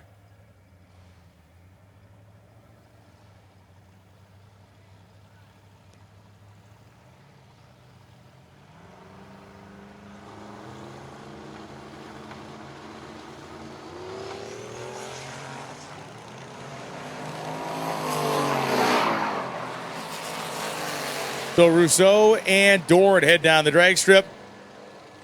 Rousseau in the Malibu goes 10.54.2 at 130. Dorn goes 10.55.4 at 145 miles an hour. And here comes Jim Forbes. The guy was looking for a tachometer earlier. Forbes building this wild stretch nose altered wheelbase 1965 Plymouth Barracuda, and Matt Blasco, the 73 Plymouth Cuda on the zMAX side. You'll recognize Blasco's name as the guy who used to run the unlimited Dodge Dart in black primer with a twin-turbo Mopar under the hood. He sold the engine out of that and to the Gebhardt family, and so he's running his 73 Plymouth Cuda that's set up as an AAR lookalike. This thing has a Pro Charger, little itty-bitty Pro Charger. It's kind of cute, and it's on a third-generation Hemi. He's just sort of having fun this week, sticking with us. Whereas Jim Forbes' car on the left-hand lane does have a supercharged 426-style Hemi in that altered wheelbase stretched car. We caught up with Jim yesterday at Darlington, and we both had the same question.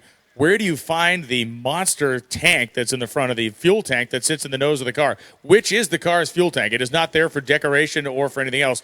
When he goes to the gas station, the fuel nozzle goes just behind the grill. It is a tank designed for like dune buggies or off-road buggies. Yeah, it's not just a moon tank. It's like a complete universe tank. 50, yes.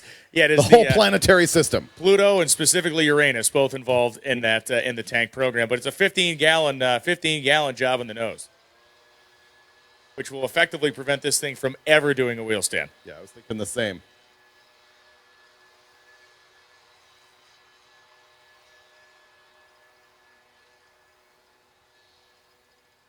Thank you so much to our vendors for hanging out with us. XS Power, the official battery of Drag Week. You can check them out online, the number 4, then xspower.com. You can also check them out in the pits. If you're having charging or electrical issues with your car, go talk to the boys down there at XS Power. Brady and the fellas know what's up, and they can provide you some great advice and product knowledge if you need it. If you're having battery problems, they are the ones to talk to. And meanwhile, pick yourself up a Gear Vendors Overdrive unit. I'm looking through the list of Drag Week racers who have them, and it numbers in the dozens. So it's safe to say these things are power-proven. A Gear Vendors Overdrive is an auxiliary planetary gear set that bolts on really easily right behind your existing transmission, usually on an automatic. It like replaces the existing output shaft housing, and then you get yourself a 0.78 to 1 gear ratio, an overdrive that can be engaged in any gear. Except reverse. That is not something you want to do. No, that's ungood. Every other gear, though, you can go first overdrive, second overdrive, third overdrive. So Forbes has got one here in the Barracuda. Says the car is great to drive down the highway, and it's certainly great to drive down the drag strip. He's starting to lean on a little more. It's his first experience working with a 426 Hemi, and he goes 11:36.9 at 1:15. That thing is going to continue to get quicker and faster. Matt Blasco, 12:31.6 at 1:14 on the zMAX side. Dale Gebhardt's here in this new Pro Street Duster that we have not seen at Drag Week before. Plum crazy car with the flames on it. They picked this up from a friend who had to abandon the project, unfortunately. And it has just got the stance all over it. It also has a 700 horsepower fogger setup on it that he has not been able to really get much use out of. So the car's running 9.0s on motor alone, and with an additional 700 horsepower at gas, this thing's really going to pick up. I just saw a purge, so hopefully they're ready to set that up. As James Gilliland is in the left-hand lane in that 70 Challenger, also a very cool-looking car.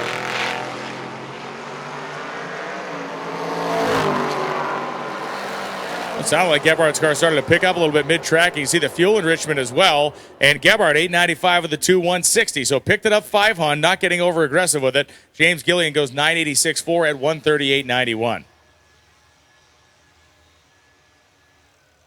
The War Wagon comes to the line. Jeff Dugopolsky here in that wagon has won our Street Machine Eliminator bracket race on the last day a couple of times.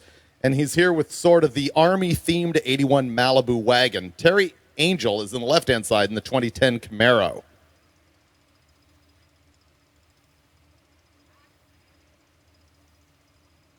Dugopolsky oddly running in the unlimited category in that car.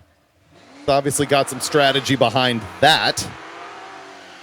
Unlimited means there's no rules whatsoever. However, there is a rule that says that you must run in the lowest class that your car is eligible for. So, curious as to why that one's actually an unlimited. Yeah, that's weird.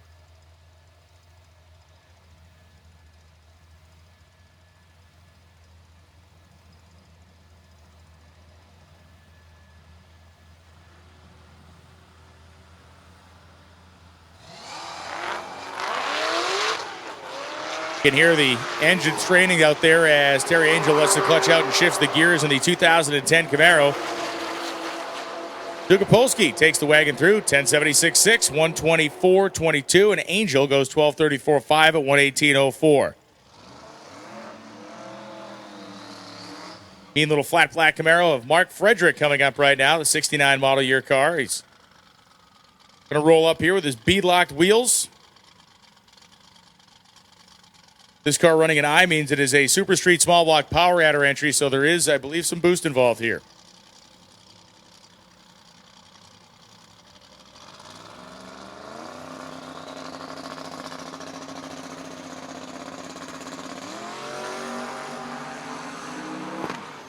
Oh, Frederick's car was pulling along pretty good before the 330, and then you heard the kapow.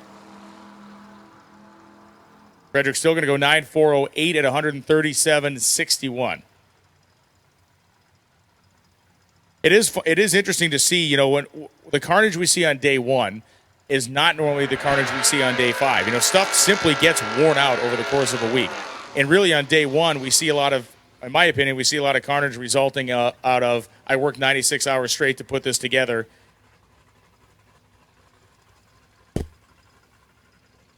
Yeah, you know, we really like to change up the carnage day to day. You don't want to bore people with the same old carnage. You just make it happen.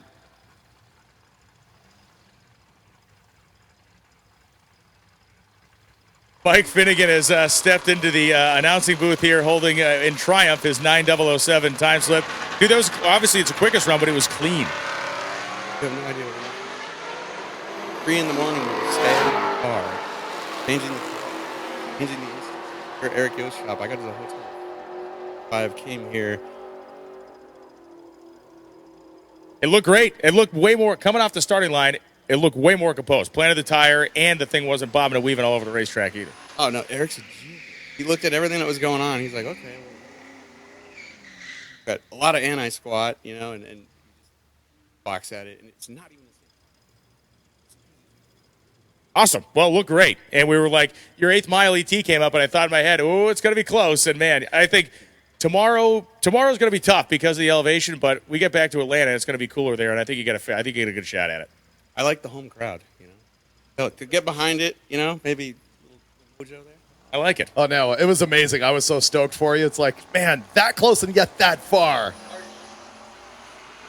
Yes, I am, because I want to run our first 8 side by side. Your blasphemy, my F-bomb. I'd like to see that happen back home on an episode of Roadkill, but I'm not going to be sad for you if it actually goes 899 tomorrow. No way. Oh, yeah, no offense, but I've worked so hard. I need this in my life right now. Yeah, make it happen. Make it happen. No one can hold it against you. I need to see it. So we are in Street Machine Eliminator right now, running down as Mike Finnegan departs back to the pit area to gawk further at that 9007 time slip.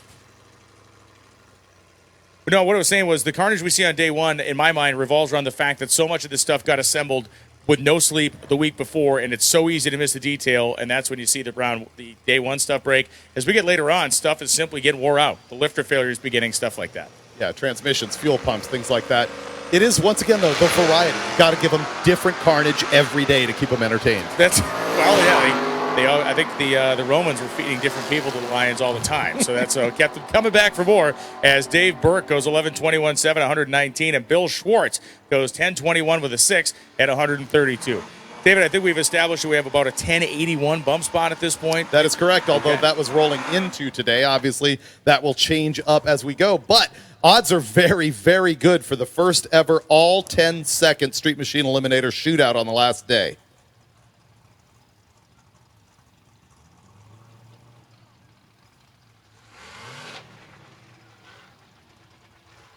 Off goes Sherman Vining, a kind of a weird launch here. Vining left before the tree was activated. Is going to get no data. That is a 10.5-second Mercury Marauder. So Taylor East, waiting patiently for the tree to fire, leaves, bogs the motor some, and then starts grabbing gears.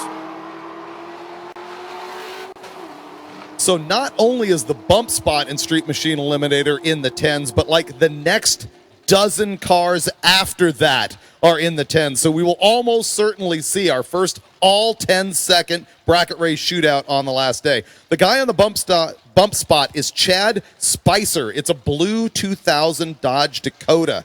I believe that's another Eddie Miller-powered car. He's run 1081, 126. The guy right behind him, Matt Aruda, in the Volvo wagon, which might be what we're looking at on the line right now. I believe it is. Matt Aruda could come in with a 1082, 120. This is actually not Aruda's Volvo wagon. This is a different one. What you're looking at here is Willem Sithoff in his 84 Volvo 240 wagon. He has run 1083 in this thing.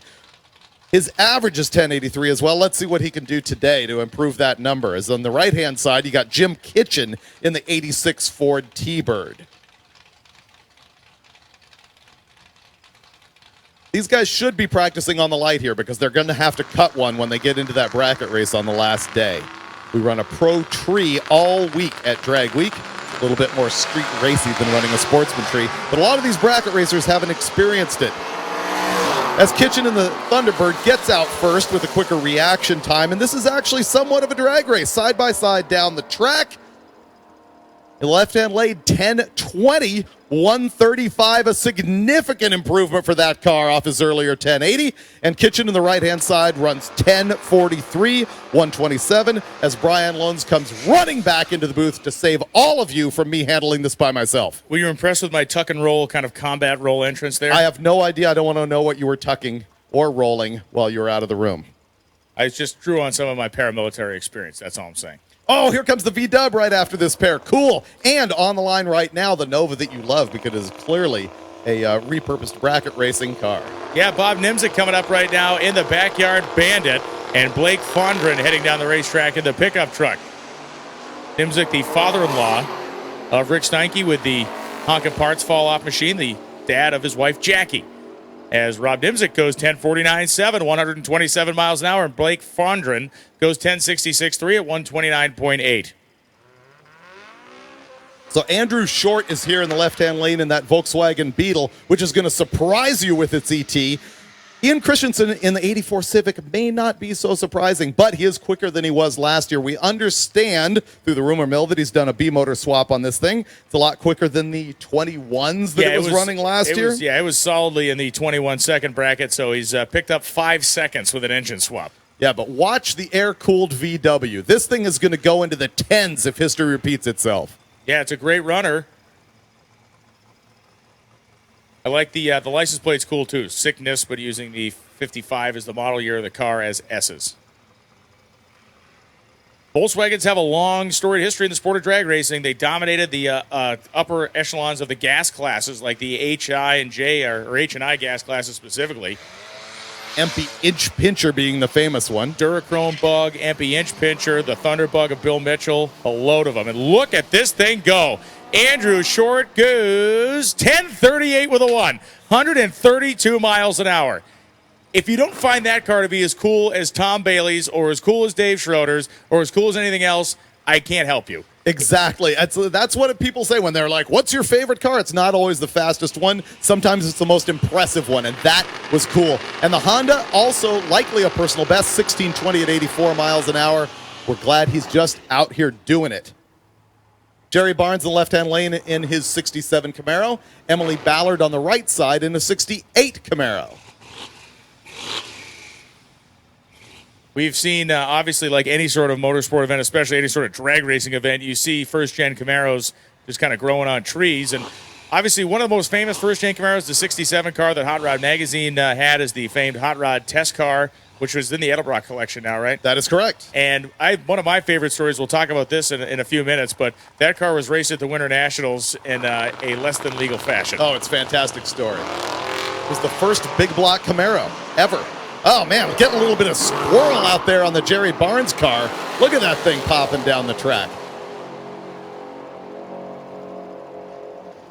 Left-hand lane, 1145, 123. Right-hand lane, 1115, 121. Not going to be good enough to make the field. Clark Strong in the left-hand lane's got that yellow Road Runner. It's a 69 model. On the right-hand side, Jacob Foster in the 72 Monte Carlo. So as you mentioned, and we started to mention here, that car, the Hot Rod Magazine 67 Camaro, was one of the first ones ever built, and it was sent to Hot Rod as an all-around project and test car. Became the first car to ever receive a big block swap, which is one thing. That big block was then freshened up to go race at the NHRA Winter Nationals in the late 1960s, and you can pick it up from there. And by freshened up, you mean putting together a very illegal, nearly 500 cubic inch stroker, which was a feat, by the way, back then when all they had to work was a small bore 396 block. So they entered this thing in stock eliminator. Super stock. It might have been super stock. Yeah, probably super stock, because they ended up going against Bill Grumpy Jenkins. And then, strangely enough, they ended up. He goes up into the tower. He's like, guys, I have to give you the truth. We are cheating with that car. It is way out of control. We never expected it to go this far. You need to give Bill Jenkins his round win back. And they did two things. They eliminated Hot Rod from the competition, and they did not give Bill Jenkins his round win back. And so that is why Grumpy was not really favoring Hot Rod Magazine for quite some time. Although I think it was Carcraft Magazine where Terry Cook talked him into doing the nude photo shoot, or nearly nude, the bikini shot on the bearskin rug. Yeah, I have that at home. Yeah, grizzly Super sight. stock and Drag Illustrated story, I believe. Yeah, if we actually wanted to do something much more gruesome than that in coming months, we could do the Brian Lone centerfold. What do you mean could do? It's already been shot. Oh, man.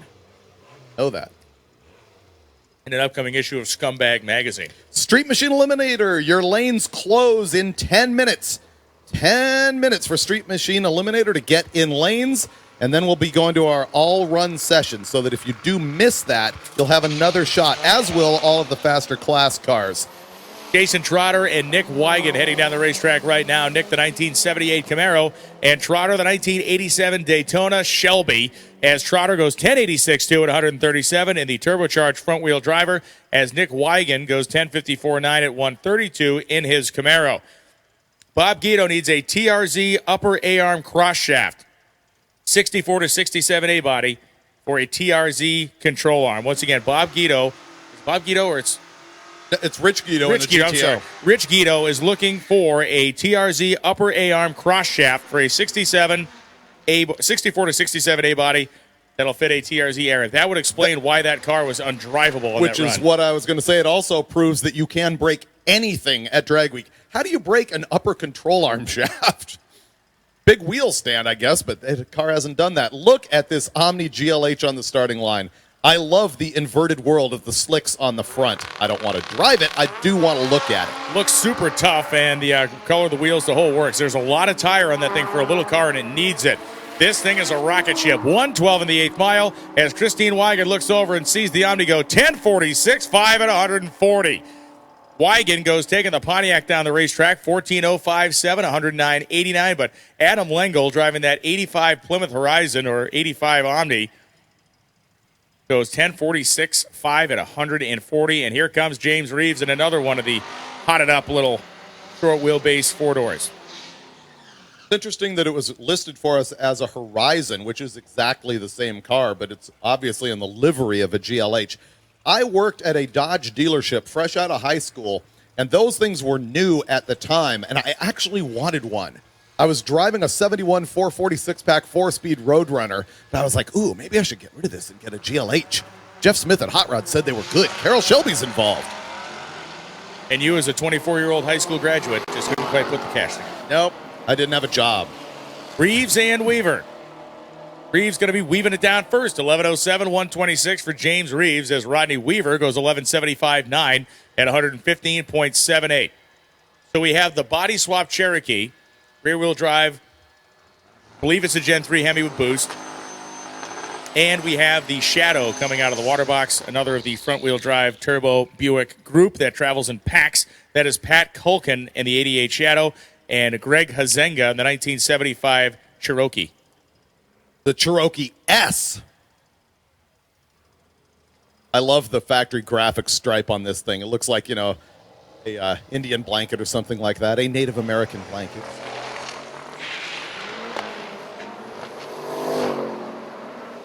Ear jamming fun over there for Hazenga. And 1062, 130 miles an hour for Hazenga as Culkin goes 1142.8 at 115.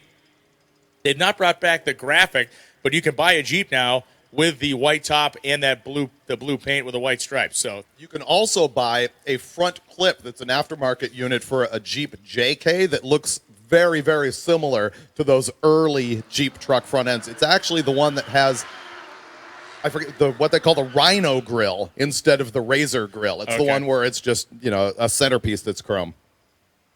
Here comes Dave Veldman, the 1972 Volkswagen Squareback station wagon, powered by an Ecotec 4-cylinder engine mounted in the back where the original 4-cylinder would have been mounted, with the Mini Light style wheels on it, just enough patina and rumpled panels to make it perfect. A little bit of rust around the drip rail up there. And it does have the factory roof rack, which these guys are using. They have their stuff stacked on top of this sucker going down the road. When I was a little kid, I went to Disneyland with a friend in one of these. And on the way home, we were messing up in the back seat like you do, punching each other and stuff. So my friend's father grabs our Mickey Mouse hats and throws them out the window on the freeway to punish us and shut us up. So that is my tormented childhood memory of the Squareback Volkswagen. Man. Show me on the doll where he hurt you. I was hoping at this point that you would actually have some pity on the psychological damage that's happened in my past and that you would stop making fun of me worldwide. I do, man. I just showed it in a different way. Did because we love. The Oldsmobile.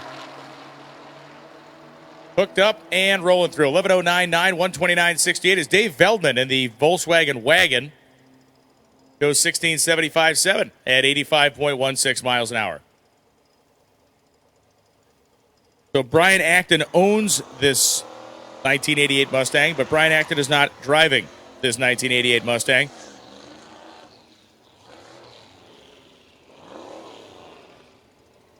'94 Chevy Caprice wagon on the right-hand side, which is the B-body platform that I have scientifically proven is the best off-roading passenger car platform there is. Remember I was making a big deal about that 6.2 powered Mustang and everything like that? Go ahead. He's just totally trolling us because it's a Ford 6-liter LS motor. Okay, there you go. Right. Thank you, Rye. That was good. Could you eat a little bit of crow on that? Oh, I got trolled. I ate it up. All coming from outside the booth, not from inside. Oh, it was coming from inside the building. Brian Acton goes 10-0 in the other lane, 13-10 out of the Caprice wagon. Now we got Matt Jones here in the 76 Firebird on the left-hand side. He was a competitor last year. The car looking considerably more clapped out last time. This time, it is the official Screaming Chicken. He's got the logo on the door of this thing. He's got big block power. Big block Chevy power, that is. And on the right-hand side, Lindsay Whitek has a 2017 Ford Mustang. Brian, you'll notice that I'm practicing with just the confident pronunciation of people's last name, even though I'm totally slaughtering them, because that's one of the tips I picked up from you is just own it no matter how wrong it is. You got to go in with the confidence of George Custer, and you'll probably leave with the same results. But you enter the field of battle just headlong. Don't look back. Apologize to no one. I am Atlanta, you are Sherman. 70. I feel like my personal preference on Firebird, 73, kind of a peak look, 71 to 73. But the 76 front end is good. It kind of falls off for me after that. I'm not a big 74, 75 guy, but I like the 76 nose. I'm okay until it gets into like the 81. Yeah, that's rough. Yeah. Burt Reynolds, rest in peace. Yes. Interestingly enough, when I was a little kid, it was not Smokey and the Bandit that really got me pumped. It was Hooper. You ever see Hooper, Brian? Mm-hmm. Yeah. That was cool. Hooper's good. World's greatest stuntman.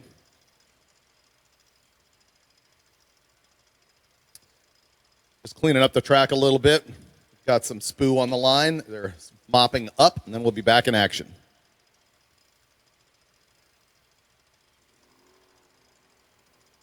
Technical term. That's an acronym for spilled petroleum oil object.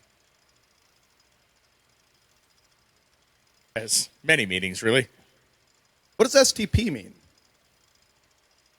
Oh, I've stumped him yet again. Hold on. Something treatment petroleum. Scientifically treated petroleum. Yeah. Andy Granatelli, the man. You ever see that? It was his brother, actually, that commissioned the thing, but that turbine-powered late 70s Corvette. Oh, yeah. absolutely. They were trying to sell that car for $700,000 in the 70s. I wanted to buy 2. Yeah. Street Machine Eliminator, your lanes are closed. Street Machine Eliminator, lanes are closed. So if you're not in right now, you're going to have to get in on our final all-run session that will be coming up after we run the cars out of lanes. Lonnie Grimm says, Street Machine Eliminator lanes are closed. And by the way, if you're wandering the pits and you've got any kind of questions or you just generally want to get roughed up even worse than Brian's treating me, you're going to want to walk over to Keith Turk, who will almost certainly criticize you within the first 15 seconds that you've met him, and then he will become your best friend and solve all your problems for you. See Keith Turk out in the pits if you've got questions about Drag Week.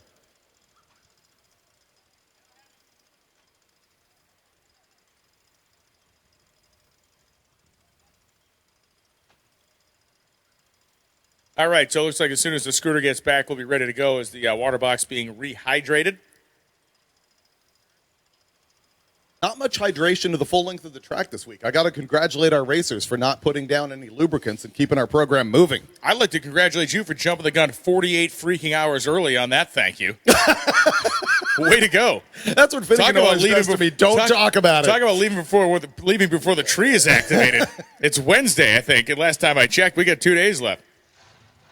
But to your point and to your credit, I agree. It's been well done, and it speaks to the fact that this event in many ways is kind of self-policing in that respect. If the stuff blows up and leaks out before you get here, it can't leak on the racetrack.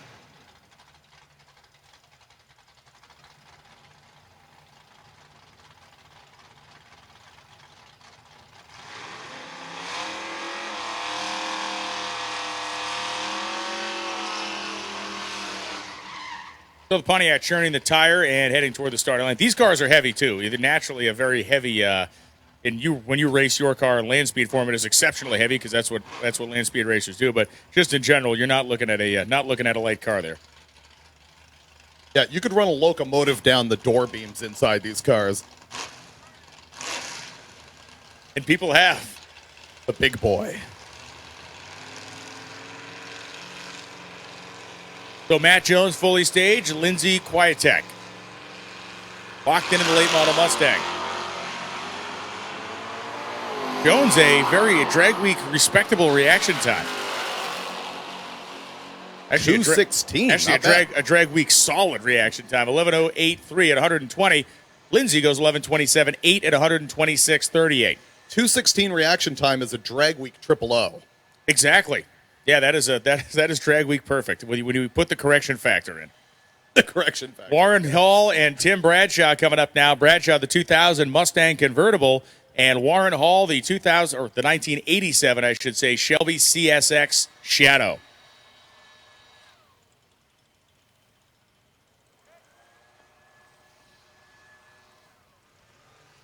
Of course, the late Carroll Shelby, just an incredibly interesting guy. I mean, he's loved and reviled and praised and mocked and yelled. I mean, a guy who lived the lives of 10 men, really. When you read about his life and everything he accomplished when he was a world-class road race driver, driving for foreign manufacturers around the world, doing all kinds of stuff. Rob Tansey. You need to visit the time slip area. Rob Tansey. We're being summoned to the time slip area. Carroll Shelby was a very close friend of Robert E. Peterson, the founder of Hot Rod Magazine, and to hear those guys sit around and tell old stories, mind-blowing. So Warren Hall and Tim Bradshaw get down to the stripe. 11:38.3, 119 for Bradshaw. Hall goes 12:99.9, 112.71. Obviously, Shelby was not a drag race-centric guy, but drag racing did kind of follow him through in a kind of a weird thread in his life. GT350s, they produced a half dozen of them that were drag race-specific cars that were modified to be good on the drag strip. And, of course, the Shelby Dragon Snake Cobras, a handful of those were produced. There was the Shelby Super Snake car that Don Prudhomme raced in the top fuel ranks over the years. And, again, not his total focus, but drag racing and Carroll Shelby do have a bit of a history with each other. Snake having recently restored that car. That top fuel dragster? Yes. Which is a great-looking car, but I don't think at the time it ran worth No, but it was all that red, white, and blue striping and all sorts of stuff. Jacob Nicholas and Mike Conforti going to the top end. Conforti going 10:41.3, 131. Nicholas going 12:59.3 at 114.27. Louis Barr and Tom Taylor coming up right now. Taylor, the 1979 Camaro. The two-door Variete. Reminiscent of Tom Hogshead's car. We talked about this last night, but for the first Brian, time ever. I could be wrong. I realize I've stepped on my foot many times. I think that's a Nova. What do I call it? Camaro. Oh, it is a 1979 Nova. Yes, I meant to say Nova. Winning! Referencing Tom Hogshead's car. We have not seen Tom this year. He's on vacation with his family. Vince Rash also not here this year. So those were two of the OG guys that had not missed one of these things. And I guess all streaks come to an end. Making some new friends this year. Hopefully we see Tom and Vince back in the years to come.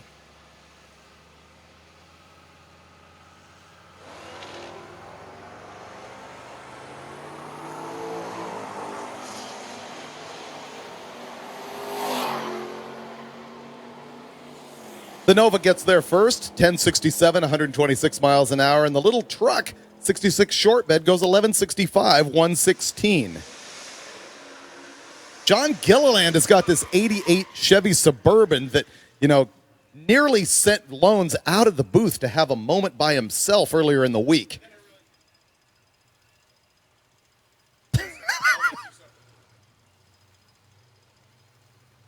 Cody Walker on the right-hand side, 71 Dodge Dart Swinger. But watch the Suburban. Once again, not the fastest car at Drag Week, but one of the coolest.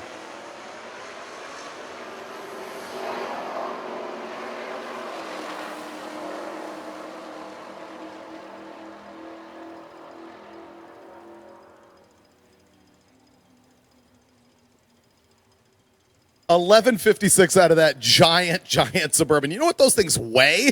That is just a lot of fun.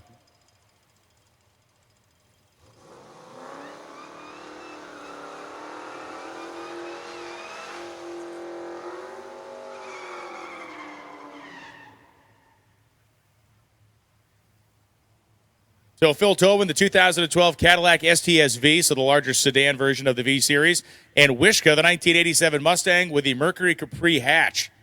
The Capri hatch is actually a functional upgrade for Drag Week because it buys you some more interior space. It has the windows kind of pushed back. The whole thing's a little bit moved to the rear, so you probably pick up a little bit of storage space by going with the Capri-style rear window instead of the flatter Mustang-style glass. Be running until about 2 p.m., I believe. I'm not sure what Lonnie's official ruling is on this. Typically, we have kind of a floating end when the staging lanes empty out. As Phil Tobin goes 11.909, 117. Wishka goes 11.039 at 112.44. And again, always a lot of high drama that comes into effect during that third session with racers that have not made the pass they wanted to make. And they will come out here and make one last swing for the fences to try to get a representative run to hand in to the girls here in the timing tower.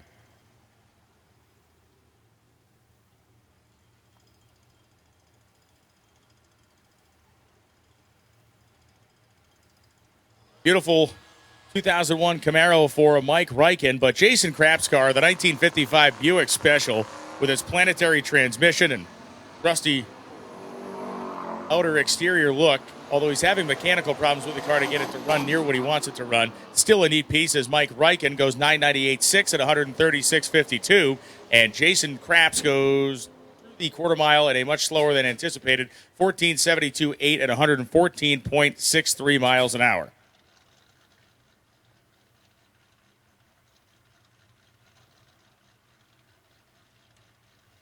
Tim Zapp in the left-hand lane with the 09 GMC Canyon. And in the right-hand side, one of those minivans that can tend to surprise you, Daniel Hemingway in the 89 Dodge Caravan.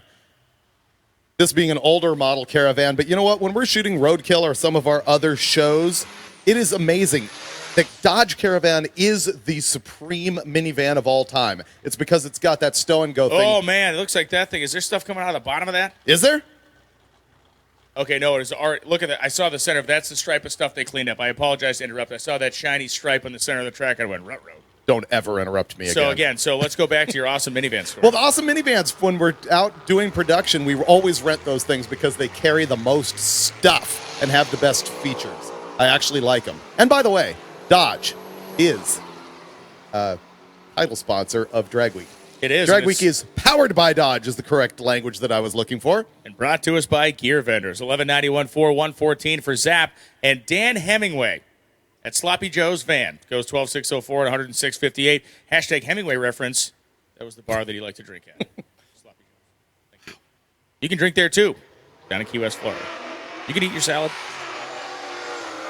No, you may have my salad. That is health food as far as I'm concerned. Go ahead and consume that, Brian Loans. Ray Mohoff on the left-hand side has got that 17 Chevy Camaro. Doug Johnson on the right, the 87 Ford Mustang. And once again, we still are running in our Street Machine Eliminator category.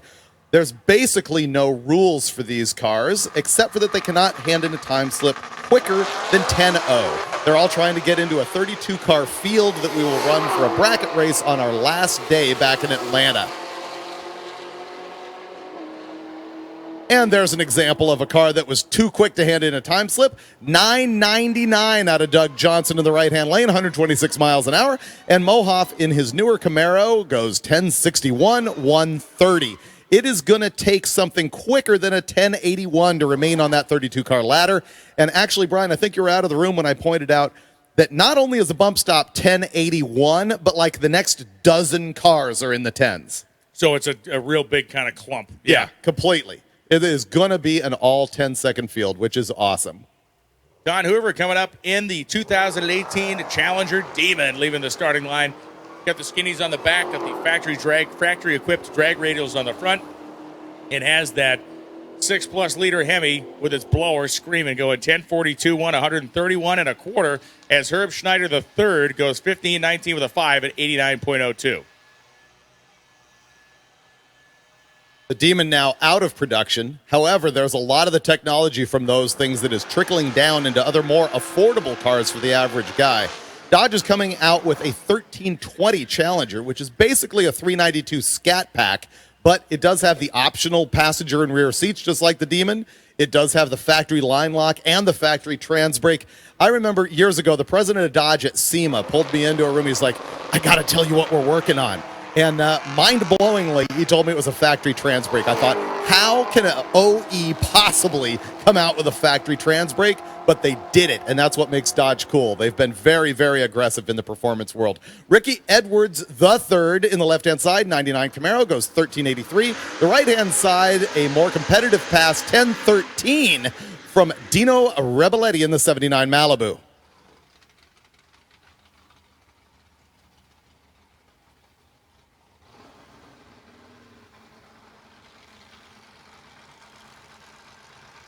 Just a reminder, Street Machine Eliminator, your lanes are closed. Bonnie will let us know when we're ready to open them up for the all-run session. Here comes Clark Lamb rolling up the 1968 Plymouth Barracuda. Leaves with the wheels up in the air. He had basically like a serving dish bolted down over top of the carburetors the other day to keep the water out of him as he was driving down the road. Now he has removed the serving dish and he has added himself a 10.708, 123 mile an hour lapse time in a wheel standing Barracuda. 1161 3117 for Lynette Jankuski. Vega action happening right now. Jeff Butland, the 1971 Chevy Vega, and Mike Waub, the 2014 Mustang GT. Get the whole kind of Stormtrooper look going on with its white paint, black wheels, and tinted windows. Awesome stick shift launch there for Mike Wobe as Jeff Butland runs down the 71 Vega on the zMAX side. The Vega making a nice back half move there, but will not be quicker than the Mustang. 1066.8 at 131.37. Jeff Butland 10.901 at 129.6. Al Nemitz and Carol Barhorse coming up now. Barhorse, the 1974 GTO. We saw Carol and her group traveling at a very low speed during the driving rains the other day, like everybody else was. Alan Nemitz, the 2014 Mustang zMAX side, in red. Street Machine Eliminator, class that really is the only class that we qualify anything for here on Drag Week. We'll go into that 32-car Eliminator on Friday.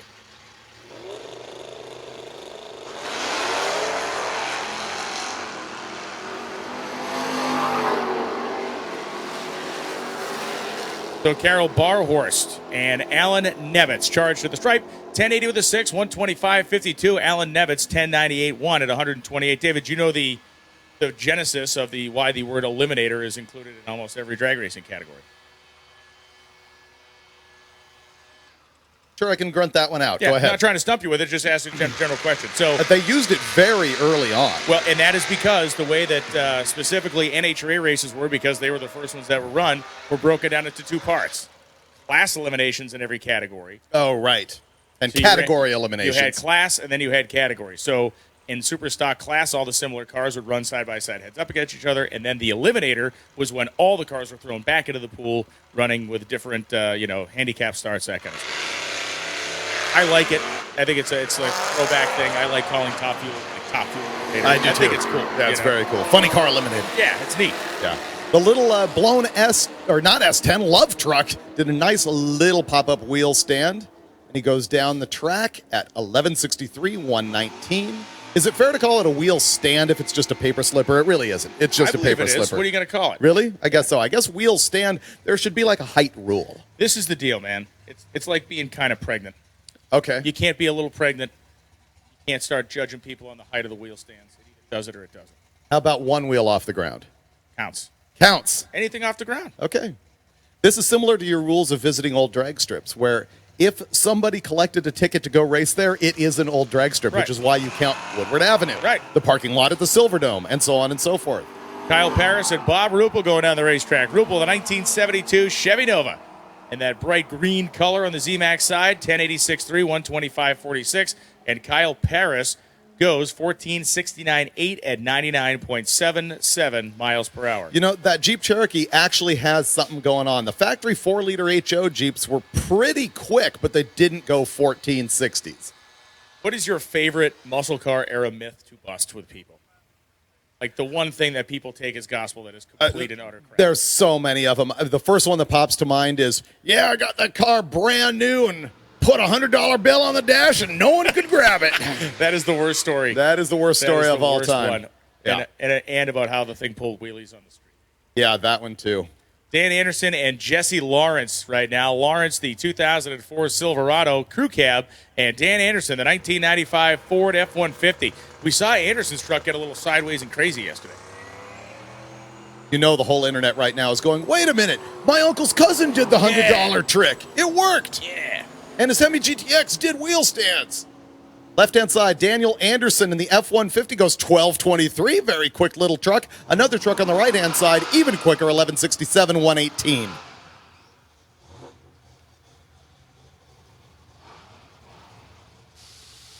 Yeah, $100 bill in the dash. Jason Eater and Alan Maga coming up right now. 1970 Chevy C20. Quarter-ton truck over there. Got the big old full-floating rear axle in it. And nitrous. Nice. That was cool. You don't expect that from that, Gardner truck-looking thing. And Jason Eater, the 1979 Malibu, looking nice. Pulls off the starting line with air under the front tires. And wouldn't you know, the big old truck's trying to hang on his bumper. Meanwhile, the big old truck, slowing down now. Apparently the brakes on as Jason Eater goes 11.22, 112. And the truck, I believe, only brakes on because it doesn't have a bar in it. Doesn't want to go faster than he needs to.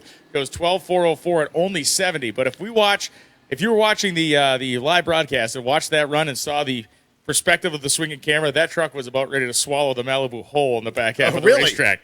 Well, look at its 8th mile time, 6:83, 98 miles an hour, not bad. Being told by a listener, watcher, James Pringle down in Texas, the Jeep has a single turbo on it. Oh, there you go. Little turbo on that, probably 4-liter Jeep. I hope it's not a 2.8 V6. Every 2.8 V6 should be shed from the earth, by the way. Oof. Yeah, those are bad. I had a buddy in high school that had a... Really? That's breaking news. My one friend, yeah. Had a third-gen Camaro with a 5-speed and a 2.8 V6 in it, and he decided to put the large diameter IROC exhaust on the back of it. Oh, man. Was just super great. That made it just removed any semblance of anything to that car. It sounded horrendous and made no sense. B-Mount and Fred Cernan going down the racetrack. Cernan, the 1964 F100 truck with its 460 engine. Not hot enough to stay with the 1970 Mercury Cougar of Kyle B-Mount. 12:34 at 110 miles an hour as Fred Cernan goes 14:42.9 at 94.95. Even Mercury got into the drag racing act back in the day with the Mercury Cougar Eliminator. Well, let's talk about the very first funny car. Flopper funny car. Well, so Fran Hernandez was the racing director for Mercury at the time, and of course he's a guy that has incredible history all through motorsports leading up to that point, and he really skyrocketed what a funny car was going to be because at the time the Ram Chargers building the Alta wheelbase stuff, Chevrolet wasn't doing a whole lot of any sort of factory stuff, maybe working with Dickie Hare a little. But all of a sudden Hernandez commissions the Logie guys at Logie Stamping to build a chassis and has the bodies made and flip-top funny cars appear in the mid-1960s. And I bring it up because the very first one was a Comet. Yes. Yes, a fiberglass Comet. I am getting great news that I will report as soon as these cars cross the line. Right-hand lane, 1128. Left-hand lane, 1549. Jacob Davis from Hot Rod is informing me that Crampton and Lindbergh have their car together and are heading for the lanes. Should be about 25 minutes. They will have to get in lanes with everybody else, I suppose, which is going to be in the all-run session after we finish Street Machine Eliminator. But what we're talking about is that 57 Chevy that is powered by what is very close to being a top alcohol funny car engine. So you're going to want to stay tuned for that and spread the word on the live feed because that is going to be good. And so is this CUDA that's on the line right now. This thing just has a look that Brian and I really love. Rick Hardy does a 165 short time in that CUDA. We believe it to be 440 powered, and as it goes through the lights, it's 1139 at 110 miles an hour. Didn't we see that thing go 9s the other day? I can look that up. Yeah. I don't recall. So Hardy goes through the traps, 1139, 110, and frankly, he may not have a bar in there. That may be why he's taking it easy, but I thought it went 9s. 13:53.9 at 101 for John Martin in the Trailblazer SS.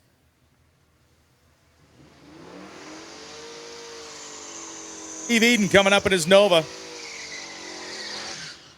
Eden rocking the old school square style snorkel scoop. The CUDA ran 1074 yesterday. Okay, 1074. It's close to 9s.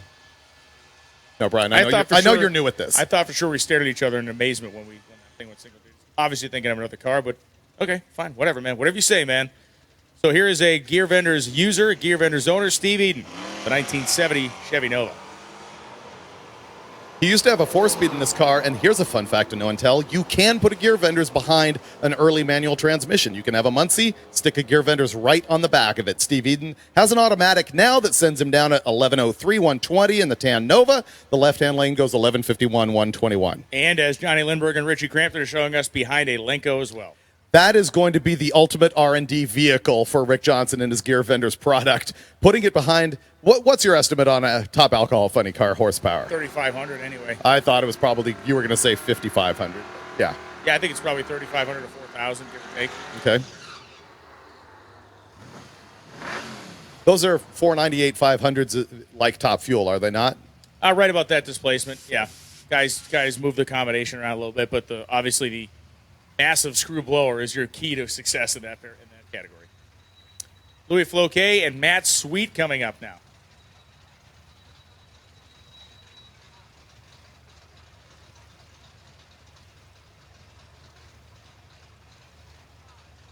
Rob Tanzi, we need to see you in race control. Rob Tanzi, come see the Goyles up here in the timing tower. No, listen, you're going to leave that sign up here. We're like Anchorman. We read the sign as it is written. Delivered. Yeah. And by the way, thank you very much to all of you actually working the time slip booth. This is amazing. We did come clean on the fact that we totally botched the motor in the Mustang. Yes, we did. Yeah, and LS power. Also, let me say this. Let me apologize because Bill Fowler, our friend, told us what your occupation is, and I'm very sorry if I offended you or made you angry in any way. And it was his fault. And if anything bad happens, it should happen to him.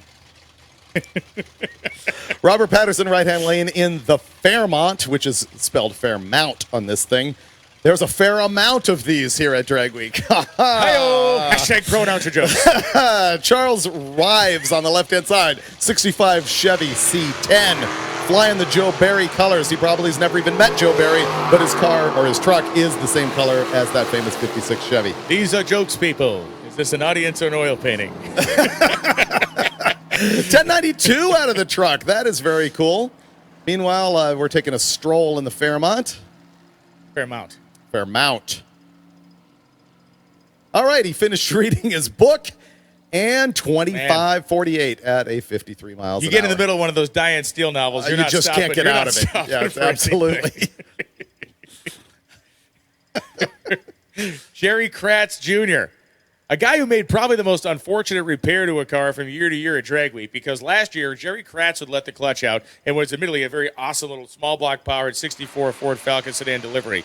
And the rear axle would literally rotate to somewhere below the bumper before being dragged back in by leaf springs made out of some sort of modern elastic, gummy steel. Doesn't do it anymore. The entertainment value of other people's incompetence is fantastic because it makes us feel so much better about ourselves. It really does. Is Rob Goopel going to pull up next to Jerry Kratz right now? Dude at home raced one of these things for years with a really screaming little 347 small block and a Doug Nash 5-speed in it. It's a cool car. The sedan delivery being fairly unusual. One of the earliest cars I shot as a feature for Hot Rod Magazine was actually a two-door Falcon wagon, a 64 or a 65. Really? Yeah. But that was fascinating information. 14.48.6 at 100.85 miles an hour as Jerry Kratz goes 13.42.7 at 105.94. All right, I want a good inside baseball story here from your Hot Rod era. What was the biggest editorial, inter-office fight you got in with something that you wanted in the magazine or did not want in the magazine? Well, I have a little bit better one than that. It wasn't, I had a situation once when I was the editor of Four Wheel and Off-Road magazine where I created a cover and management looked at it and said, this is fantastic for 4x4 Power magazine. And they took my whole cover and they ran it on a different magazine. Whoa. And I had to come up with something else. But actually the best one was, I was the editor of Carcraft magazine, and I believe Ro McGonigal was the editor of Hot Rod. And there was always sort of a rivalry between those two magazines. If you were on Carcraft, you wanted to beat up on the big boy, which was Hot Rod, and Carcraft's always been sort of irreverent. And so we had a cover that sold fantastic. And so management went to Ro at Hot Rod. He said, see this Carcraft cover? This is what's selling. You need to do something like this. So McGonigal, being the rebel that he is, it was like, okay, watch this. He absolutely carbon copies the cover that we did on Carcraft.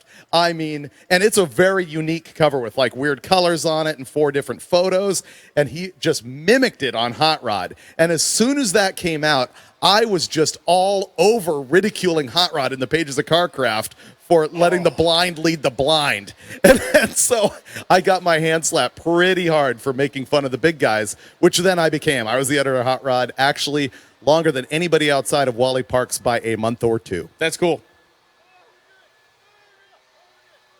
So a whole bunch of water apparently left on the starting line, as you can see the shot there on the Dodge Gear Vendors live feed. Yeah, the Dodge Gear Vendors live feed. Lake. Hey, everyone here on site at zMAX. Don't forget that you can watch Drag Week for the rest of the week. We're racing for 2 more days, and you can watch it on this live feed because you've enjoyed this level of entertainment so much. Wait till you see it on a screen. Oh, man. Yeah, you can download the Motor Trend app, and it is free to watch. And we will send you push notifications to tell you when the really good stuff is coming up. So check that out. You can also see it on hotrod.com, where you can get photos, results, videos, and everything else related to Drag Week. And you can also watch the live feed on the Motor Trend channel of YouTube. And remember, racers, you must make the first checkpoint this afternoon, and it is a good one. Pat Musey Racing Engines has an open house today for us. Total Seal has stepped up to provide some refreshments and food and all that other good stuff. So you're going to want to go over to Pat Musey's place, oogle, touch, and rub up on some of the most gnarly, bad mamma jamma engine parts that are existing in the world of drag racing today. Get your photos taken, maybe see a dyno rip or 2 at the cell, and then hit the road. When you leave Pat Busey Racing Engines, you can stick with the Hot Rod prescribed route if you'd so desire, or you can simply plug in your GPS where your hotel is and go that route. We are allowing the freedom, if you will, of making the drive in any way you'd like. We talked to Michael Deere. He said, the quickest route does not vary very much at all from our route, but we are giving people that option. To give you the short version, you must take the route to Pat Musey's shop, get your check-in, and then you are on your own tonight. No punishment for going off route after Musey's shop. And in terms of what the rest of the week looks like, we are taking this obviously by a day-to-day basis, making adjustments and or edits as we need to. But looking ahead at the next couple days of forecasting, it does appear that we have a better than average shot of getting everybody down the racetrack at each of the remaining days. It is a day-to-day basis. You know, every day I spend with you, I just keep thinking to myself, one day at a time. One day at a time. Well, I keep hearing stories about how you're the longest standing editor of Hot Rod Magazine and thinking, now I know what's happened. Now I understand the degradation of things. I don't follow. How it all went downhill. Well, that's why it's like, I was there longer than everybody. And that's why it ended up the way it did, because you steered it there. Second largest car magazine in the world, Brian Loans. Second, eh? Motor Trend would be number one.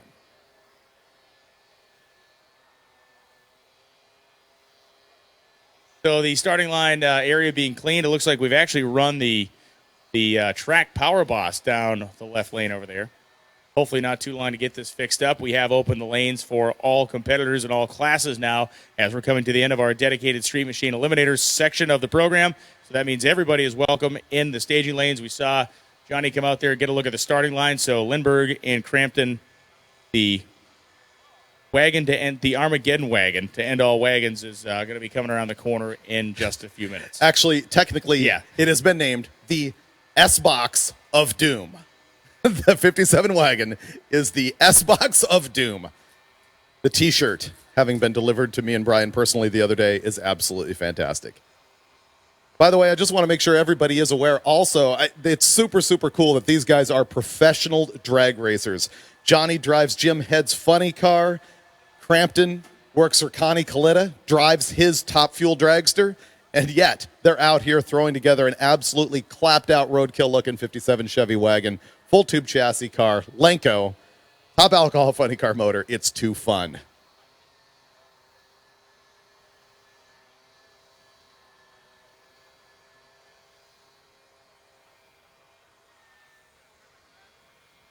I bet there's more cars this year running gear vendors than there ever have been. I mean, this list is huge. I remember when Rick used to come to me, Rick, the owner of Gear Vendors, with like a hand-scrawled piece of paper. It's like, oh, man, these guys, you know, there's 13 guys running my stuff.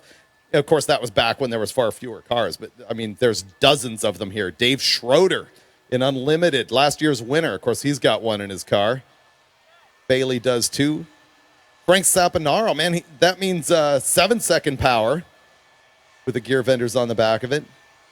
Down to like Heinzelman, 70 AAR Cuda with the big block in it. They have a new unit actually for the Torque Flight. I don't know if he has a Torque Flight in that Mopar. Some guys run a Turbo 400, a wise decision. But they have a new, shorter output shaft for the Torque Flights, and I actually appreciate that because it can help with packaging under there and get a little bit of a longer drive shaft, which surprisingly enough in those cars can actually help. My Super B's got, I suppose it's fixable. It's got a little bit of a drive shaft shake in it after I put the Gear Vendors in because I probably needed to readjust the pinion angle and didn't. TMI. Yeah. Yeah, the Torque Flight has that awesome propensity to explode. There are some fantastic photos from the 60s. What happens if you're doing a burnout in first and let the tire actually hook up? It rolls a sprag somewhere in there, and yeah, one of the drums ends up spinning like 5 times speed, which turns it to like 30,000 RPM or something, and if it's not a billet drum, it comes apart in spectacular fashion. You saw that in the early days of funny cars out of some of those altered wheelbase cars that were running automatics, where they would have just left the whole thing on the starting line Alliance. And there's actually photos in the Hot Rod archives of guys who shot parts through the roof of the car. Yeah, it is a leg grabber, leg killer. Yeah, Ron Mancini, the famous photo of Ron Mancini's car. It's a Belvedere or a Coronet, maybe. You can just see the nose of it, and then you can see the entire transmission or what remains of it laying on the starting line. That was from the 1970 U.S. National. Also about the time neutral starts were banned. Yeah, you're right. Yeah. No, that was a thing at one time. Neutral drops. I think neutral drops, and you had guys like Pete Robinson back in the 60s that used to launch their dragsters off of air jacks. Really? I didn't know that one. Yeah, Pete Jackson had air jacks on his car, and it would take the car, it would pre-stage the thing, hit the button, air jacks would come down, lift the rear end about 1.5 inches off the ground. He'd hammer it, dump the jacks, and send the car down the racetrack. I used to do that with my moped. I know exactly what you're talking about. It was perfect. You know what the no neutral slam rule actually created? The clutch flight and the clutch turbo, replacing the torque converter with a clutch. And then later on, of course, It went the other way with those Lenkos when people took the clutches out of them to put torque converters in them. Yeah, converter drive's the hot setup now in many classes, including alcohol funny car. Lots of cars making the conversion there, especially in Pro Mod. Russ Bradwell and Tyson Ledford coming up right now. Ledford, the 2003 Tahoe. Where did the twin-turbo Suburban go? We haven't seen that thing at all. Oh, good call. I don't know. I wanted to see that thing run. Somebody took a full Suburban, caged it up, twin-turboed it, LS power. I wanted to see it go down the track. And trouble for Bradwell as the car was accelerating, then stopped. Meanwhile, the big honking Tahoe is going to thunder its way down the zMAX side of the racetrack as Ledford goes 12.96.8 at 95. Bradwell goes 13.74.6 at 98. There's a great story in one of the drag racing magazines I have in my collection at home, where it is literally two opposing pages, and it's Pete Robinson saying why jacks are safe and awesome, and it's the other side of Don Garland saying this guy's a giant idiot, don't believe a word he's saying. Oh, wow, that's pretty great. Yeah, it's pretty neat. One of the cool things about your magazine collection is you've got so many non-Peterson publications, and because they weren't under the thumb of Wally Parks, they were able to tell it like it is in a way that sometimes Wally didn't. He wanted to keep every crash, every safety rule, every controversy out of the public's eyes so that he could legitimize the whole sport, whereas those guys were the print version of today's internet. Right, exactly. James Kurtz and Chris Scharfenberger going down the racetrack right now. Scharfenberger gets there first, goes 12.55.8 at 113, and Kurtz goes 13.29.6 at 108. I believe you should catch up with Scharfenberger with the whole burger connection. You guys may be related. The Fries and Scharfens got together at one point and made the burgers. Weak. I think that's possible. You're what? You're named after what? Freiburg in Germany, something like that? Freiburg, Germany, yes. Yeah. I met some guys that were spectating here at Drag Week that were from Germany. And I asked, have you ever been to Freiburg? They said, yes, as a matter of fact, I went to school there. There's also a beer known as Freiburg. Is there a Loans beer? I don't think so. No. See? But I would rather have no beer than a horrible, crappy beer named after myself. As Wayne Wills goes 10.55.4 at 135.28. And A.J. Rotella on the 65 Nova goes 16.67.7 at 83.4 miles an hour. The Freiburger regurgitation is a very fine microbrew. Revenge and Freiburger regurgitation, both dishes best served cold.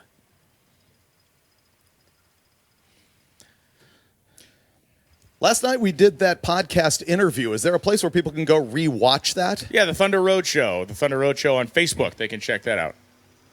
There is a Freiburg restaurant in Johnson City, Tennessee that we're heading to. Because when you think Johnson, you think Freiburger. You think Freiburger. Most popular menu item there, tiny wieners. Vienna sausages. Tiny wieners. 12.67.2, 114 for Brutella, and Barry goes 13.26.2 in the AMG Mercedes. Hellcat action, it's Wade Flack and Scott Abbott, so a pair of Mopars of different generations. Abbott is a longtime Gear Vendors user. He's got one installed in his 1970 Plymouth Roadrunner, a car that has become a staple at this event year in and year out.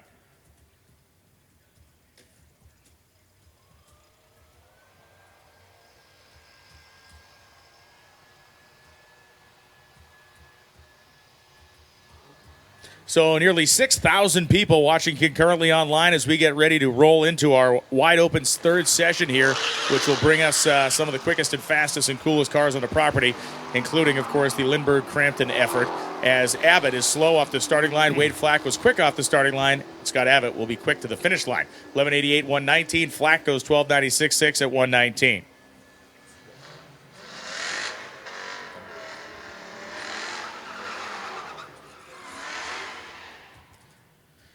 The brand new Mustang GT350, I believe it's an R model, the Shelby GT350R, and Zach Wicks, a 2013 Ford Mustang. I had one of these things as a press car like a year or two ago, and it is awesome.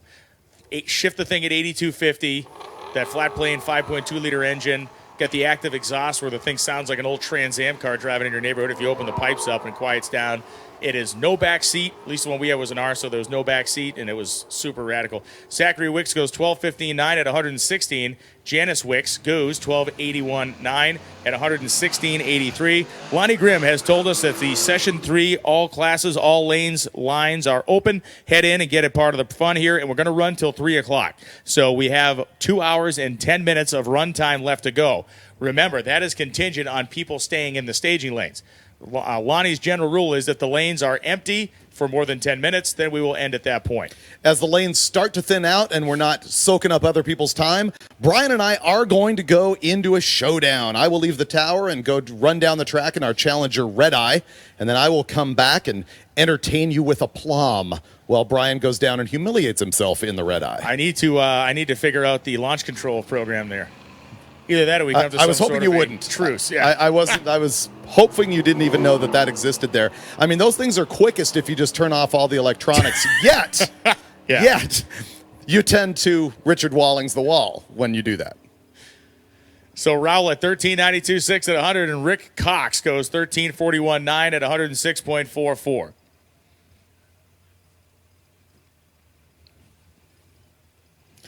Interesting. A guy on the live feed says you need to challenge Dale Jr. to do this event next year.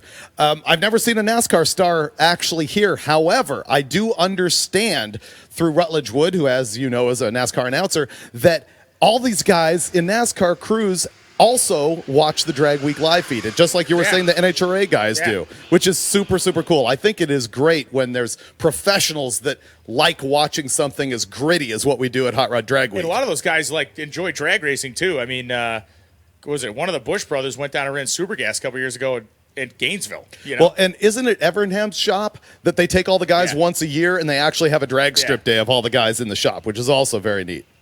Andre Miller and Devin Presley coming up. As we mentioned, the 68 Mustang and the 2014 model year car for Andre Miller.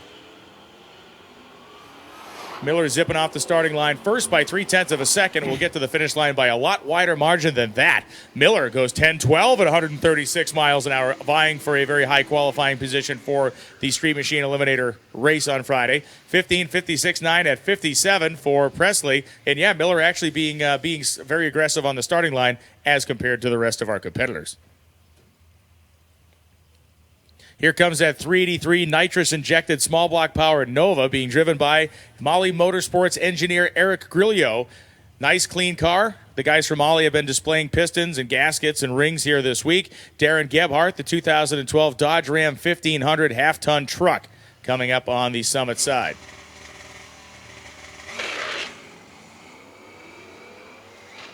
And by the way, Grillo is shifting his own gears. Watch the nose rise and fall as he works the shifter through each of the gates and heads down to the finish line 11:44.7, 111.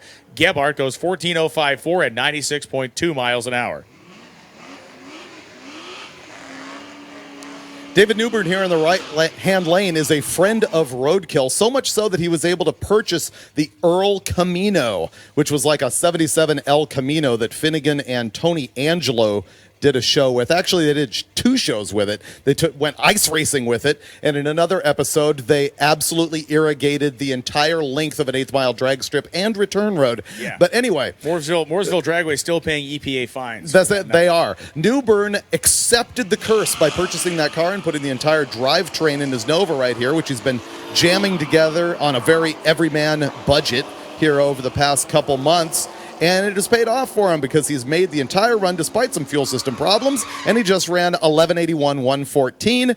David Morahan on the left-hand side goes 12:61.17 in his 13 Camaro.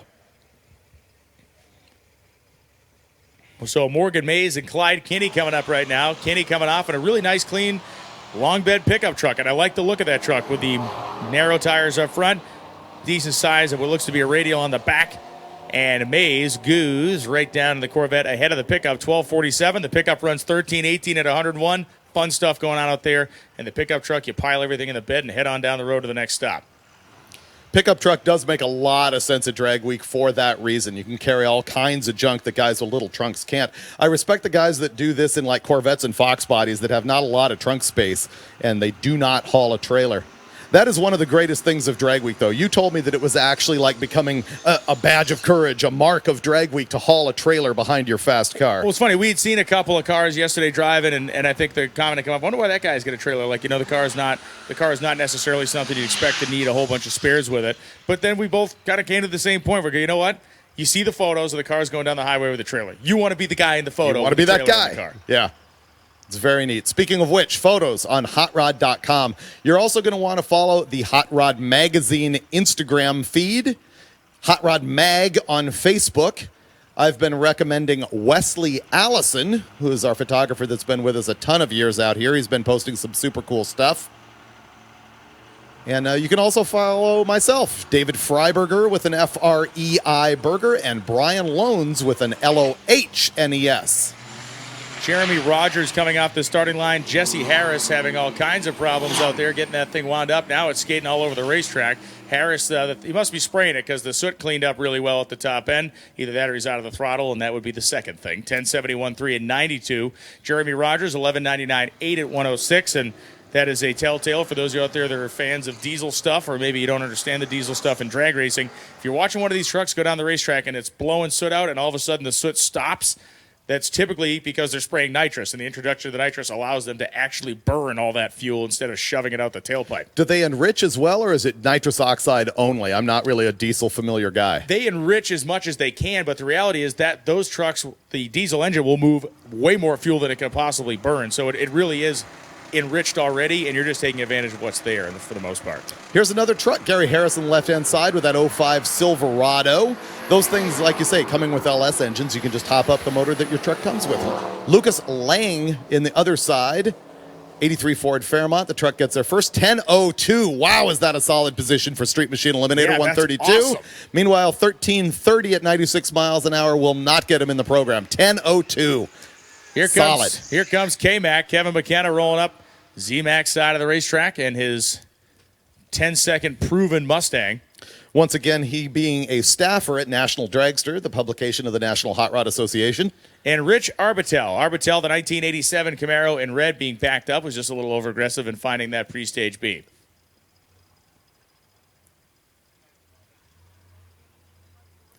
McKenna was looking for a 10 every single day on Drag Week. Did he do it yesterday? Went a 98, then he went an 88. Oh, wow. Yeah, this has a VMP blower on it, so a small screw blower on top of his Coyote motor. From the fine people at the VMP Superchargers, the Starkeys, well-known racers in the NMRA world. 1096 with an 8, 128 miles an hour. Our man in the Mustang is well on his way to that 10-second average that he wanted. Arbitel goes 1775 with a 1 at 78 miles per hour.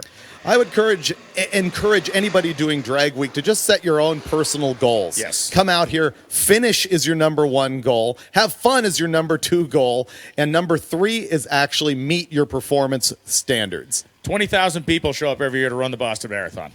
There you go. There's 5 people there that can win the thing. And you used to work that thing. Have you ever ran it? Come on, man. Clearly not. Come on, man. I got tired driving it. Heartbreak Hill, I got sweaty just sitting in the car riding up it. Andrew Netherland and John Gatliff coming up now. Gatliff having problems on the starting line. I think bogged down or something, they're leaving. As Andrew Netherland will go 11-12 with a 3 at 125.13 miles per hour. On we march. Our staging lanes are open for the Session 3 program that is going to allow every category of remaining car to come in the lanes and make their best shot at it. Lonnie Grimm telling us that 3 p.m. is going to be the cutoff of the afternoon and shut everything down. That 3 p.m. is contingent on people actually being in the staging lanes to compete. If the well runs dry as far as competitors go and we sit here for 10 minutes with no cars in order to save you, the viewer, from any more any more pain of watching us for 10 minutes extra, we would shut the lanes down at that point. So the message there is don't count on going all the way to 3 o'clock if you're thrashing in the pits. Know that Lonnie can shut it down at any time if we've got empty staging lanes. In the right-hand lane here, David Gallimore has got this 80 Ford Pinto. I was looking at it in Tech Day and thinking it was pretty cool because it's got a Super Coupe 2.3-liter turbo motor in it, a little 4-banger with a T5 5-speed. Jared Ball's in the left-hand lane in that 95 Chevy S10.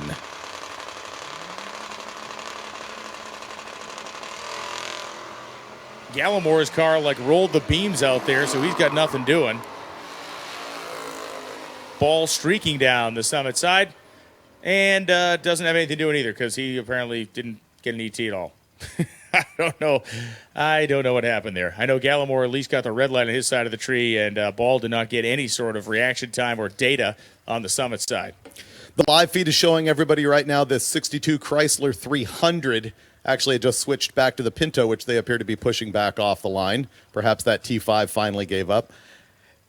So this Chrysler 300 is cool because it's lettered up with a Hot Rod Magazine lettering there, which is sort of a clone of the car that Hot Rod staffer Ray Brock drove in the 1962 NHRA Winter Nationals. It was a press car, and he entered it with its 413 cross-ram setup. This is a 440 with a cross-ram on this car, and Eddie Miller advised me that they have nitrous plates under each carburetor, to which I said, how convinced are you that the additional fuel will actually make it into the engine before the nitrous by a significant margin of seconds?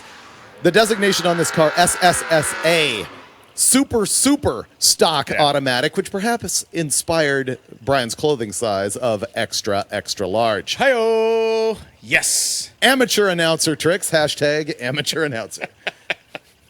The reality is, too, it's funny when you think about this car in 1962, that SS super stock automatic was designed and basically used for the highest horsepower to weight ratio cars that were available. Nice little wheelie out of Jared Ball in the left-hand lane. That does not appear to be Jared with an S10. Something's wrong in our computer. But the fourth gen goes down the track very nicely.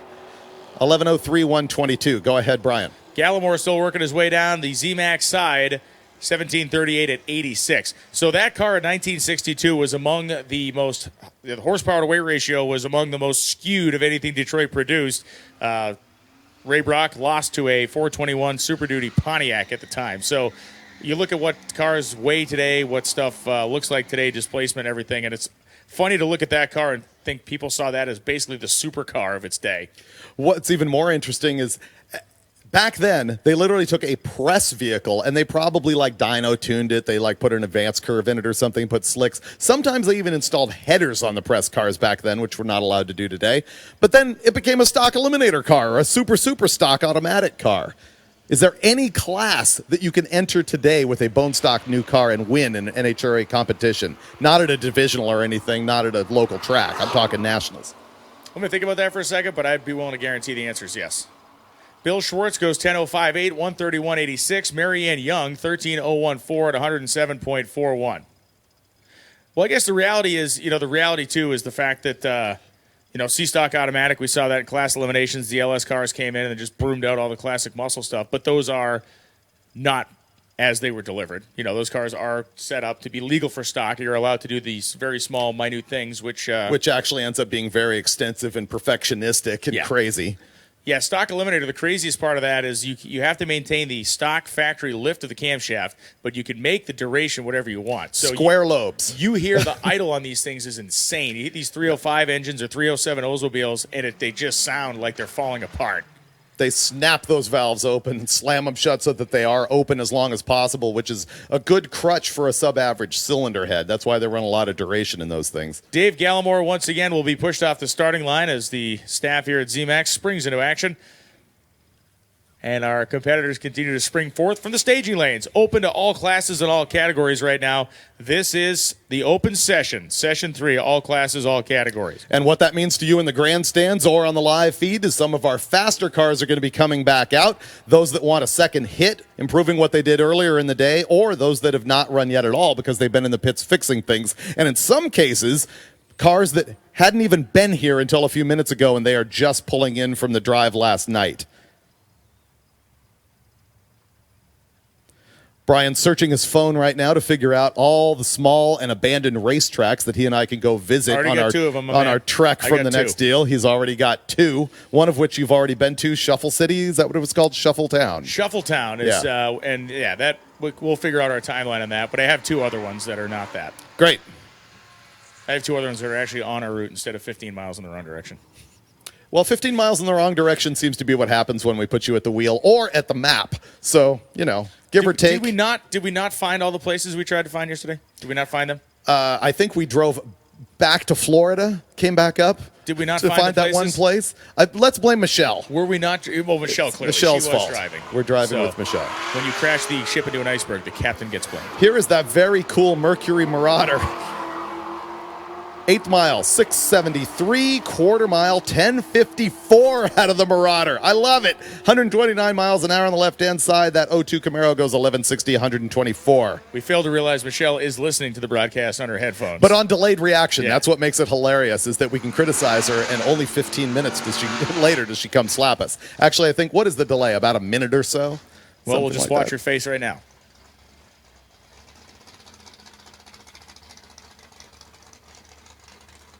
Getting now she got it. All right, we're good. Getting reports from Pat Busey Racing Engines from an unnamed source. The response is, "This place is a zoo. I can't tell if Pat is glad he did it or wants to put a hit out on everyone else." So apparently a lot of racers have left the track, and they're already at the very first stop. And Ricky Smith just walked into the shop. So Okay. Hall of Fame door slammer drag racer Ricky Smith now hanging out over there. Awesome. Everybody will want to stop by to do that. One of the ultimate mouths in drag racing, right? 1344-2, 102 from Daffrey and Ian Christensen in the Honda. Goes 1583 with the one at 84.62. So here in the left-hand lane, we've got Chad Spicer in that blue Dakota. He is the guy on the bump spot. Bump spot being 1081 for the 32-car field and Street Machine Eliminator. That's what it was going into today. If some cars sped up, that's going to change around. If others slow down, that's going to change around. So he's got to run a number to maintain his position on that 32-car ladder.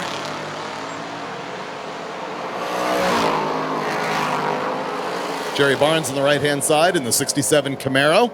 He's been here once or twice and goes 1021, 132, and Spicer does not improve. That is going to hurt him bad. He's going to need to pack that up and get it back in lanes in order to get in that 32-car field. Here comes one of my favorite freak shows of Drag Week that is smoking like a choo-choo train. It is on a 43, I think he said it was not a GPW, MB. not a Ford, but a Willys MB. Both Ford and Willys made these flat fender Jeeps during World War II. You can identify this as a World War II model by the glove box on the door. Really? Only the military models had that. CJs did not. M38s had a slightly different shaped one. These also have glove boxes on the rear fender wells that did not exist on the civilian models.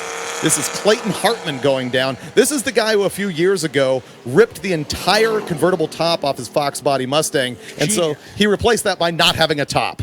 Sorry, I was watching Eddie Miller almost get mercifully run over by a tow truck. Better luck next time. So the truck runs 1205, 112 miles an hour. Tyree Smith in the right-hand lane, that 87 Camaro, 1113.91.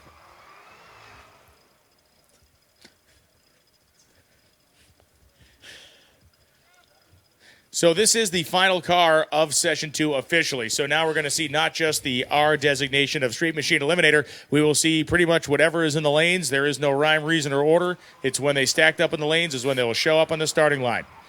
That is Phil Tobin, the 2012 Cadillac STSV. So the CTSV being the smaller car, the STS being the Seville Touring Sedan V model. This one with the same LSA engine, but problems is Tobin was way up by the center line at one point, goes 1751 at just 67 miles an hour. You know, those CTSVs are super cool, especially the wagons. I would love to have one, especially with a stick, but somehow the Cadillac just doesn't mesh with my personal style. A 76 Eldorado with a door falling off of it, that's the Cadillac for you. Does it have a pillow in the back seat? Because if I could live in it, then Right. that would be exactly Yeah, the along the Eldo- lines of Homeless Dave. Well, listen, my favorite story as a kid, and I bet many of you out there can relate to this, in Hot Rod Magazine, I read it 100 times, I wore the words off the page, was Caddy Hack. One of the most famous stories in Hot Rod of all time. Then they followed up with Pontiac, which was good, but Caddy Hack was it. They had that one photo of all of them at the drag strip, all the guys piled in the car, doing the huge front-wheel drive burnout, and it was just the greatest thing ever. Rear-wheel drive. That was like a Sedan DeVille or That's right, something 200 like that. So That was during Pat Ganal's time as editor, which is basically a brief snapshot. He was about 6 months as editor of Hot Rod Magazine. And you know what? He actually got removed over the swimsuit issue, the swimsuit issue, which then became an absolute staple of newsstand sales for that magazine, which is kind of hilarious. But Ganal put that together, and what it was a study of how fast can you go by losing weight, which is why they ran the thing with a dozen people in it, and then they took them out, and then they started cutting off body parts, and eventually ran the thing down the track on nothing but a pair of frame rails and a floor pan. Floor pan and a roll bar, yeah. And then they did Potty Hack later, which was basically just like wearing the same socks the next day. It was the same exact thing.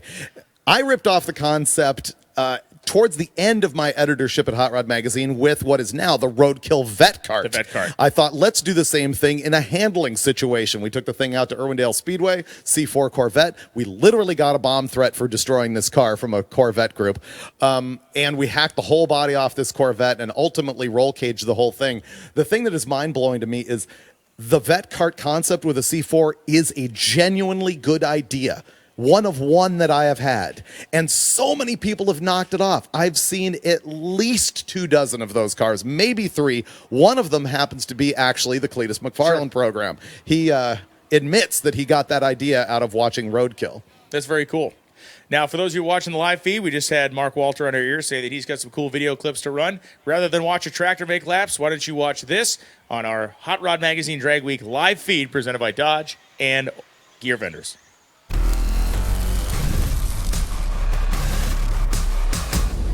Welcome to Darlington, South Carolina. We've actually got some beautiful weather today. You wouldn't know that there's going to be a hurricane hitting here in about 3 days. We were on the road last night and it felt like a hurricane. Downpouring torrential rain with over 300 and some cars that are about to race today. And we're going to take you back to the road, show you how crazy that was, and then we're going to come right back here and show you the highlights from the racing action today.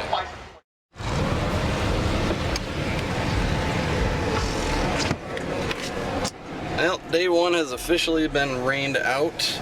All the competitors are heading to the next track. Hopefully these guys stay pretty dry, and we'll see you guys on the road.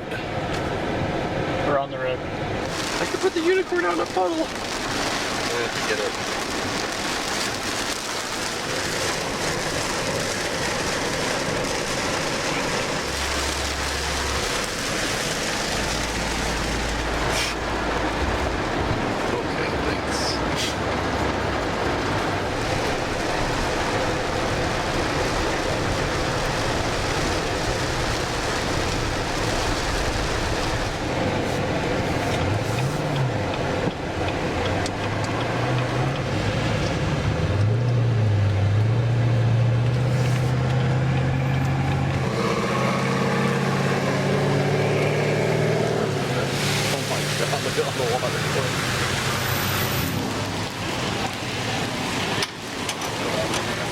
Changing plugs? Got an injector hung open. Oh, that's not good. It's driving! Can't see anything, just wait to the window. Oh man. Hey, you know what? It's moving, so hey, whatever. Yeah, exactly. You brought the wrong car for this forecast. I still haven't fixed the top from the last one. Oh no. Yeah, blew off 2 years ago and never put it back on.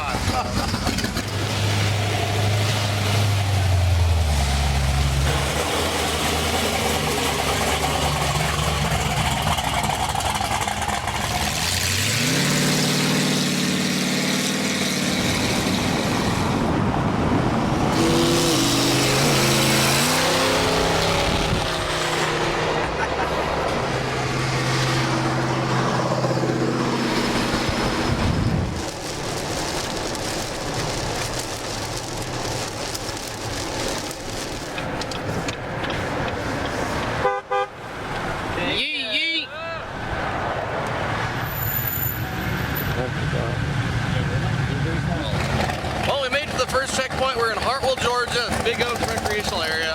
We met up with about 30, 40 of the racers. We're gonna hop on the road and follow something and get some real good shots. I think this Nova will do.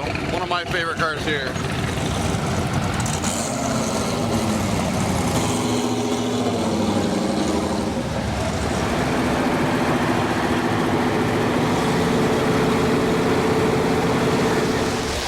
Welcome to Rain Week.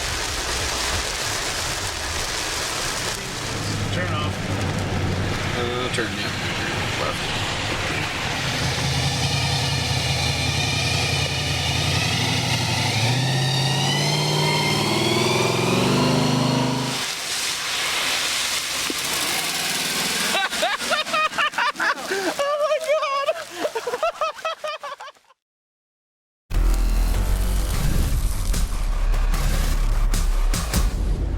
Welcome to Honey Path.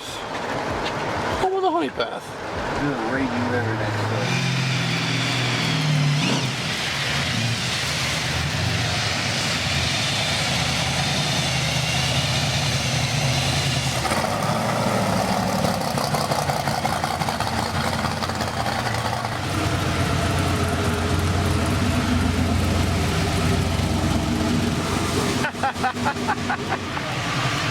Nice. It's like we're in the drag race pits here. Coolest thing ever happened, Honey Path. Oh, I bet. You guys having fun? I bet. What's your favorite car? Yeah, that one's mine too. So we just got news from one of the locals that we could potentially be getting turned back around when we get closer to Darlington or closer to North Carolina because of the hurricane. The hurricane was due to hit Thursday, but they've moved it up apparently. So we're just gonna have to keep driving and see what happens. They're evacuating North Carolina right now. They're talking about evacuating South Carolina, so cross our fingers. Yeah.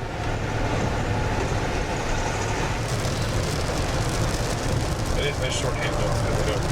I can't hear it. I just realized something. We're following a 6-second pro mod into a hurricane. Yeah. Another day in the life of a 1320. 6-second pro mod towing the trailer.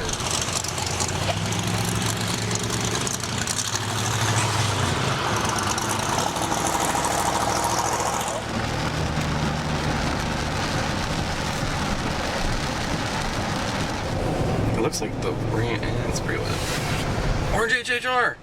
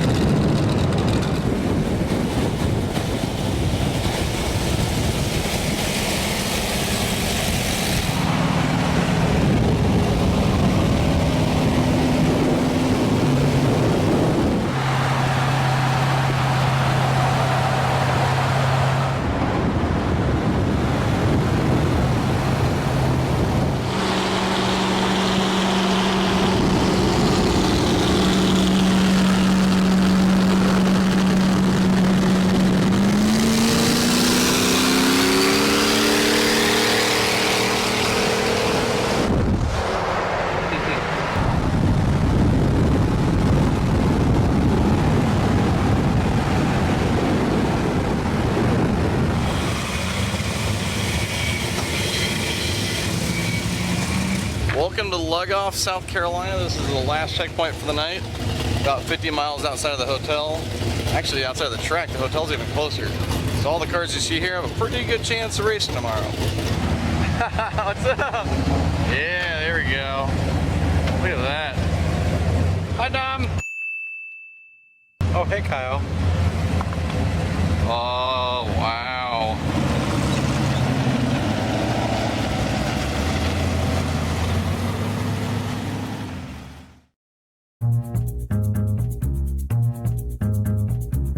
My name's Chris McNeely. I'm from Raleigh, North Carolina, and it's a 1964 Chevelle. I run street race, big block natural aspirated.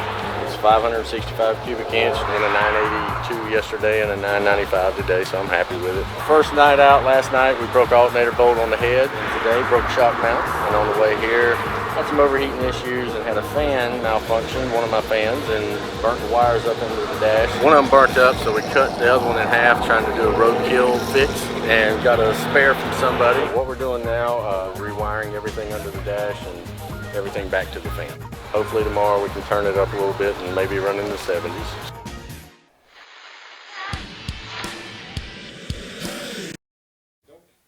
And we're back live. For those of you who are on the live feed, you just got to see a real taste of what it's like to really do drag week. Watching the videos of those cars driving down the street in the pouring rain is awesome. It really is. And it, again, it's one thing for us to talk about it. It's one thing for us to tell you how crazy it was. It's another thing for us to actually be able to show you, especially those of you in the live feed. And thanks to Kyle and the whole crew at 1320 Video. They have been, as you mentioned before, like a part of this event since the beginning. You know, I remember being there in 05, and I was there with Complus doing some stuff. Kyle was there shooting some stuff. And back in the day when Jim Neuenfeld had his turbocharged. Remember that turbo truck he had? I want to talk about something that was pretty much ahead of the curve. 2005 twin turbos on an LS motor in this pickup truck, and it was very fast, obviously, but it was 10.0-ish because we ran them. Remember when Daily Driver, the class back then, was actually segmented into indexes? Yes. And that was when he ran it, and they got very, very smart with the electronics on it and basically figured out how to make the computer make the truck run 10.0 every single time. And Neuenfeld also was the inspiration for our trailer rule because he pulled a full-size car trailer with drums of fuel on it. Yeah, I remember that as well. And that truck was all-wheel drive, too. Yes. Yeah, it was cool. Yeah, really cool piece. Phil Cooper was one of the great guys that was there with his crazy buddy, Crazy Charlie. They had the purple Nova that they went cruising with. It was a very Nova-heavy show. You had Larry with the Nova. You had Carl Scott with the Nova. Cooper had the Nova. Just a great week. I'm trying to remember. We talked about the guy with the Valiant, the 62 Valiant yesterday. That was an inline 6 car that I think was there with his daughter, an older guy. I hope everything's good with him. I don't know. It's been a long time now. But then you had Justin Burcham. Burcham had that was great. At the time, it was when the 05 Mustangs came out, the new body style, he had one of those things, and he would come into every track with that 3-valve motor just wailing off the rev limiter. And destroyed the transmission so many times. We're very close to back in action here at zMAX. They're rolling cars up into the burnout box as soon as they hose the things down, and you're going to get a real treat with the first pair down the track. So if you're on the live feed, tell everybody that we're back in action. This is going to be the all-run session. Therefore, you're going to see some of the very fast cars, and we understand that the Crampton and Lindbergh funny car motored 57 Chevy is nearby. If we had our druthers about us, we would have told Mike Finnegan, do not begin celebration on your 900 time slip.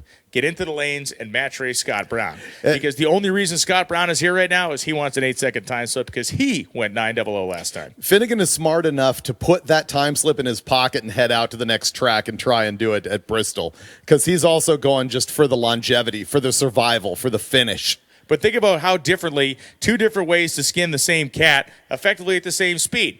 Supercharged 528 aluminum Hemi. It started out there. I think it's a 535. Okay, so it's supercharged in the neighborhood. Supercharged 535 Hemi, the high riding stance, all that stuff, the manual transmission for Finn. And then we go to Scott Brown's car from Georgetown, Texas. Turbo LS automatic. Right. Running the same number. Running the same exact, within thousands of each other. We should look at mile an hour. We'll dig that up tomorrow. But to me, it'd be interesting to see mile an hour wise who's faster. Probably the turbo car because likely a little deeper gear ratio and stuff happening here. Someone on the live feed just asked, why did Finnegan go away from the T56 6-speed? Why didn't he just faceplate it? Well, the answer to that is roughly 1,100 horsepower. It's just a whole lot easier to get down the track clutchlessly with the G-force that he's got in the thing now.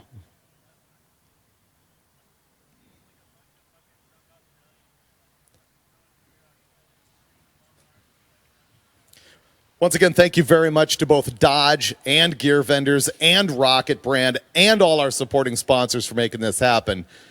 And really, like Gear Vendors, they've been with us for so long and supporting this thing not only financially, but also emotionally, helping out a lot of racers with product, helping a lot of people fix their stuff. We'd appreciate it if you would drop by and see them over there in the pits. All right, so the water box being wetted down. Scott Brown, the Pro Bracket radial on the back of this thing, going to try to put up an 8-second elapsed time. He came only a couple thousandths away from doing it the first time. 151 mile an hour speed, if I remember correctly, with this car through the lights.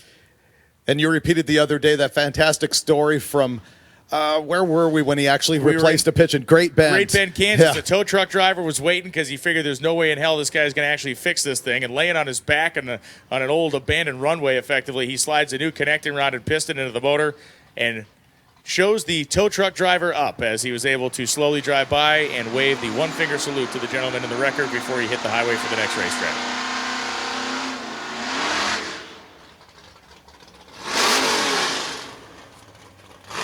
So Greg Weigert on his birthday coming up here in a 1968 Pontiac Firebird. How do you come up with this information? It's like just like sapped out of the air and into your brain. Well, as a human being that interacts with other human beings regularly, I learn things. You, on the other hand, have not learned how to communicate with our species yet. Someday you will, and it will be a fine day for all of us. There goes Greg Weigert, and here comes Scott Brown. Brown goes around Weigert at the top, and 894 with a 1. That's a bam! 152 miles an hour for Scott Brown and Capone. Wow, 123 in the 8th. The thing made about 30 numbers out back, and Scott Brown is the owner of an 8-second 1953 Chevrolet. That does not look like it at all. Look at him dropping the laundry at the big end. Seeing a parachute come out of the back of that thing is hilarious. That is absolutely awesome. We get to see that car evolve year after year. 894 as Weigert goes 10:36.6 at 129, but congrats to downtown Scott Brown with his 8-second 53 Chevrolet. Huge accomplishment there. Is that his first 8 ever in that car? I am almost 1,000% certain on that. Yeah. Travis Martin and Jared Ball lead the starting line. Ball in the 95 S10 truck. Martin in the 2001 Chevrolet Camaro. And it will be the Chevrolet Camaro going 881.1 at 165, with the S10 going 1009.3 at 138.13. And we're really going hot and heavy here as Jason Dozier rolls up. Remember, he went too quickly before early on in the day. One of the first people down the racetrack kind of put his chips in the middle of the table, try to get out of here early. Not so much. He's here now because his first time slip was far too quick underneath the 850 number he's looking for. He went 848, so right now he's trying to go 850. And Rich Abbott coming up the 1930 Dodge Coupe, the W2 headed 360 cubic inch Mopar small block on the Summit side, the LA Series motor.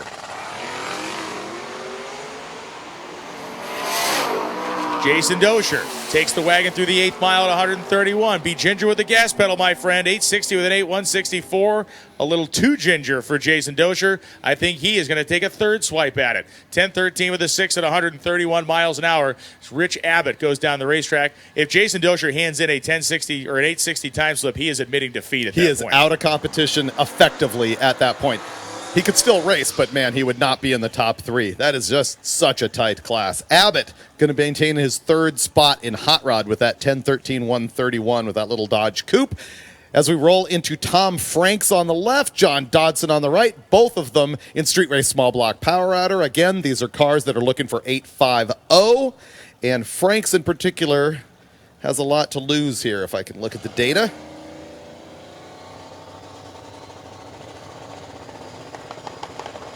Yeah, Franks is in third spot coming into today. So he's trying to hang on to that. He's got to run an 850 or thereabouts.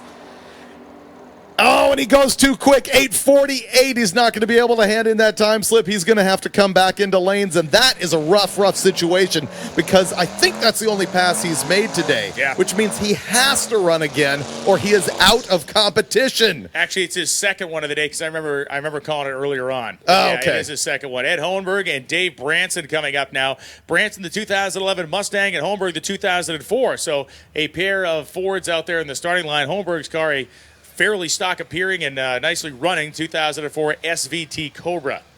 The Terminator-style Cobra there with a supercharged, eaten-blown 5.4-liter engine. Live feed guys, please share the link. We got a lot of really fast cars coming up nobody wants to miss. Download that Motor Trend app and you can see them all. Holmberg leaves first as Branson tries to load the motor up and spool the turbos. As Dave Branson running down the zMAX side. Branson goes charging down the right side of the racetrack and goes 9.205 at 153.11 as Holmberg goes 13.16 with a 4 at 111.14. John Ferroni coming up now. High anticipation here for Ferroni. He almost crashed this thing the first time out today as the car spun the tires early and made a dead right-hand turn off the hit of the throttle as Daryl Yost comes up in the 1969 Chevelle, waiting patiently for Ferroni to back up toward the starting line.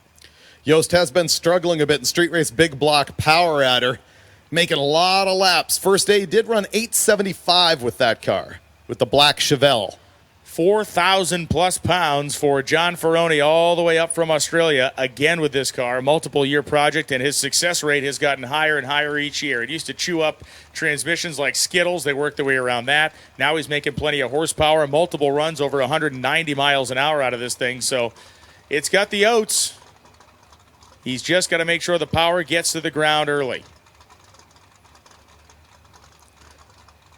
The race shop of Pat Busey Racing Engines loaded up with drag week competitors and drag racing legends over there right now. Ricky Smith hanging out, checking out the iron.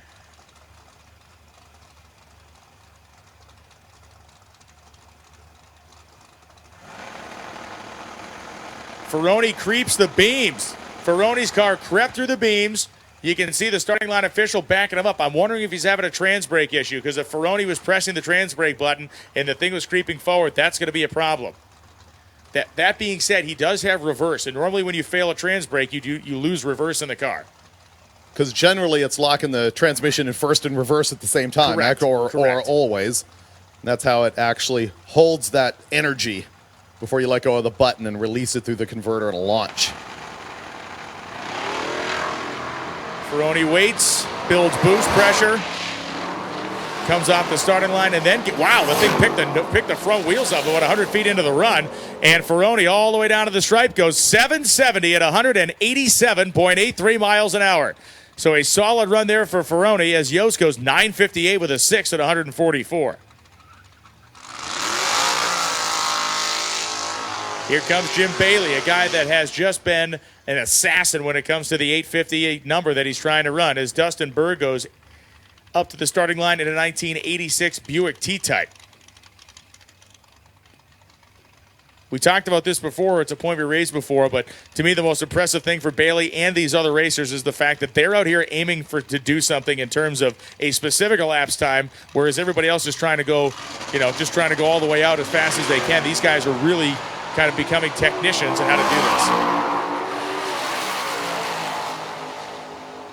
Bailey goes 860 with a 0-162, so he's having a little bit of a challenge finding where he wants to be or needs to be in terms of finishing those runs right around the 8.5 second mark. Especially since he came into the day as second in class, and that 860 will not leave him in that spot. He's got to come back as well. A pair of white Fox bodies coming up right now, LX model cars with Randall Reed and James Carger coming up. Both drivers faring well so far this week. Reed is one of the guys that's in the hunt in street race small block power adder. And James Carger at the very top of street race big block power adder. This car's run 855 one day, 861 on another day. He's trying to hang on to that position.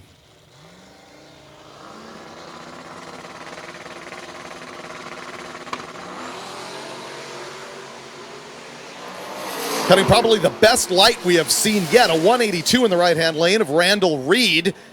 And as a result, he gets their first 851 with a 9, 164 miles an hour.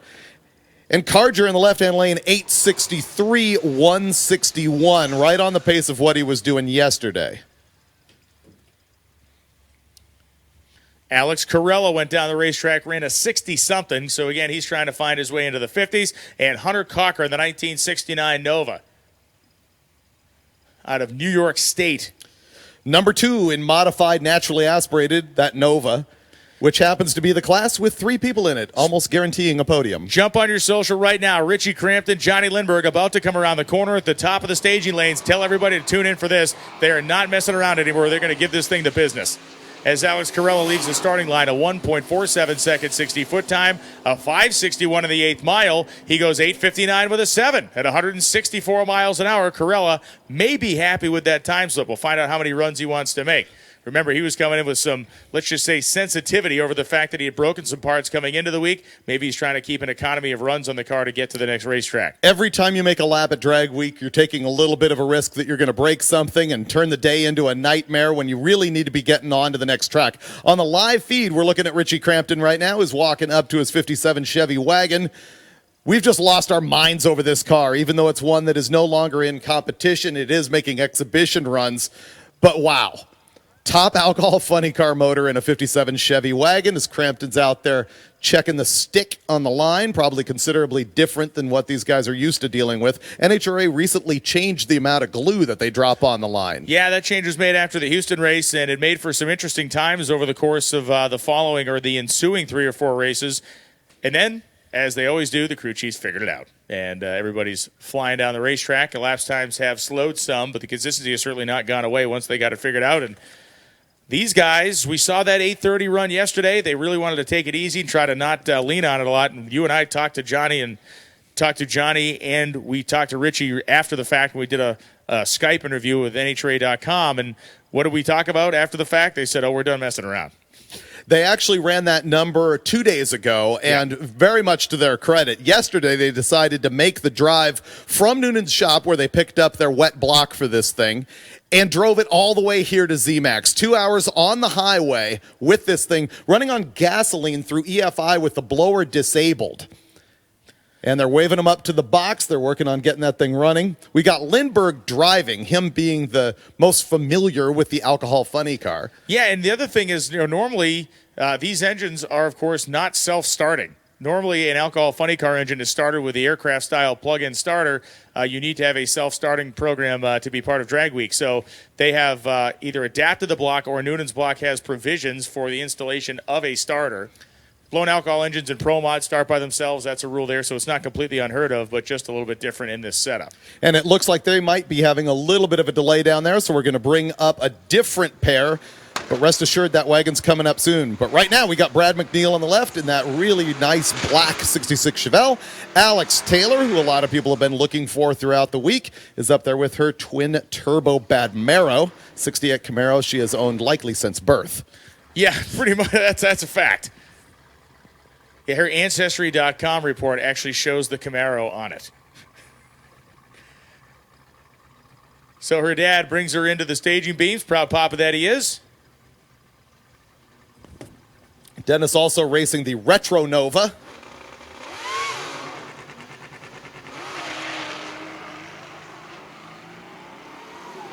Very gentle launch for Alex Taylor. 2 seconds, 60 foot time. I guess just going the whole opposite way, making sure they did not have any shot of spinning the tire. 10:09 at 161 miles an hour, though. Again, showing you the power that car makes speed-wise. 11:53.3 at 119 for Brad McNeil. Those of you watching on the live feed are not that familiar with drag racing. The horsepower tends to reflect in the mile per hour. Even if a car has a soft leave, it will often run a big mile an hour number if it's making a ton of power. There's a guy turning the motor backwards with a bar over there. I'm not sure exactly, maybe just trying to clear any pressure out of any of the cylinders. I'm not sure exactly what they're trying to do there. In a nitro motor, when you shut it off, you spin it backwards like that to make sure you blow all the nitro out of the holes. But, well, I guess that's all they needed. Here they come. Crampton and Lindbergh are coming on track. One of the most ridiculous, and I mean that in the most loving, respectful, and awesome way, experiments ever attempted here on Drag Week. Live feed people, you got to share the link now. Everybody's going to want to see this. I hope they put on a show. Brian pointing out yesterday how unusual it sounds through collector headers. All right, Johnny, do it. He knows what's going on. Man, you heard that thing. They obviously don't have a throttle stop on it. He rolled in there, and you heard that engine climb to some pretty significant RPM. Experienced driver that he is was able to gently roll out of the throttle to keep the thing from completely running away. That was a very high RPM effort on the burnout there. One of the most lovable things to me about this car is how they had the engine mounted in it, and the fact that the injector hat is not ridiculously high over the roof. The whole thing looks right. You're right, Brian. It's adorable. It is. And they did add the wing on the back as well, which is a addition from last year when it had a twin-turbo LS motor in the thing. So the JLM on the injector hat there is Johnny Lindbergh Motorsports. Out of Sweden, by the way. By way of Brownsburg, Indiana. And Crampton being an Australian. They are the foreign fabricators. And by the way, Crampton does a fantastic Johnny impersonation. Well, they went 8:30 the other day, and that burnout is a whole lot better than the one we saw earlier. Oh, yeah, they're getting after it.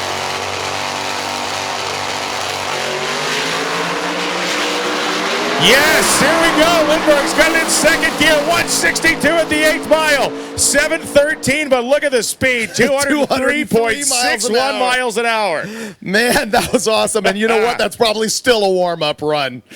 Oh, absolutely. 123 short time, still getting the thing sorted out. But, man, making some good power. 7:13.203. One of the things you didn't hear was the motor change pitch much when he shifted. In an alcohol funny car, you can tell if the thing's set up aggressive or not if it's getting pulled down every time they make a shift. Well, that thing wasn't. You heard it kind of mowing through the clutch and stuff. They were set up nice and conservative, and there's way more where that came from. That is fantastic. Love it to death. David Armentrout here on the right-hand side in that green Chevy 2. We've been following along as he's struggled a little bit, having to hand in a 20-second time slip on the very first day, pulling it together with a 784 yesterday. He's one of those ultimate iron cars, steel body car on a full tube chassis. Left-hand side, Robert Robinson, which is the Earl Schexnayder car. Yes, it is. That twin turbocharged Boss 429 style Ford big block. A fairly disappointing run for that car earlier, so that's why they are still here. They have normally been on the one and done program this week, but they are back for a second rip. He's got a 50 Mustang sticker on the side, which is magazine from our company, Mustang360.com being their main source of information. The issue with Robinson last time was that the car just kind of shock-loaded the tire and basically bounced off the ground. So they may have tamed it down a little bit, made some suspension adjustments. We'll find out. Wow, they nailed it. 128 short time. Now they're going to give it the power.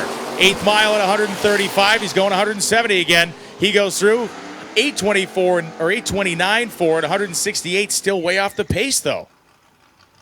Early numbers there were good, but then it just fell on its face. Yeah, I mean, that thing's gone as quick as 776 in drag week competition. Diesel Power editor, friend, Wally winner, and dude who loves drag racing, KJ Jones, tuning in. He said, I've never been more hard on my neck nervous ever. What a pass. Watching the 57 Chevy.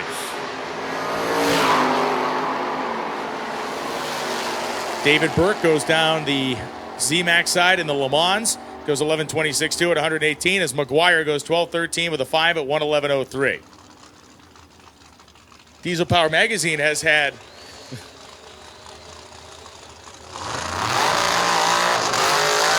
Diesel Power Magazine has had a presence here on Drag Week before. They have run the event in a project truck back in the day. Greg Hogue. Greg Hogue, yeah. Hogue had a Duramax Power dragster for a while, too. Or I think it was a Duramax Power dragster. It was a diesel dragster, either way.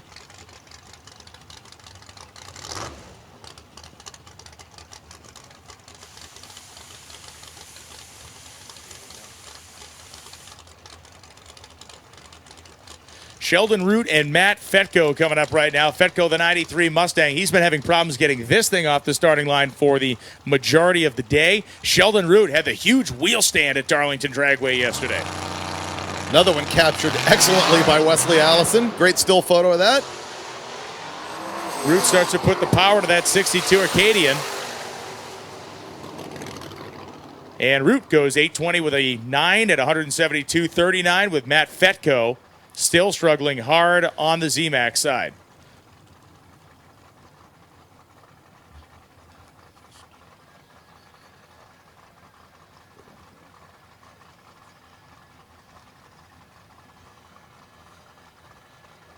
So here's to wondering if we will see Crampton and Lindbergh make another hit this afternoon. I sure hope so. I sure hope so as well.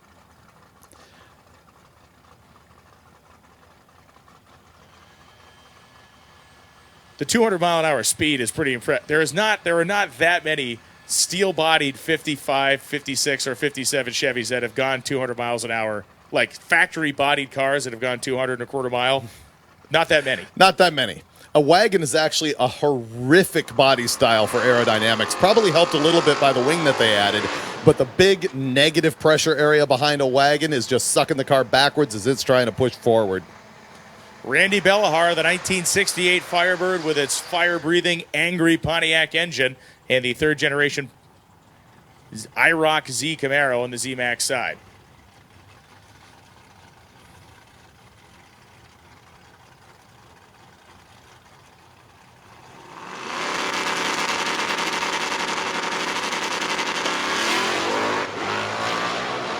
Bellahar had a little front end pickup going on there. He also had to breathe on the gas pedal, it sounded like, as Randy.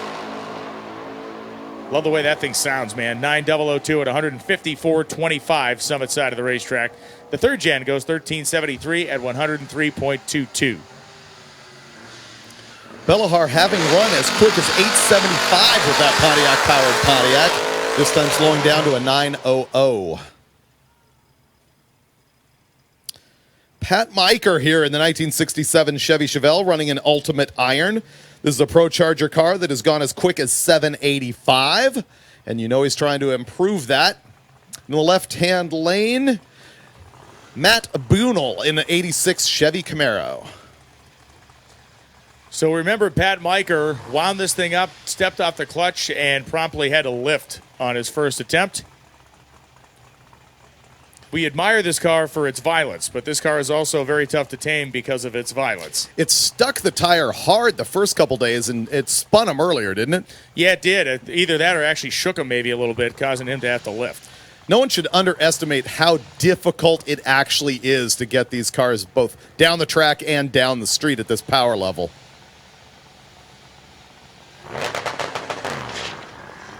So you went from over-aggressive to not aggressive enough, and that's why the engine just got dragged to its knees as soon as he let the clutch out. And for those of you watching on the broadcast, when we're talking about aggressive and not aggressive, we're talking about RPM, because really that's how you're going to control getting that car at the starting line. So Miker dialed the RPM back, and instead of making a little bit of wheel speed there, the tire stuck and the engine went, ugh. 1022.5, 145. Additionally, driving that car in the rain with the Pro Charger unable to be disabled is another one of the incredible nail-chomping, scary feats completed here. Think of all the water funneling into the front of that thing. And also, I believe, no air filter on it, although they hopefully have sorted that out. But with that crank-driven blower right down center in the front, it is picking up some stuff. Matt Buell went 1179.8 at 116. Leah Oaks and Mike Borgren coming up. Oaks in the wagon, Borgren in the wagon. So they are mostly of the same shape. They have the same number of doors, but they are wholly different in terms of power plant. This wagon having run 8.0 and hoping for a 7. Borgren's little wagon is very fast as well, but Leah has not been able to put together a great run today. Wheels were up, weight was transferred, air dam is plowing down the racetrack. And Leah Oaks goes 882.8 at 150.11 miles per hour. Well, Borgren in the other lane, 977, 149. Scott Brown turning in his time slip over there in race control. The 8-second run. Big mile an hour. Is great to see that happen out of the 53 Chevrolet that he knows as Capone. Randy Heiselman comes to the line in that 70 Cuda. AAR with the big block in it. Alan Roberts on the opposite side in that very pretty 57 Chevy 210.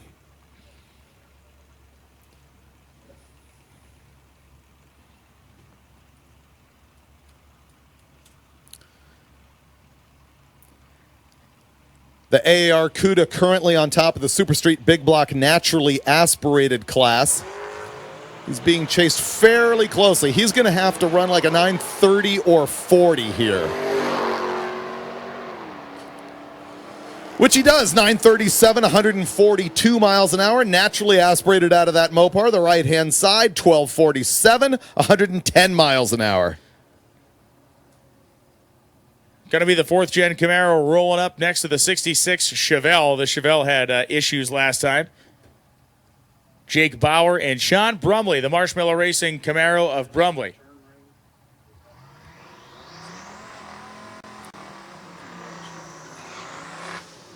Somebody has turned in a very nice fire glove, and obviously from one of the faster cars out here, that is required equipment. If you have lost one of your fire gloves, come to the area where you turn in your time slip, identify the brand of fire glove, and we'll give it back to you. Jake Bauer on the left in the 66 Chevelle. He's in street race small block power outer. On the right-hand side, Sean Brumley in the 98 Camaro.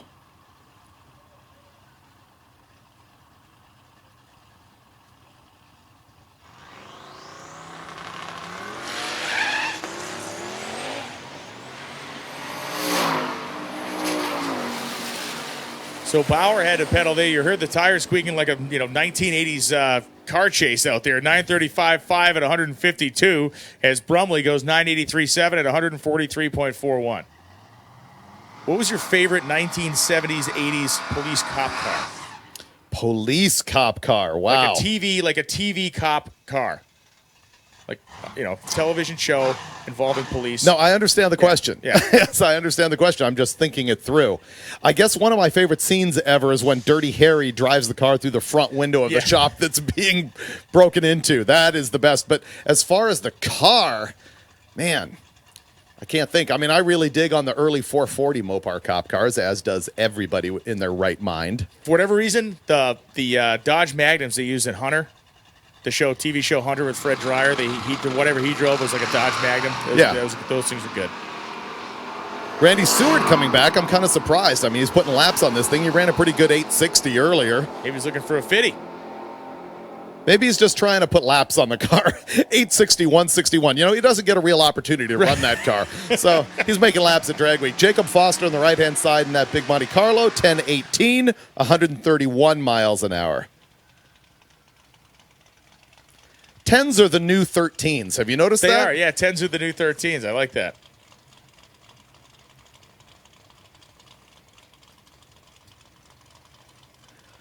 Next up, the less than 95 Mustang of Steve Salvati, and now it is Sean Devine in the 1971 Nova. Silver with the blue stripes. Salvati, left front wheel comes up as the chassis torques over. Salvati was looking pretty good until he wasn't. Sean Devine goes under power to the stripe, 10:57.9 at 129.63 as Salvati goes 12:84 at 74.1. And here we go with the 71 Trans Am that you were hoping to get outside to rub up against a little bit. Really liking the look of that car. That is Christine Weigand. And on the left-hand side, Mark Hill has got the 65 Cuda. KJ checks in with his opinion on the police cars, saying the 73 Chevy Caprice of the star of the show Police Story. Oh, wow. That's a pull.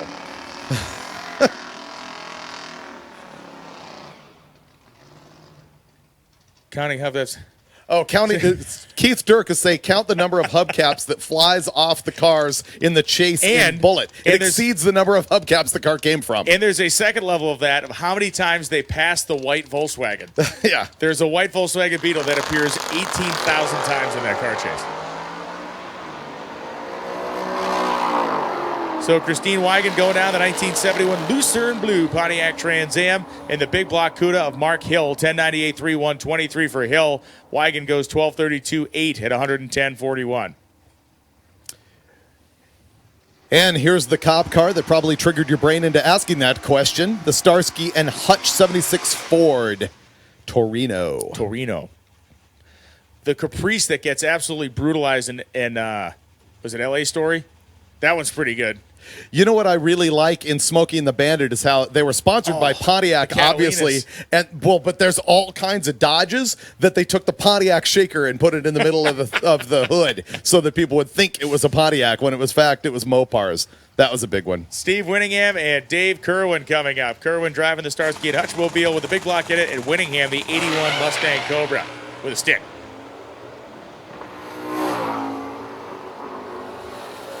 Whittingham's car is like pristine. The thing you could eat off every surface there. 997.7, 139.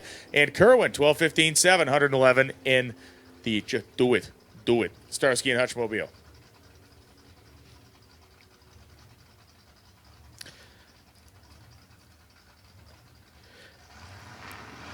It was not a cop car. It was actually the guy running from the cops with Gator McCluskey's 4-speed big block LTD from White Lightning was pretty good. Oh, yeah, absolutely.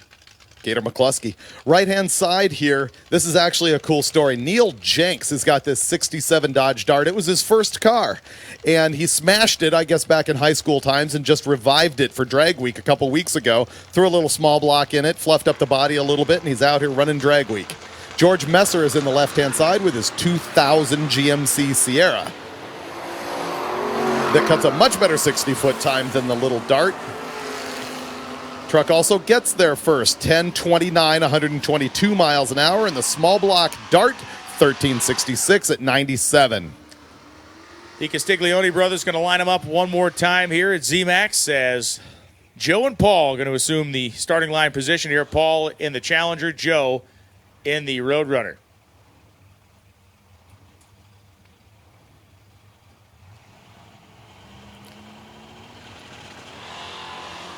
Major League surging idle out of the A-Gas. Oh, man, the Family Feud goes the other way. Normally, this Challenger would be quicker. Joe stood on a little harder this time and goes 11.19.4 on a hole shot. Joe gets him on a hole shot as Paul goes 10.75, 125, but Joe got to the stripe first because he left first by a wide margin. Actually, the Roadrunner, that's the best pass of the week. Always Nice. like to see that. Randall Burns and James Cronin coming up right now. Burns been mired in the middle 15, seeking a 14-second time slip. And Cronin has had a couple of interesting rides in this torquey, twisty 55 Chevy Bel Air. Watch the front end of the Bel Air of Cronin on the zMAX side. This thing is trying to bend itself into a pretzel.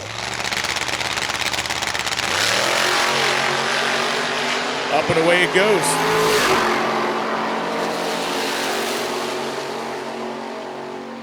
And Cronin goes 9.62.8 at 137.99. Randall Burns goes 15.17.9 at 93. He is inching closer.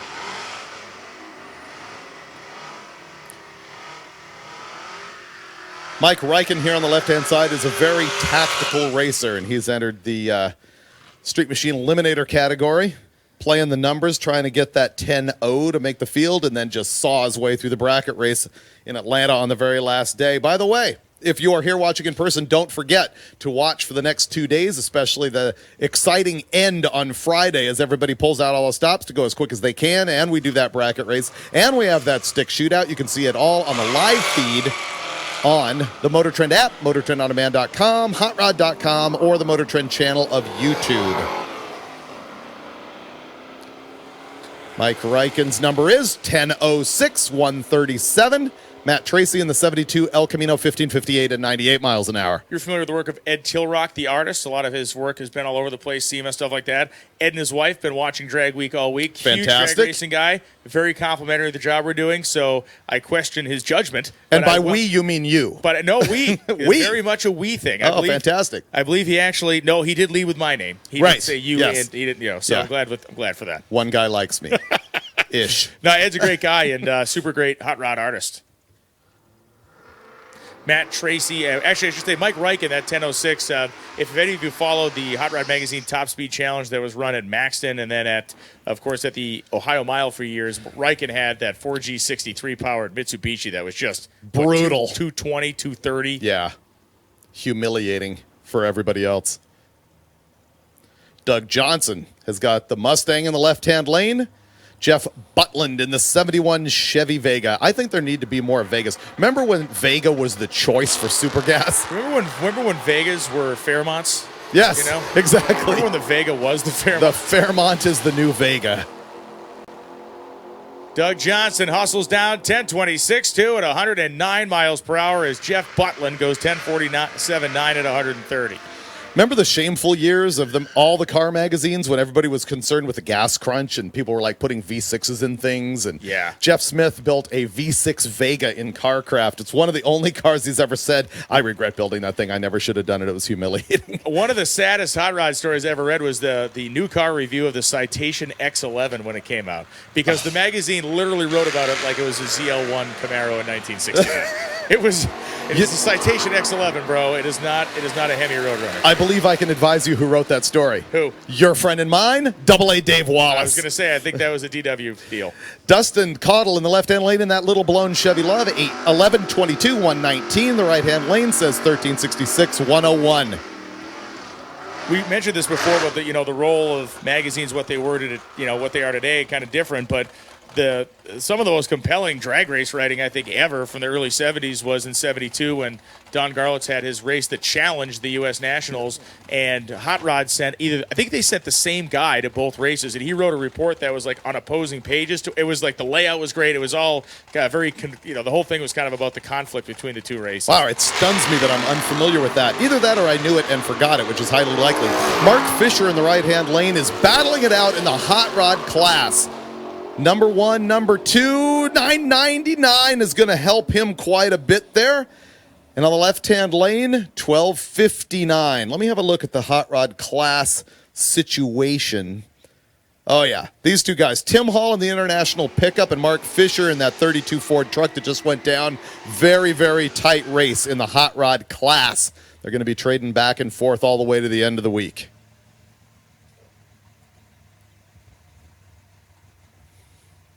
Alan Nemitz on the left. Bob Ruppel making laps on the right. 5,100 people watching worldwide.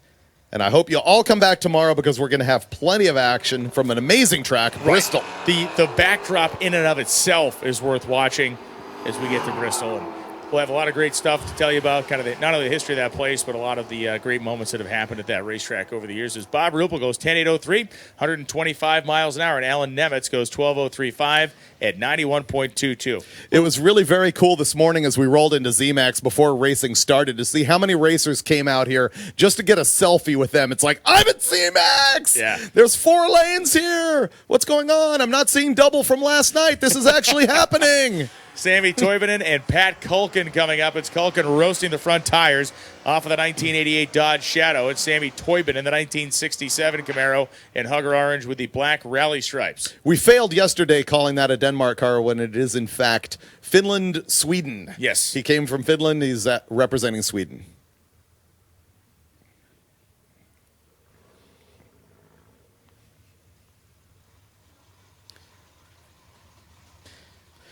Hey, everybody, don't forget to turn in your time slips. Suite 116 over here, 116. Get a look-see inside the beautiful facility inside the tower here at zMAX Dragway. Like everything else about Bruton Smith racetracks, 100% utterly and totally first class.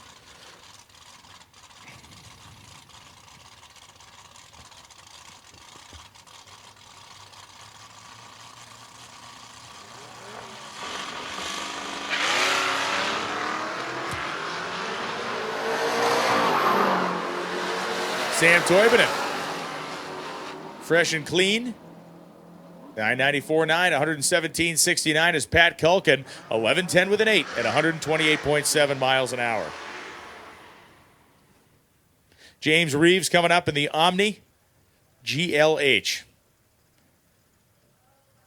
Reeves got the trailer hitch, got the roll bar on there, and he will be riding down the racetrack or running down the racetrack next to Zach Wicks, who is in a 2013 Mustang on the Summit side. It's got to be getting to the point where an Omni is really difficult to find. How do you find one worth owning? Those were disposable. They were, I mean, the GLHs probably people kept a little bit better care of them, but just a standard cruising model Omni, yeah, junk. Yeah, they aren't what you would call a real solid car that was going to survive. However, that one runs 11.28 at 126 miles an hour, 11.92, 116 in the other lane. The thing about all of these front-wheel drive Mopars running here is look how clean they all are. Yeah. They're not beater Omnis. They're actually like restored Omnis that also run stupidly fast ETs. Crewman wearing a towel on his head looking on as Mark Frederick gets ready to stage. And Eric Grillo of Molly coming up here in his nitrous-injected, stick-shifted Nova. Maybe he's hiding something under the towel. It's like the Kenny Bernstein program out there on his skull. Well, that was actually Lee Beard and Gary Ormsby with the towel. I thought it was Armstrong that invented that, no? The towel Yeah. was Lee Beard and Ormsby. Got it. Hiding the throttle linkage. Frederick and Grillo going down the racetrack. And Frederick goes through 9:57.0, 162.39. And Grillo goes 11:44.4 at 121 miles an hour. One of the things you were actually, I believe, at the race to see was the famous debut of the Castrol Streamliner top fuel dragster that blew up on its first attempt to do a burnout. Absolutely. I was there in Pomona where that thing just chucked the bodywork everywhere, exploded. Wasn't the deal that it crossfired because the carbon fiber panels? The engine moved a little bit. So what we're talking about here is in the 1980s, Gary Ormsby, a famous top fuel racer, debuted a Streamliner top fuel dragster, which was gorgeous looking. It had a carbon fiber body. Now, in the 1980s, we're talking carbon fiber. As expensive as that stuff is now, it was otherworldly expensive then, but he had a lot of money coming in from Castrol. Anyway, they built this giant carbon fiber fairing that went around the engine. The one thing they failed to take into consideration is that when you wheel the throttle, the magneto actually moves a little bit. The whole thing torques. The chassis torqued inside the body. The magneto touched the carbon fiber, which you can ground stuff to, and kablooey, the thing exploded. And a member of his crew at the time was Chuck Shifsky. Oh, I didn't realize Chuck one-time was on his editor crew. of CarCraft magazine, and also the son of who Shifsky, who ran the White Bear Dodge funny car. What's his dad's name? Brian Lone's failing me on drag racing history. I don't know. I know the White Bear Dodge car. I don't know who his dad is though. His dad is I forget his first name, but another Shifsky. Mr. Shifsky ran that car. Yeah, he now works for Honda Acura as a PR guy. Austin Duvcott heading down the racetrack in the wagon. Not quick enough to hang with Morgan Mays, as Mays goes 12.402 at 114. Duvcott goes 14.38.5 at 91.09.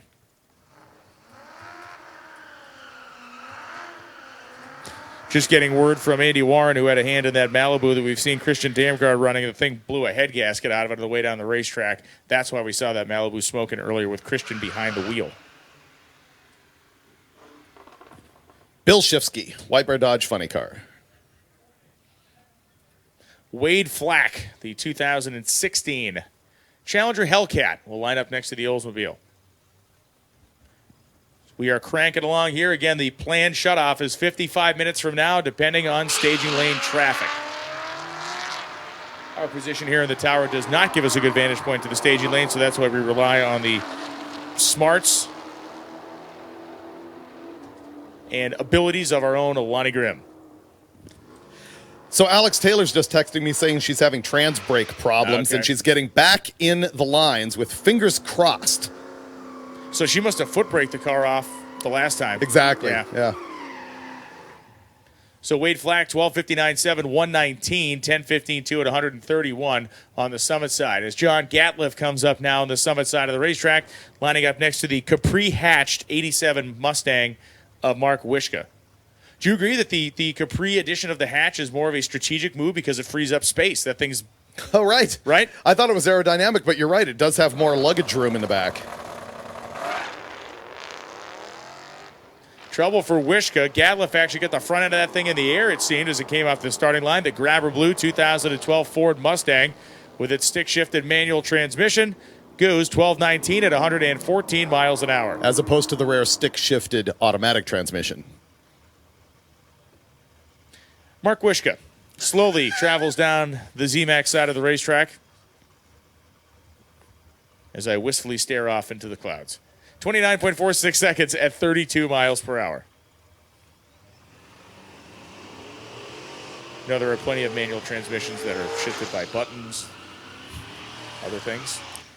That was not in your mind at that time. Johnny Lindbergh shifting with a shifter in that coming car? up that time. Yes, it's an air shifter. But it's a button. But it's a button. I said stick shifted. Right. I was specifying the method of gear change. Oh, because everybody presumed that he had an air shifter in his 2012 we had Mustang. to explain how the scoreboards work to people yesterday. How am I to know? Well, just because I didn't get it the first time, it's not embarrassing.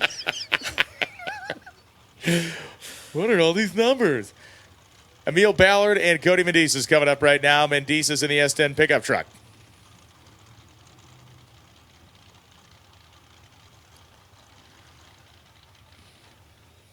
And we're going to cut him off down there as the slow roller, Mr. Wishka, still down at the top end. You can see that car just very slowly making progress through the shutdown area.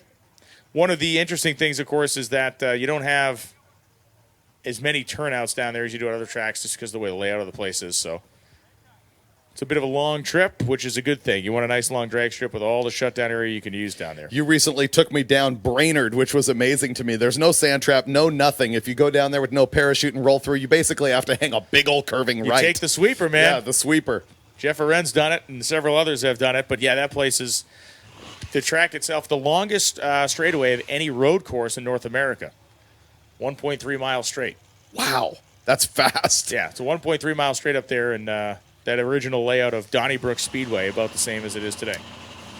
Here we go. Cody Medicis in the left-hand lane. Emily Ballard in the right with her 68 Camaro. She's gone way ahead of 3-second reaction time. Cody in the S10. Mendeces has a bunch of smoke piling out of that thing as he gets down to 1,000 feet in the finish line. 10:47 at 99. Ballard goes 11:24.4. And here comes Steve-O the Chevelle, a car that has been, to be blunt about it, underperforming what these guys expected it to be doing this week. This car 3 or 4 years ago was drug out of a field and it was brought to drag week with, straight out of the grass. It still had weeds stuck all over it. And I think the 396 was blown up. They ended up putting a 454 truck motor in it. And I remember just jaw dropping the first time I saw the car running in like 880s, even with these turbos hanging out of the hood. It was on the cover of Roadkill magazine. I think it was all over the internet.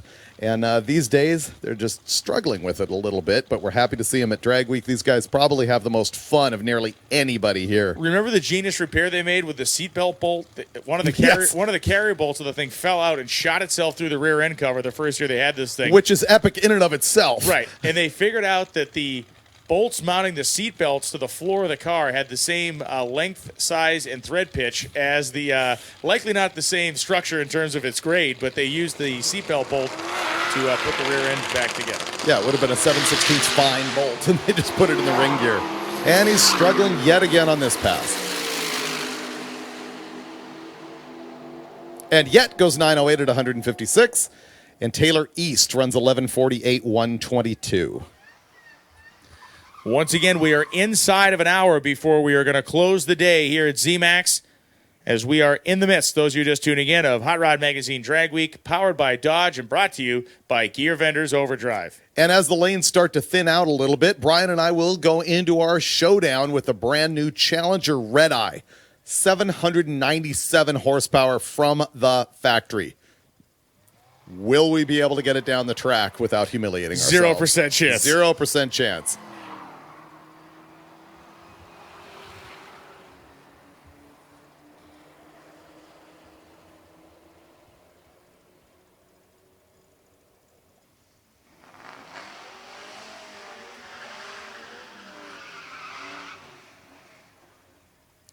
One of the things about Drag Week is people are always worried, well, there's 400 cars. How am I going to get to run? If you've got something that will make rounds, you can make a ton of laps at Drag Week. It's like one of the best values you'll get. 4 premium tracks, 5 races, and you can just run your brains out at the end of the day.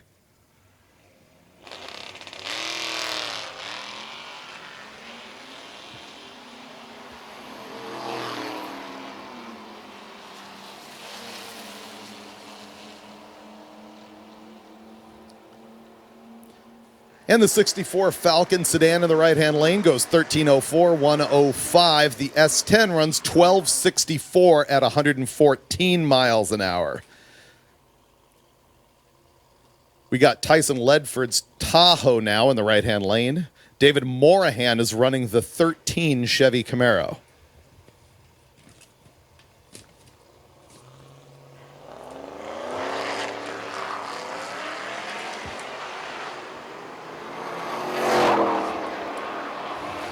Now, I'm not sure how Morahan has achieved it, but he's actually run 21 seconds in the quarter mile the past couple days. At least that's what we've got on the report. Glad to see that he went 12:189 this time. Tyson Ledford in that Tahoe, surprisingly quick, 13:06, 96 miles an hour.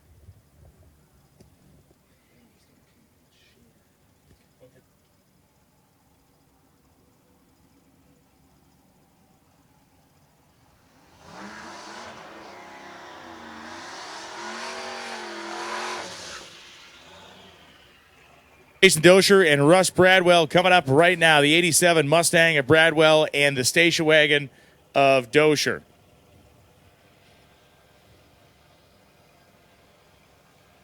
Jason, again, looking for the 850. We talk about it so often. It is so hard to do. You miss it by a couple of hunt here or there. The margin is just so tight. There is no margin in this category. Dosher goes 1.4 seconds to 60. He goes in the 540s to the 8th mile, and he goes to the finish line 8:46 at 165 through the lights. He is too quick by 4/100ths of a second. John Dodson will follow him right through as Bradwell goes 14:705 at 95 miles an hour. So John Dodson takes his Malibu up to the starting line with the pickup truck sitting on the summit side of the track.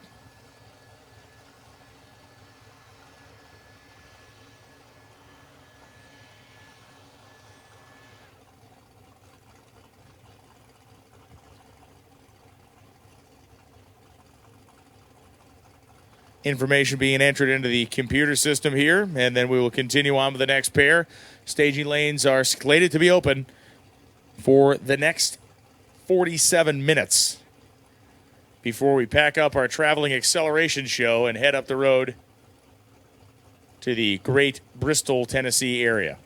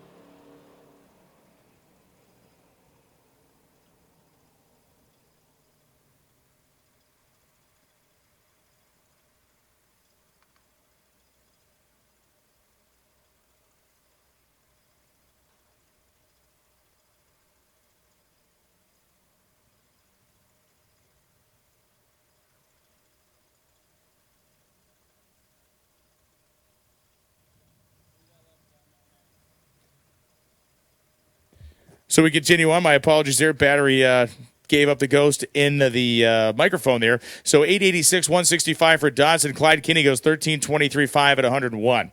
Ed Hohenberg and Lucas Bernkow coming up right now. Lucas, the 1983 Fairmont. Lucas has a sense of humor. His trailer, his utility trailer, has a little tiny fiberglass boat on it that he stacks his stuff in. Just big enough to fit the slicks and some other junk in there. And Ed Hohenberg coming out of Canada with his 04 SVT Mustang. Been running some 13-second elapsed times in the Terminator convertible.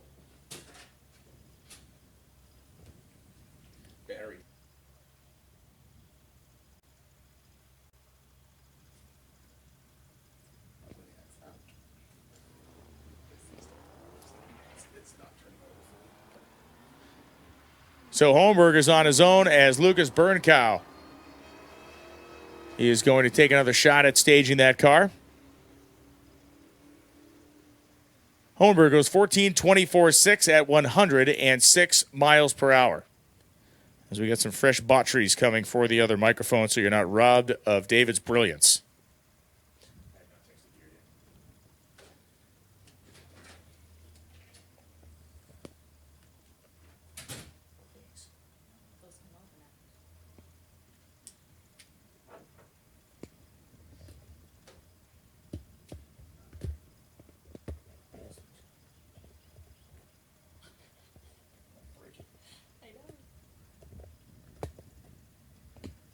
Next pair going to be rolling up. It will be the minivan.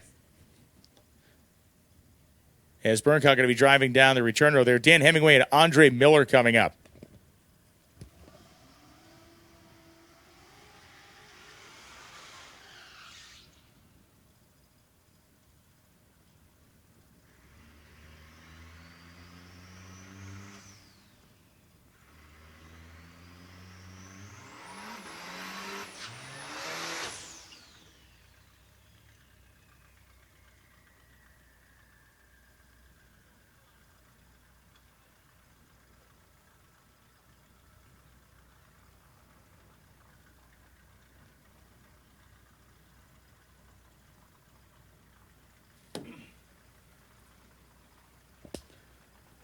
So Andre Miller in the very quick red 2014 Mustang, and Dan Hemingway the 1989 Dodge Caravan.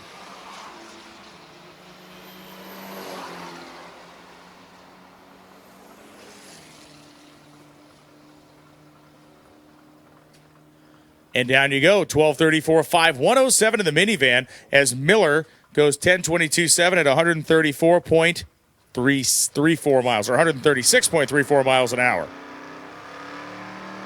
This Dodge Dakota pickup truck, kind of an interesting case. Big tires set down, kind of an everyman's old school pro stock truck looking program here. Has Warren Hall, the 1987, I should say, Shelby CSX, the front wheel drive turbo combination in the Shelby for Warren Hall. You can see that Chad Spicer is driving El Fresco here, the rear window removed, of course, for the down bars of the roll cage. It's a good looking run for Chad Spicer. Not sure what the engine combo is here in the truck, but it seems to be working some good guts, whatever it is. As Spicer goes 1097.1, 126, and Warren Hall goes 1263 with a 2 at 114.86 miles an hour. John Coleman and Tom Franks coming up right now. Franks part of the group desperately seeking those 850 time slip. And the minutes slowly ticking by to do it. More than just performance, Magnuson Superchargers are your total power package. No one gives you more power, more performance, more excitement than Magnuson. See the complete line of Magnuson performance products online at MagnusonSuperchargers.com. Take the guesswork out of building great performance. Get proven performance with the best-selling, most complete line of bolt-on superchargers anywhere. Get your big performance delivered. Visit MagnusonSuperchargers.com now and remember, Magnuson, made in the USA. Getting word from David Freiberger that unfortunately Nick Pluniak and the Dirty 30 have retired from competition. We'll find out if Tom Franks can find the promised land of an 850 pass. John Coleman, the 03 Mustang. Locked in and away we go. Oh, Franks bust the tire loose, so Tom Franks is going to come up short on this attempt, and John Coleman is cooking. 8-12 of the 7, 179.25 for Coleman, as Tom Franks is going to slowly take his way down the summit side of the racetrack. One thing we would ask, if you're out there on the racetrack and you have a problem where you spin the tires or something, please do not take 5 minutes going down the racetrack. Why? Because we have 40 minutes remaining, and I could be willing to guarantee you there are people waiting to make a run that will make or break their week out there. Brian, would your pocket be loaded with a red key for a certain red-eye challenger? Matter of fact, it is. I think I may have to go down and show you how to actually drive that thing down a drag strip. Matter of fact, you should. I'm going to regret this. I am. Probably not as much as me. No, you will enjoy ridiculing me at will from the tower. Looking forward. You can tune in, 91.1 FM. I want to find out, what kind of distance you can ridicule me from, because I know you can do it right here in person. Right. Can you get me actually on the return road making fun of me? I have confidence in you. Okay. So I'm going to go down there and hop in our brand new Dodge Challenger Red Eye with 797 horsepower, and I'm going to be challenging Brian to see who's going to cut the better light and who can be quicker in it. I'm getting the advantage because I'm going to run that car cold. And I'm going to run it all heat soaked. I'm going to give you, you're used to actually steaming an engine. So I'm going to go down there right now and get in line.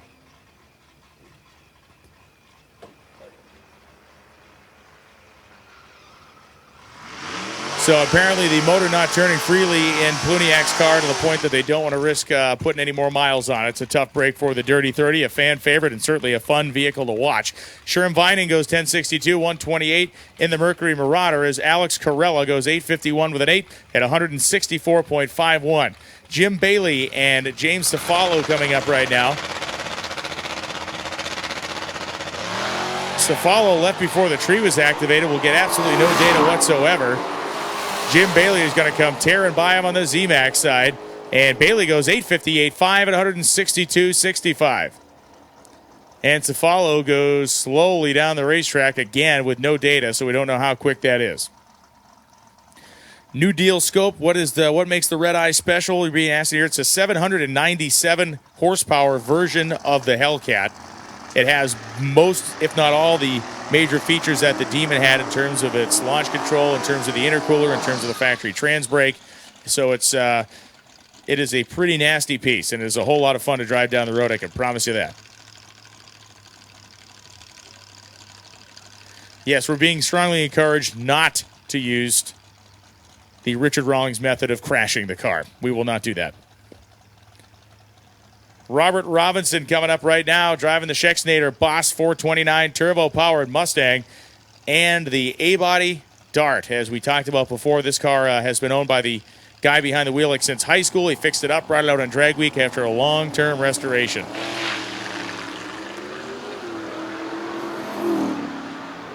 Better 60-foot time for Robinson in the Ford, but again, the car seems to be very lazy through the mid part of the racetrack.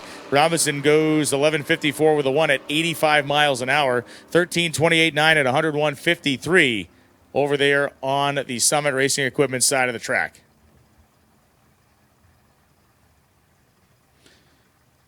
Steve Winningham and Alex Taylor coming up now. Taylor, the 1968 Camaro, and Winningham, the 1981 Ford Mustang Cobra.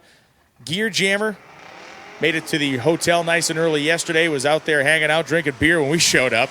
He was loving life, having a great time at the event, as so many others are. More than 380 participants leaving with us on that first day, maybe more than that. I can't remember the specific number, but it was a great, great day, and Steve Winningham is enjoying his drag week, the Alabama-based 1981 Ford Mustang Cobra.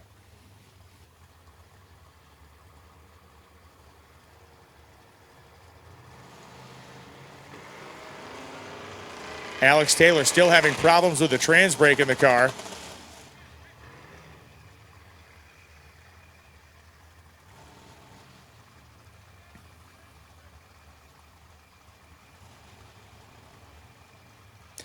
So we're making a final call for the lanes for day 3. The lanes will close if and when they have no activity. Lonnie Grimm sending that note. This is a final call to the lanes for day 3 as Alex Taylor once again forced to foot brake the car off the starting line. We understand, as David has just reported back, that Richie Crampton is in the lanes. Crampton is in the lanes to make another pass. That is good news. Saw that thing go 203. Make sure you spread the word to your friends. You got a few minutes to get the word out that Richie Crampton, Johnny Lindbergh, blower car that went 203 miles an hour just a few minutes ago, will be back in the lanes for more action in just a few minutes. So once again, spread the word on social. We want to see everybody pile in the room, pile into the broadcast and check that out. Grab the Motor Trend app. You can download it for free. Watch the stream for free. You can watch on YouTube or on hotrod.com as well. Daryl Yost and Sheldon Root coming up right now. As Sheldon Root flying at the 8th mile. Root finally putting one together for himself here. 8:14 with an 8. 178 miles an hour for Sheldon Root as Daryl Yost goes 9:51.9 at 135.59 in the Chevelle.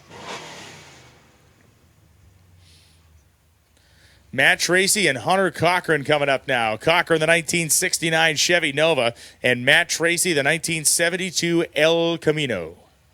As Freiberger is at the end of the staging lanes already. He is at the ready line, preparing himself and preparing the Red Eye Hellcat for its trip down the quarter mile. So Hunter Cochran going to get down there first as Cochran goes down through the lights, 12:41.8 at 116 miles an hour. Matt Tracy goes 13:97.1 at 103.69. So Freiberger and I have been driving along with our great pal Michelle, been driving this Challenger Red Eye around the greater part of the southeastern United States for the last few days. We'll continue to drive it all week. And now we're going to, each day, Freiberger and I are going to hop in this thing and kind of little time trial action, see who's quicker than who out there. This is a 797 horsepower car that has many of the same features that the Demon has in terms of its factory trans brake, in terms of the launch control, in terms of the killer intercooler, as Freiberger is going to do the always well-advised monstrous street tire burnout. Please, as long as you do that, just turn the tires into grease. Thank you. That will help my cause much as you go to launch this thing, and they will just spin freely. Me, I'm going to simply scrub the tires like a true professional and get ready to rock and roll. So the silver color, this thing is a brute of a car, and it's so fun to drive. It's comfortable. I don't know. We've been having a blast in it. The three of us and all of our stuff fit in it quite nicely, and it's been a long, long, long time since I've had this much fun in a factory car. So Freiberger pulling a dry hop there. I like that. I like the dry hop action.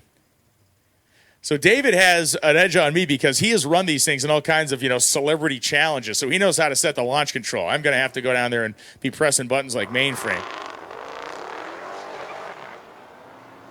Thing came off the starting line okay, 2:10.60 foot time. David goes through the 8th mile at 99.1 miles an hour, and the red eye goes 11:86.4 at 124.73 miles an hour. If I can't beat that, I'll be ashamed of myself. I feel like I got this handled. First thing I'm going to do is kick that guy out of the passenger seat. Janice Robertson Wicks coming up right now, the 2016 Shelby Mustang, as Fendon Bariza coming up in the 1989 Fox Body Mustang. So when Freiberger gets that thing back, I will take my shot at it. Got to go quicker than 1180 something. Should be no sweat. Austin Dovecott and Morgan Hayes coming up right now. Hayes, the 2002 Corvette, as Dovecott in the 1994 Caprice wagon.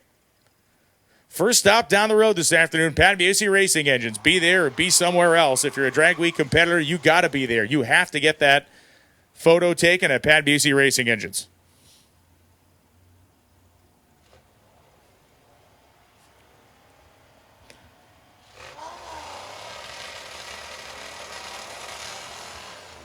The Corvette of Morgan Hayes leaves first. Austin Dovecott leaving second in the 1994 Caprice.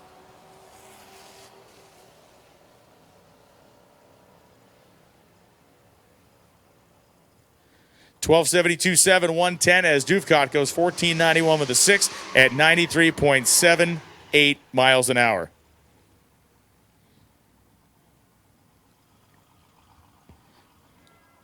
I like the person that thinks that David is fatter than I am out there. Lollipop 100, you are my new best friend. Jake Bauer and Alan Nemitz coming up right now. Nemitz, the 2014 Mustang, and Bauer, the 1966 Chevelle that has been giving him fits all day. Jason Dozier again coming around the corner. You want to talk about running the thing hard, and Johnny Lindbergh's at the ready line, kids. Lindbergh will be part of the next pair as Jake Bauer goes 9.602 at 151 miles an hour, and Alan Nemitz goes 10.92 with a 0 at 127.94. So Dozier comes up zMAX side. He has been trying to get that car right around a 50. He's been fast, he's been slow, but he hasn't been right on it. This could be one of his last attempts to do it as we are at 2:30, so less than 30 minutes of run time left. We have made the final call to the lanes. We are running out of cars down there, and it is Lonnie Grimm's discretion as to when the door officially closes on those staging lanes. Frederick and Dozier lead the starting line. Dozier first in the wagon. The 8th mile ET is really going to be the tail of the tape here. 5.56 in the 8th. He's going to be close. He goes 8.53 with a 4 at 165. The best run he's made all day in terms of the index as Mark Frederick goes 8.302 at 171 miles an hour. And boys and girls, here it comes again. After a 7-second, 203-mile-an-hour shot, Johnny Lindbergh is back again in the blown alcohol Hemi-powered 1957 station wagon. If a little is good, I'm guessing a whole lot is going to be better in this thing.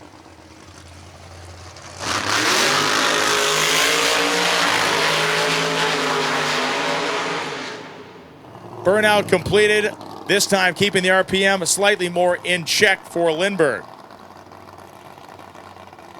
Lindbergh gets the reverser engaged, throws the door open to vent the smoke out of the front of the 1957 Chevy. 203 miles an hour through the lights last time for Lindbergh. Just a shade over 7 seconds. Would not be surprising in the least to see this thing blast its way into the 6s and do so with another healthy dose of mile an hour. Smart racers that they are, they didn't come out here trying to set the world on fire first pass. They made that 8-second pass the other day.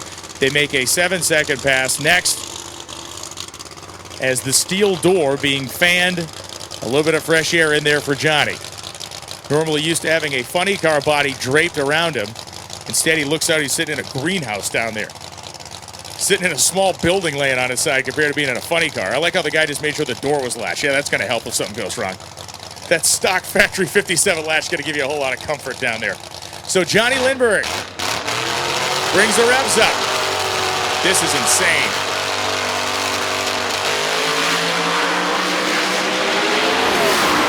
Shifts it there as Lindbergh takes it through the 8th mile, and Johnny Lindbergh, 698 with a 4, 207 miles an hour. Awesome. So the first 6-second time slip out of that thing, and it's still very, very conservative with that 1:19.60 foot time, but it's officially a 6-second car, and that'll put a smile on your face 6 feet wide. That was basically a cleansing of the palate after my run.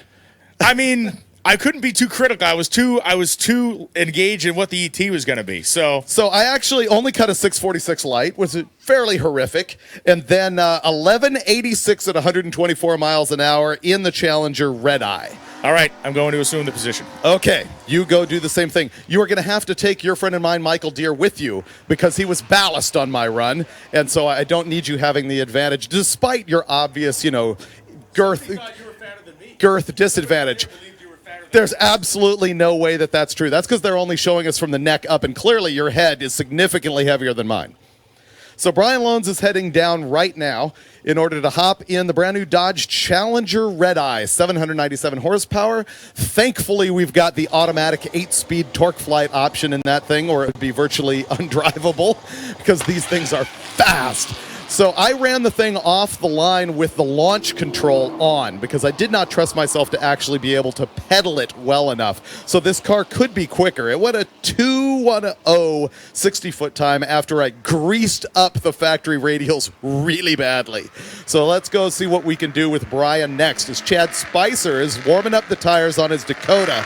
So this truck was on the bump spot of the Street Machine Eliminator class. And earlier he came out and ran a number that was not going to keep him in the 32-car field. So he's here trying to run 1081 or quicker to maintain his hold on that bracket racing ladder for the last day. In the right-hand side, that 62 Chrysler 300, once again paying tribute to the car that Hot Rod Magazine raced at the 1962 NHRA Winter Nationals. Chad Spicer cuts a way better light than I did by almost half. He ran a .332 and he goes 7:11 to the 8th, and his number out the back door 11:0. Once again, not improving his 1081, so he's going to be anxious about that. And the Chrysler 300 with a 440 long ram runs 1540. Looks like we've got Harry Haig back again. The famous Australian guys with their Chevelle with the turbos hanging out of the hood. They've been struggling throughout this week, still putting on a very good show. And on the right-hand side, we've got the Boss-powered Mustang, which appears to have shed its hood. They're giving up the aerodynamic advantage of having a hood for some other benefit that they're working on that thing, clearly. Robert Robinson driving that car. This thing's 7-second capable. That Mustang is running in our Pro Street Power Adder class. That means it's stock front suspension concept, and it's probably got a 4-link in the back, some sort of non-stock suspension concept.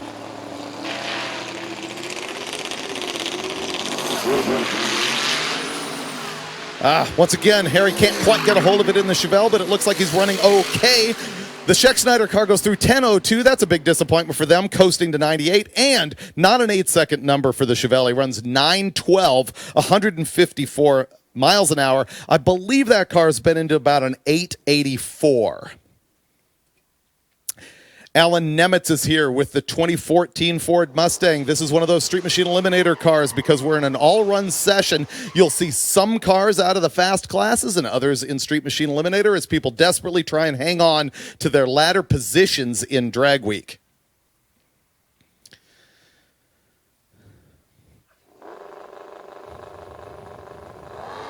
That Pro Tree is a little bit hard to cut, as I did a pathetic job with my 663. Nemitz in the Mustang just did better with a 543 light. He goes 687 to the 8th, and his ET is 1070, 127. Here comes Brian Loans, my co-announcer. The actual voice of drag racing is driving this Challenger Red Eye right now, and he picked the opposite lane. I ran on the left-hand side. He decided to go for right. I decided to put on a show with a burnout, and he decided to keep it nice and tame, which was the wise thing to do. Now, I launched this thing using the factory launch controller. We'll see if Brian decides to go that way or if he's going to go ahead and just destroy the tires. He's trying to bump in as shallow as he possibly can to get a run at the track and as lowest ET possible so that he can shame me. And there he goes, significantly bettering my reaction time with a 498 light. So he's better than me by a 1/10 and a half. What will he do at the big end. ET 1227-122. So clearly, the added girth of Brian's head has the ability to slow that car down. Dodge could have never known this when they designed that car, that they would have to package it for somebody like Brian. So when he comes back in, you watch. This is what'll happen. He's going to absolutely shame me for my pathetic reaction time, but then he will completely overlook the fact that he's way slower than I am. Lonnie Grimm is telling me to look at my cell phone, which means there's probably news coming from race control. And here it is. It is big news. Lanes close in 5 minutes. You need to get your car up here within 5 minutes to run again. Lonnie does this when the lanes are absolutely empty and we're not getting a flow of cars. It is about 20 minutes sooner than we had originally planned. He was going to go for a 3 o'clock stop, but we've got no cars to run right now. So Loans Pass in the Red Eye Challenger may be the very last one of the day. Nope, we got Tom Franks leaving the line right now, which I wasn't paying attention to. It should have been. He is looking for an 850 out of this car to hang on to his spot. 991 is not going to get there. That's another one of those street race small block power adder cars, and that is going to be devastating for his week right there. So we'll hang on to the live feed and to the action on track just a little while longer while we wait for Brian Loans to come back into the announcer booth and dish out his smorgasbord of excuses as to why he was so much slower than I was, by like 4/10, by the way. And I will remind you again to turn in your time slips. Bottom floor of the tower. If you walk over just to the right of the staging lanes and go up one little flight of stairs, there's a door, leads in. And then you can come to Suite 116 and visit the air conditioning and our lovely ladies that are helping us out, collecting all of the data throughout the week. Turn in your time slips before you go. It's important. I will also remind you again that as far as the route goes tonight of the way we were requiring you to drive, you must pick up the map. You must drive to Pat Musey's race shop. That is a mandatory checkpoint today. However, we are not controlling your drive after that point. You can get to Bristol any way you like. Usually on Drag Week, we do like to control who's driving what on the street and where they're going. But at this point, we face some weather challenges and other things where we would like to get people to the next track as quickly as possible and not risk getting them caught in any kind of weather, simply as a safety issue. Although people often do have to drive in major wet conditions on Drag Week and it can't be controlled. But if we can help it, we're going to save you from that here today. And you're going to get on to Bristol sooner. And you're really going to want to check out Bristol. It's going to be great. As a matter of fact, if you're on the live feed, don't miss that either. One of the prettiest tracks in the country. People are going to be going fast. And the weather says we should be pretty good for the next couple of days. It's going to be awesome if we can get in 5 days of racing in Drag Week this year. It'll be 4 for the Street Machine Eliminator cars, 5 for everybody else if we don't get any weather problems. People on the live feed, I'm going to start answering some questions there and addressing some comments. One person says we should do some Facebook Lives during the drive.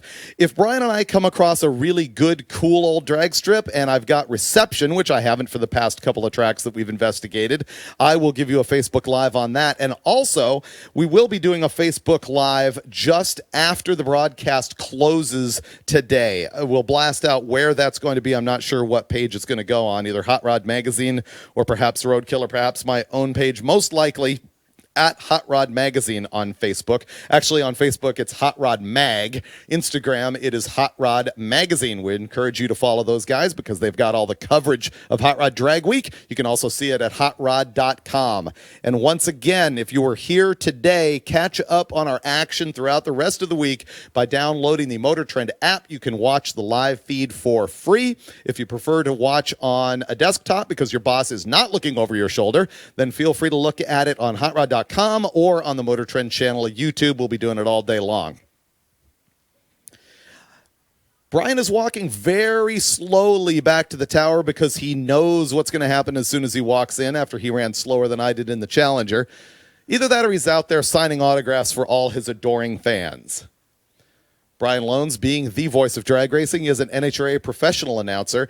And here's going to be devastating news for some of you. On Friday, he's actually going to have to move on to the Maple Grove NHRA national event. And I will be alone here in the tower on Friday. So everybody's going to want to tune in for that, to watch me basically self-immolate, as I do not have the support of Brian Loans showing me what to do. The Loans has entered the building. I can smell it from here. I know exactly what's going to go on here, Brian. Go ahead, let me have it.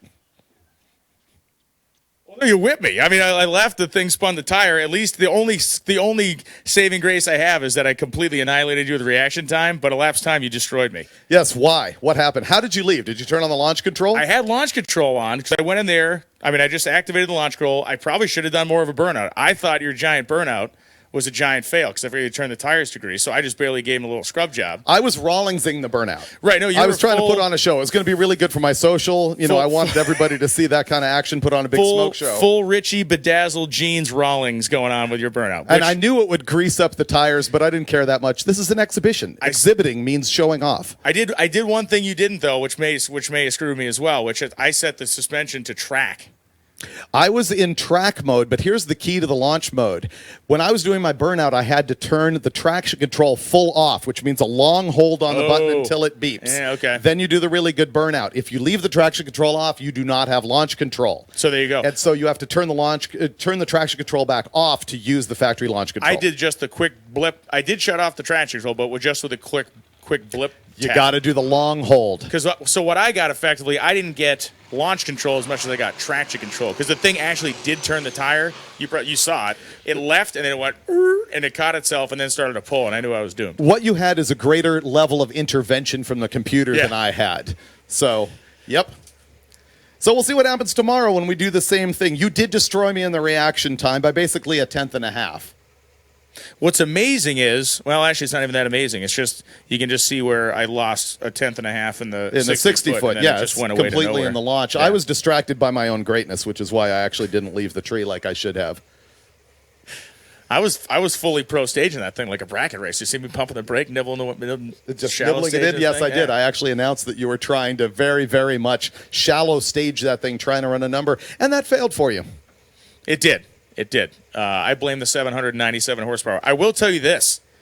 The way that thing shifts at full throttle is awesome. It is radical. Amazing. Kapow, kapow, kapow. And it absolutely turns the tires when it does that. It is really, really brutal. Yeah. I like it, man. On a great day with a great driver on a drag radial, that car would be really fun to drive. But the fact that any schlub like you or I could walk into a Dodge dealership, and actually, with our own funding, since we had it, if we had it, buy that car and do exactly what we just did is the best. It is. And actually, you know, the numbers we ran right there, like I went 1186. I've seen 392 cars that are capable of that on a perfect pass. Lanes are closed. Lanes are closed. Lanes are closed. We have two cars, or just a pair of cars left to run for the day here. We have the Nova sitting behind both the Steve-O Chevelle and the truck. And then after that, we have, I think, not much else.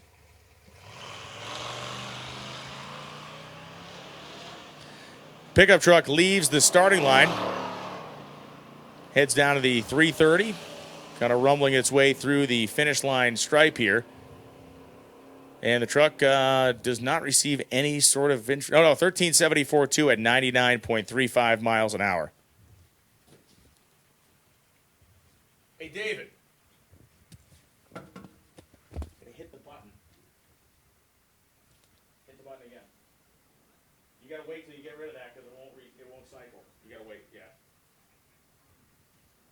Just when he stages, I guess. But I left first.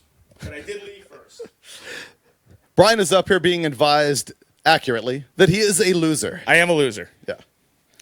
And once again, don't forget to hand in your time slips if you have not done so. And don't forget to stop by Pat Musey's shop on your way out. I will say this, though. It is better to have lost in the red eye than to have never driven the red eye at all.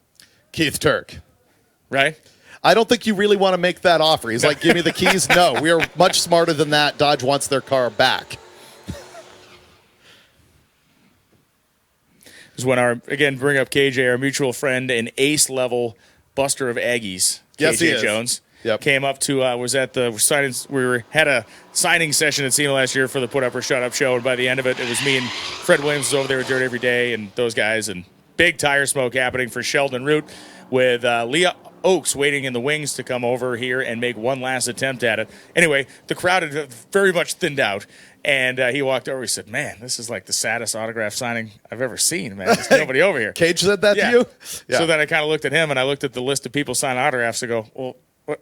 Yeah. Where's your name on At here, least Cage? I got one, man." He's awesome. Yeah. We kid because we love. Thank you once again to Dodge for giving us the opportunity to use that red eye all throughout the week, and maybe to use it a little bit illicitly on the street here and there, but mostly to have a lot of fun on the track, talk about it and race it. I'm glad we put that challenge together. Brian and I will do it again tomorrow, and then I will be solo as we head into the final day in Atlanta on Friday. You know, it's not often that you can disappoint people worldwide without being the President of the United States. But actually, you leaving on Friday has accomplished that. Well, I do my best. I will be greeted with rose petals and palm fronds when I get to Pennsylvania, though. Leah Oaks coming up in her wagon, looking for that 7. She did go 8-0 earlier, hucking the hood into the grandstands.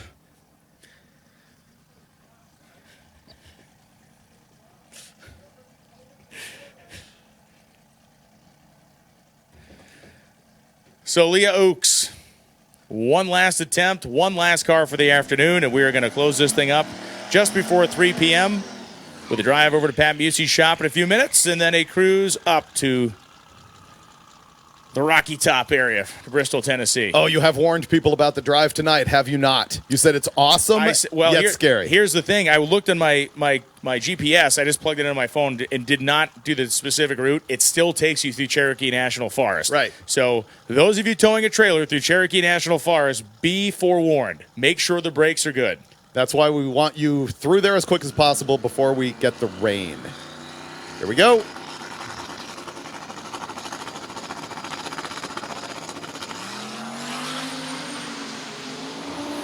That's looking more promising than anything we've seen out of that car so far today. The engine still doesn't sound 100% happy, but Leah Oaks goes 885 with a 7 at 150 miles per hour, and that will bring us to an end of Day 3 Hot Rod Magazine Drag Week, powered by Dodge and brought to you by the fine people at Gear Vendors Overdrive. Once again, we also have to thank Rocket Brand Racing Fuels for their technical support and also their financial and emotional moral support throughout the years of Drag Week. And I would be remiss also, there is one more car running, I'd be remiss also if I did not remind you once again to download that Motor Trend app and have a look at all of our shows, including Brian's Put Up or Shut Up, including Roadkill Garage. There's a brand new Engine Masters today, which is EFI versus carburetors. We hope you'll check that out. And you know what? You got to sign up for our social media because Brian and I have big news about our own show that's coming up where I'm just a smidgen more competent than we actually see me right here because it's really only the insults. It's not actually any technical information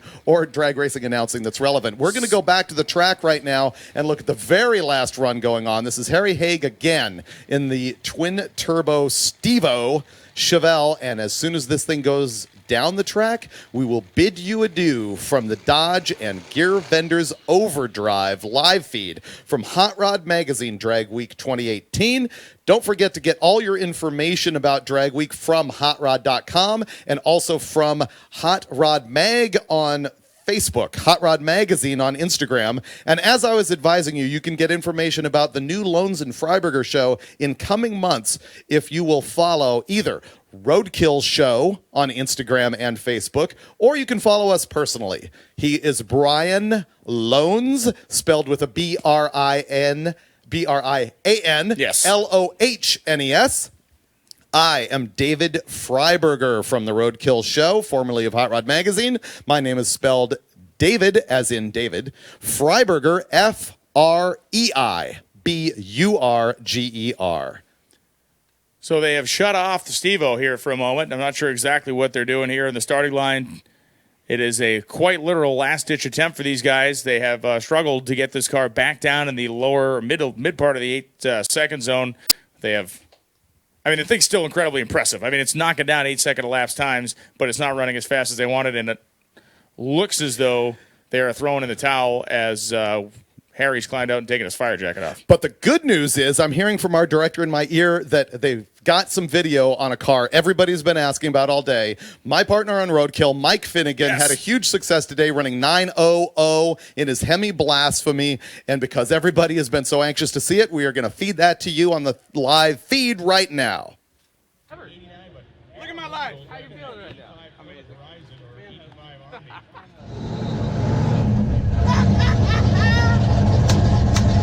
Oh my God!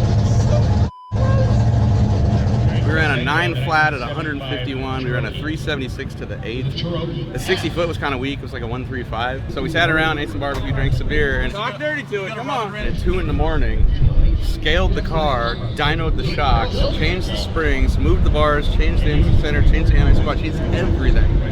And the rear end was kind of like this. Put it all straight.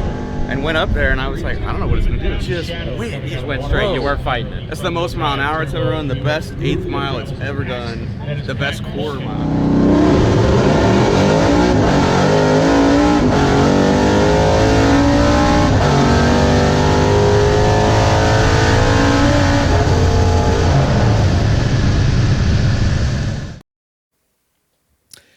Out with a bang with Mike Finnegan running 900 in that car. That's a huge moment. We'll be looking for 8s later on tomorrow and a lot of other personal achievements that all these guys, we got to have 300 plus cars left. The show goes on. We will be at Bristol, Tennessee tomorrow. Thank you very much again to both Dodge and Gear Vendors and Rocket Brand and all the supporting sponsors that are here on site, including NOS, where our racers are getting free nitrous bottles throughout the week. Once again, the nervous Nellies that freaked out and said, what are you doing continuing this event?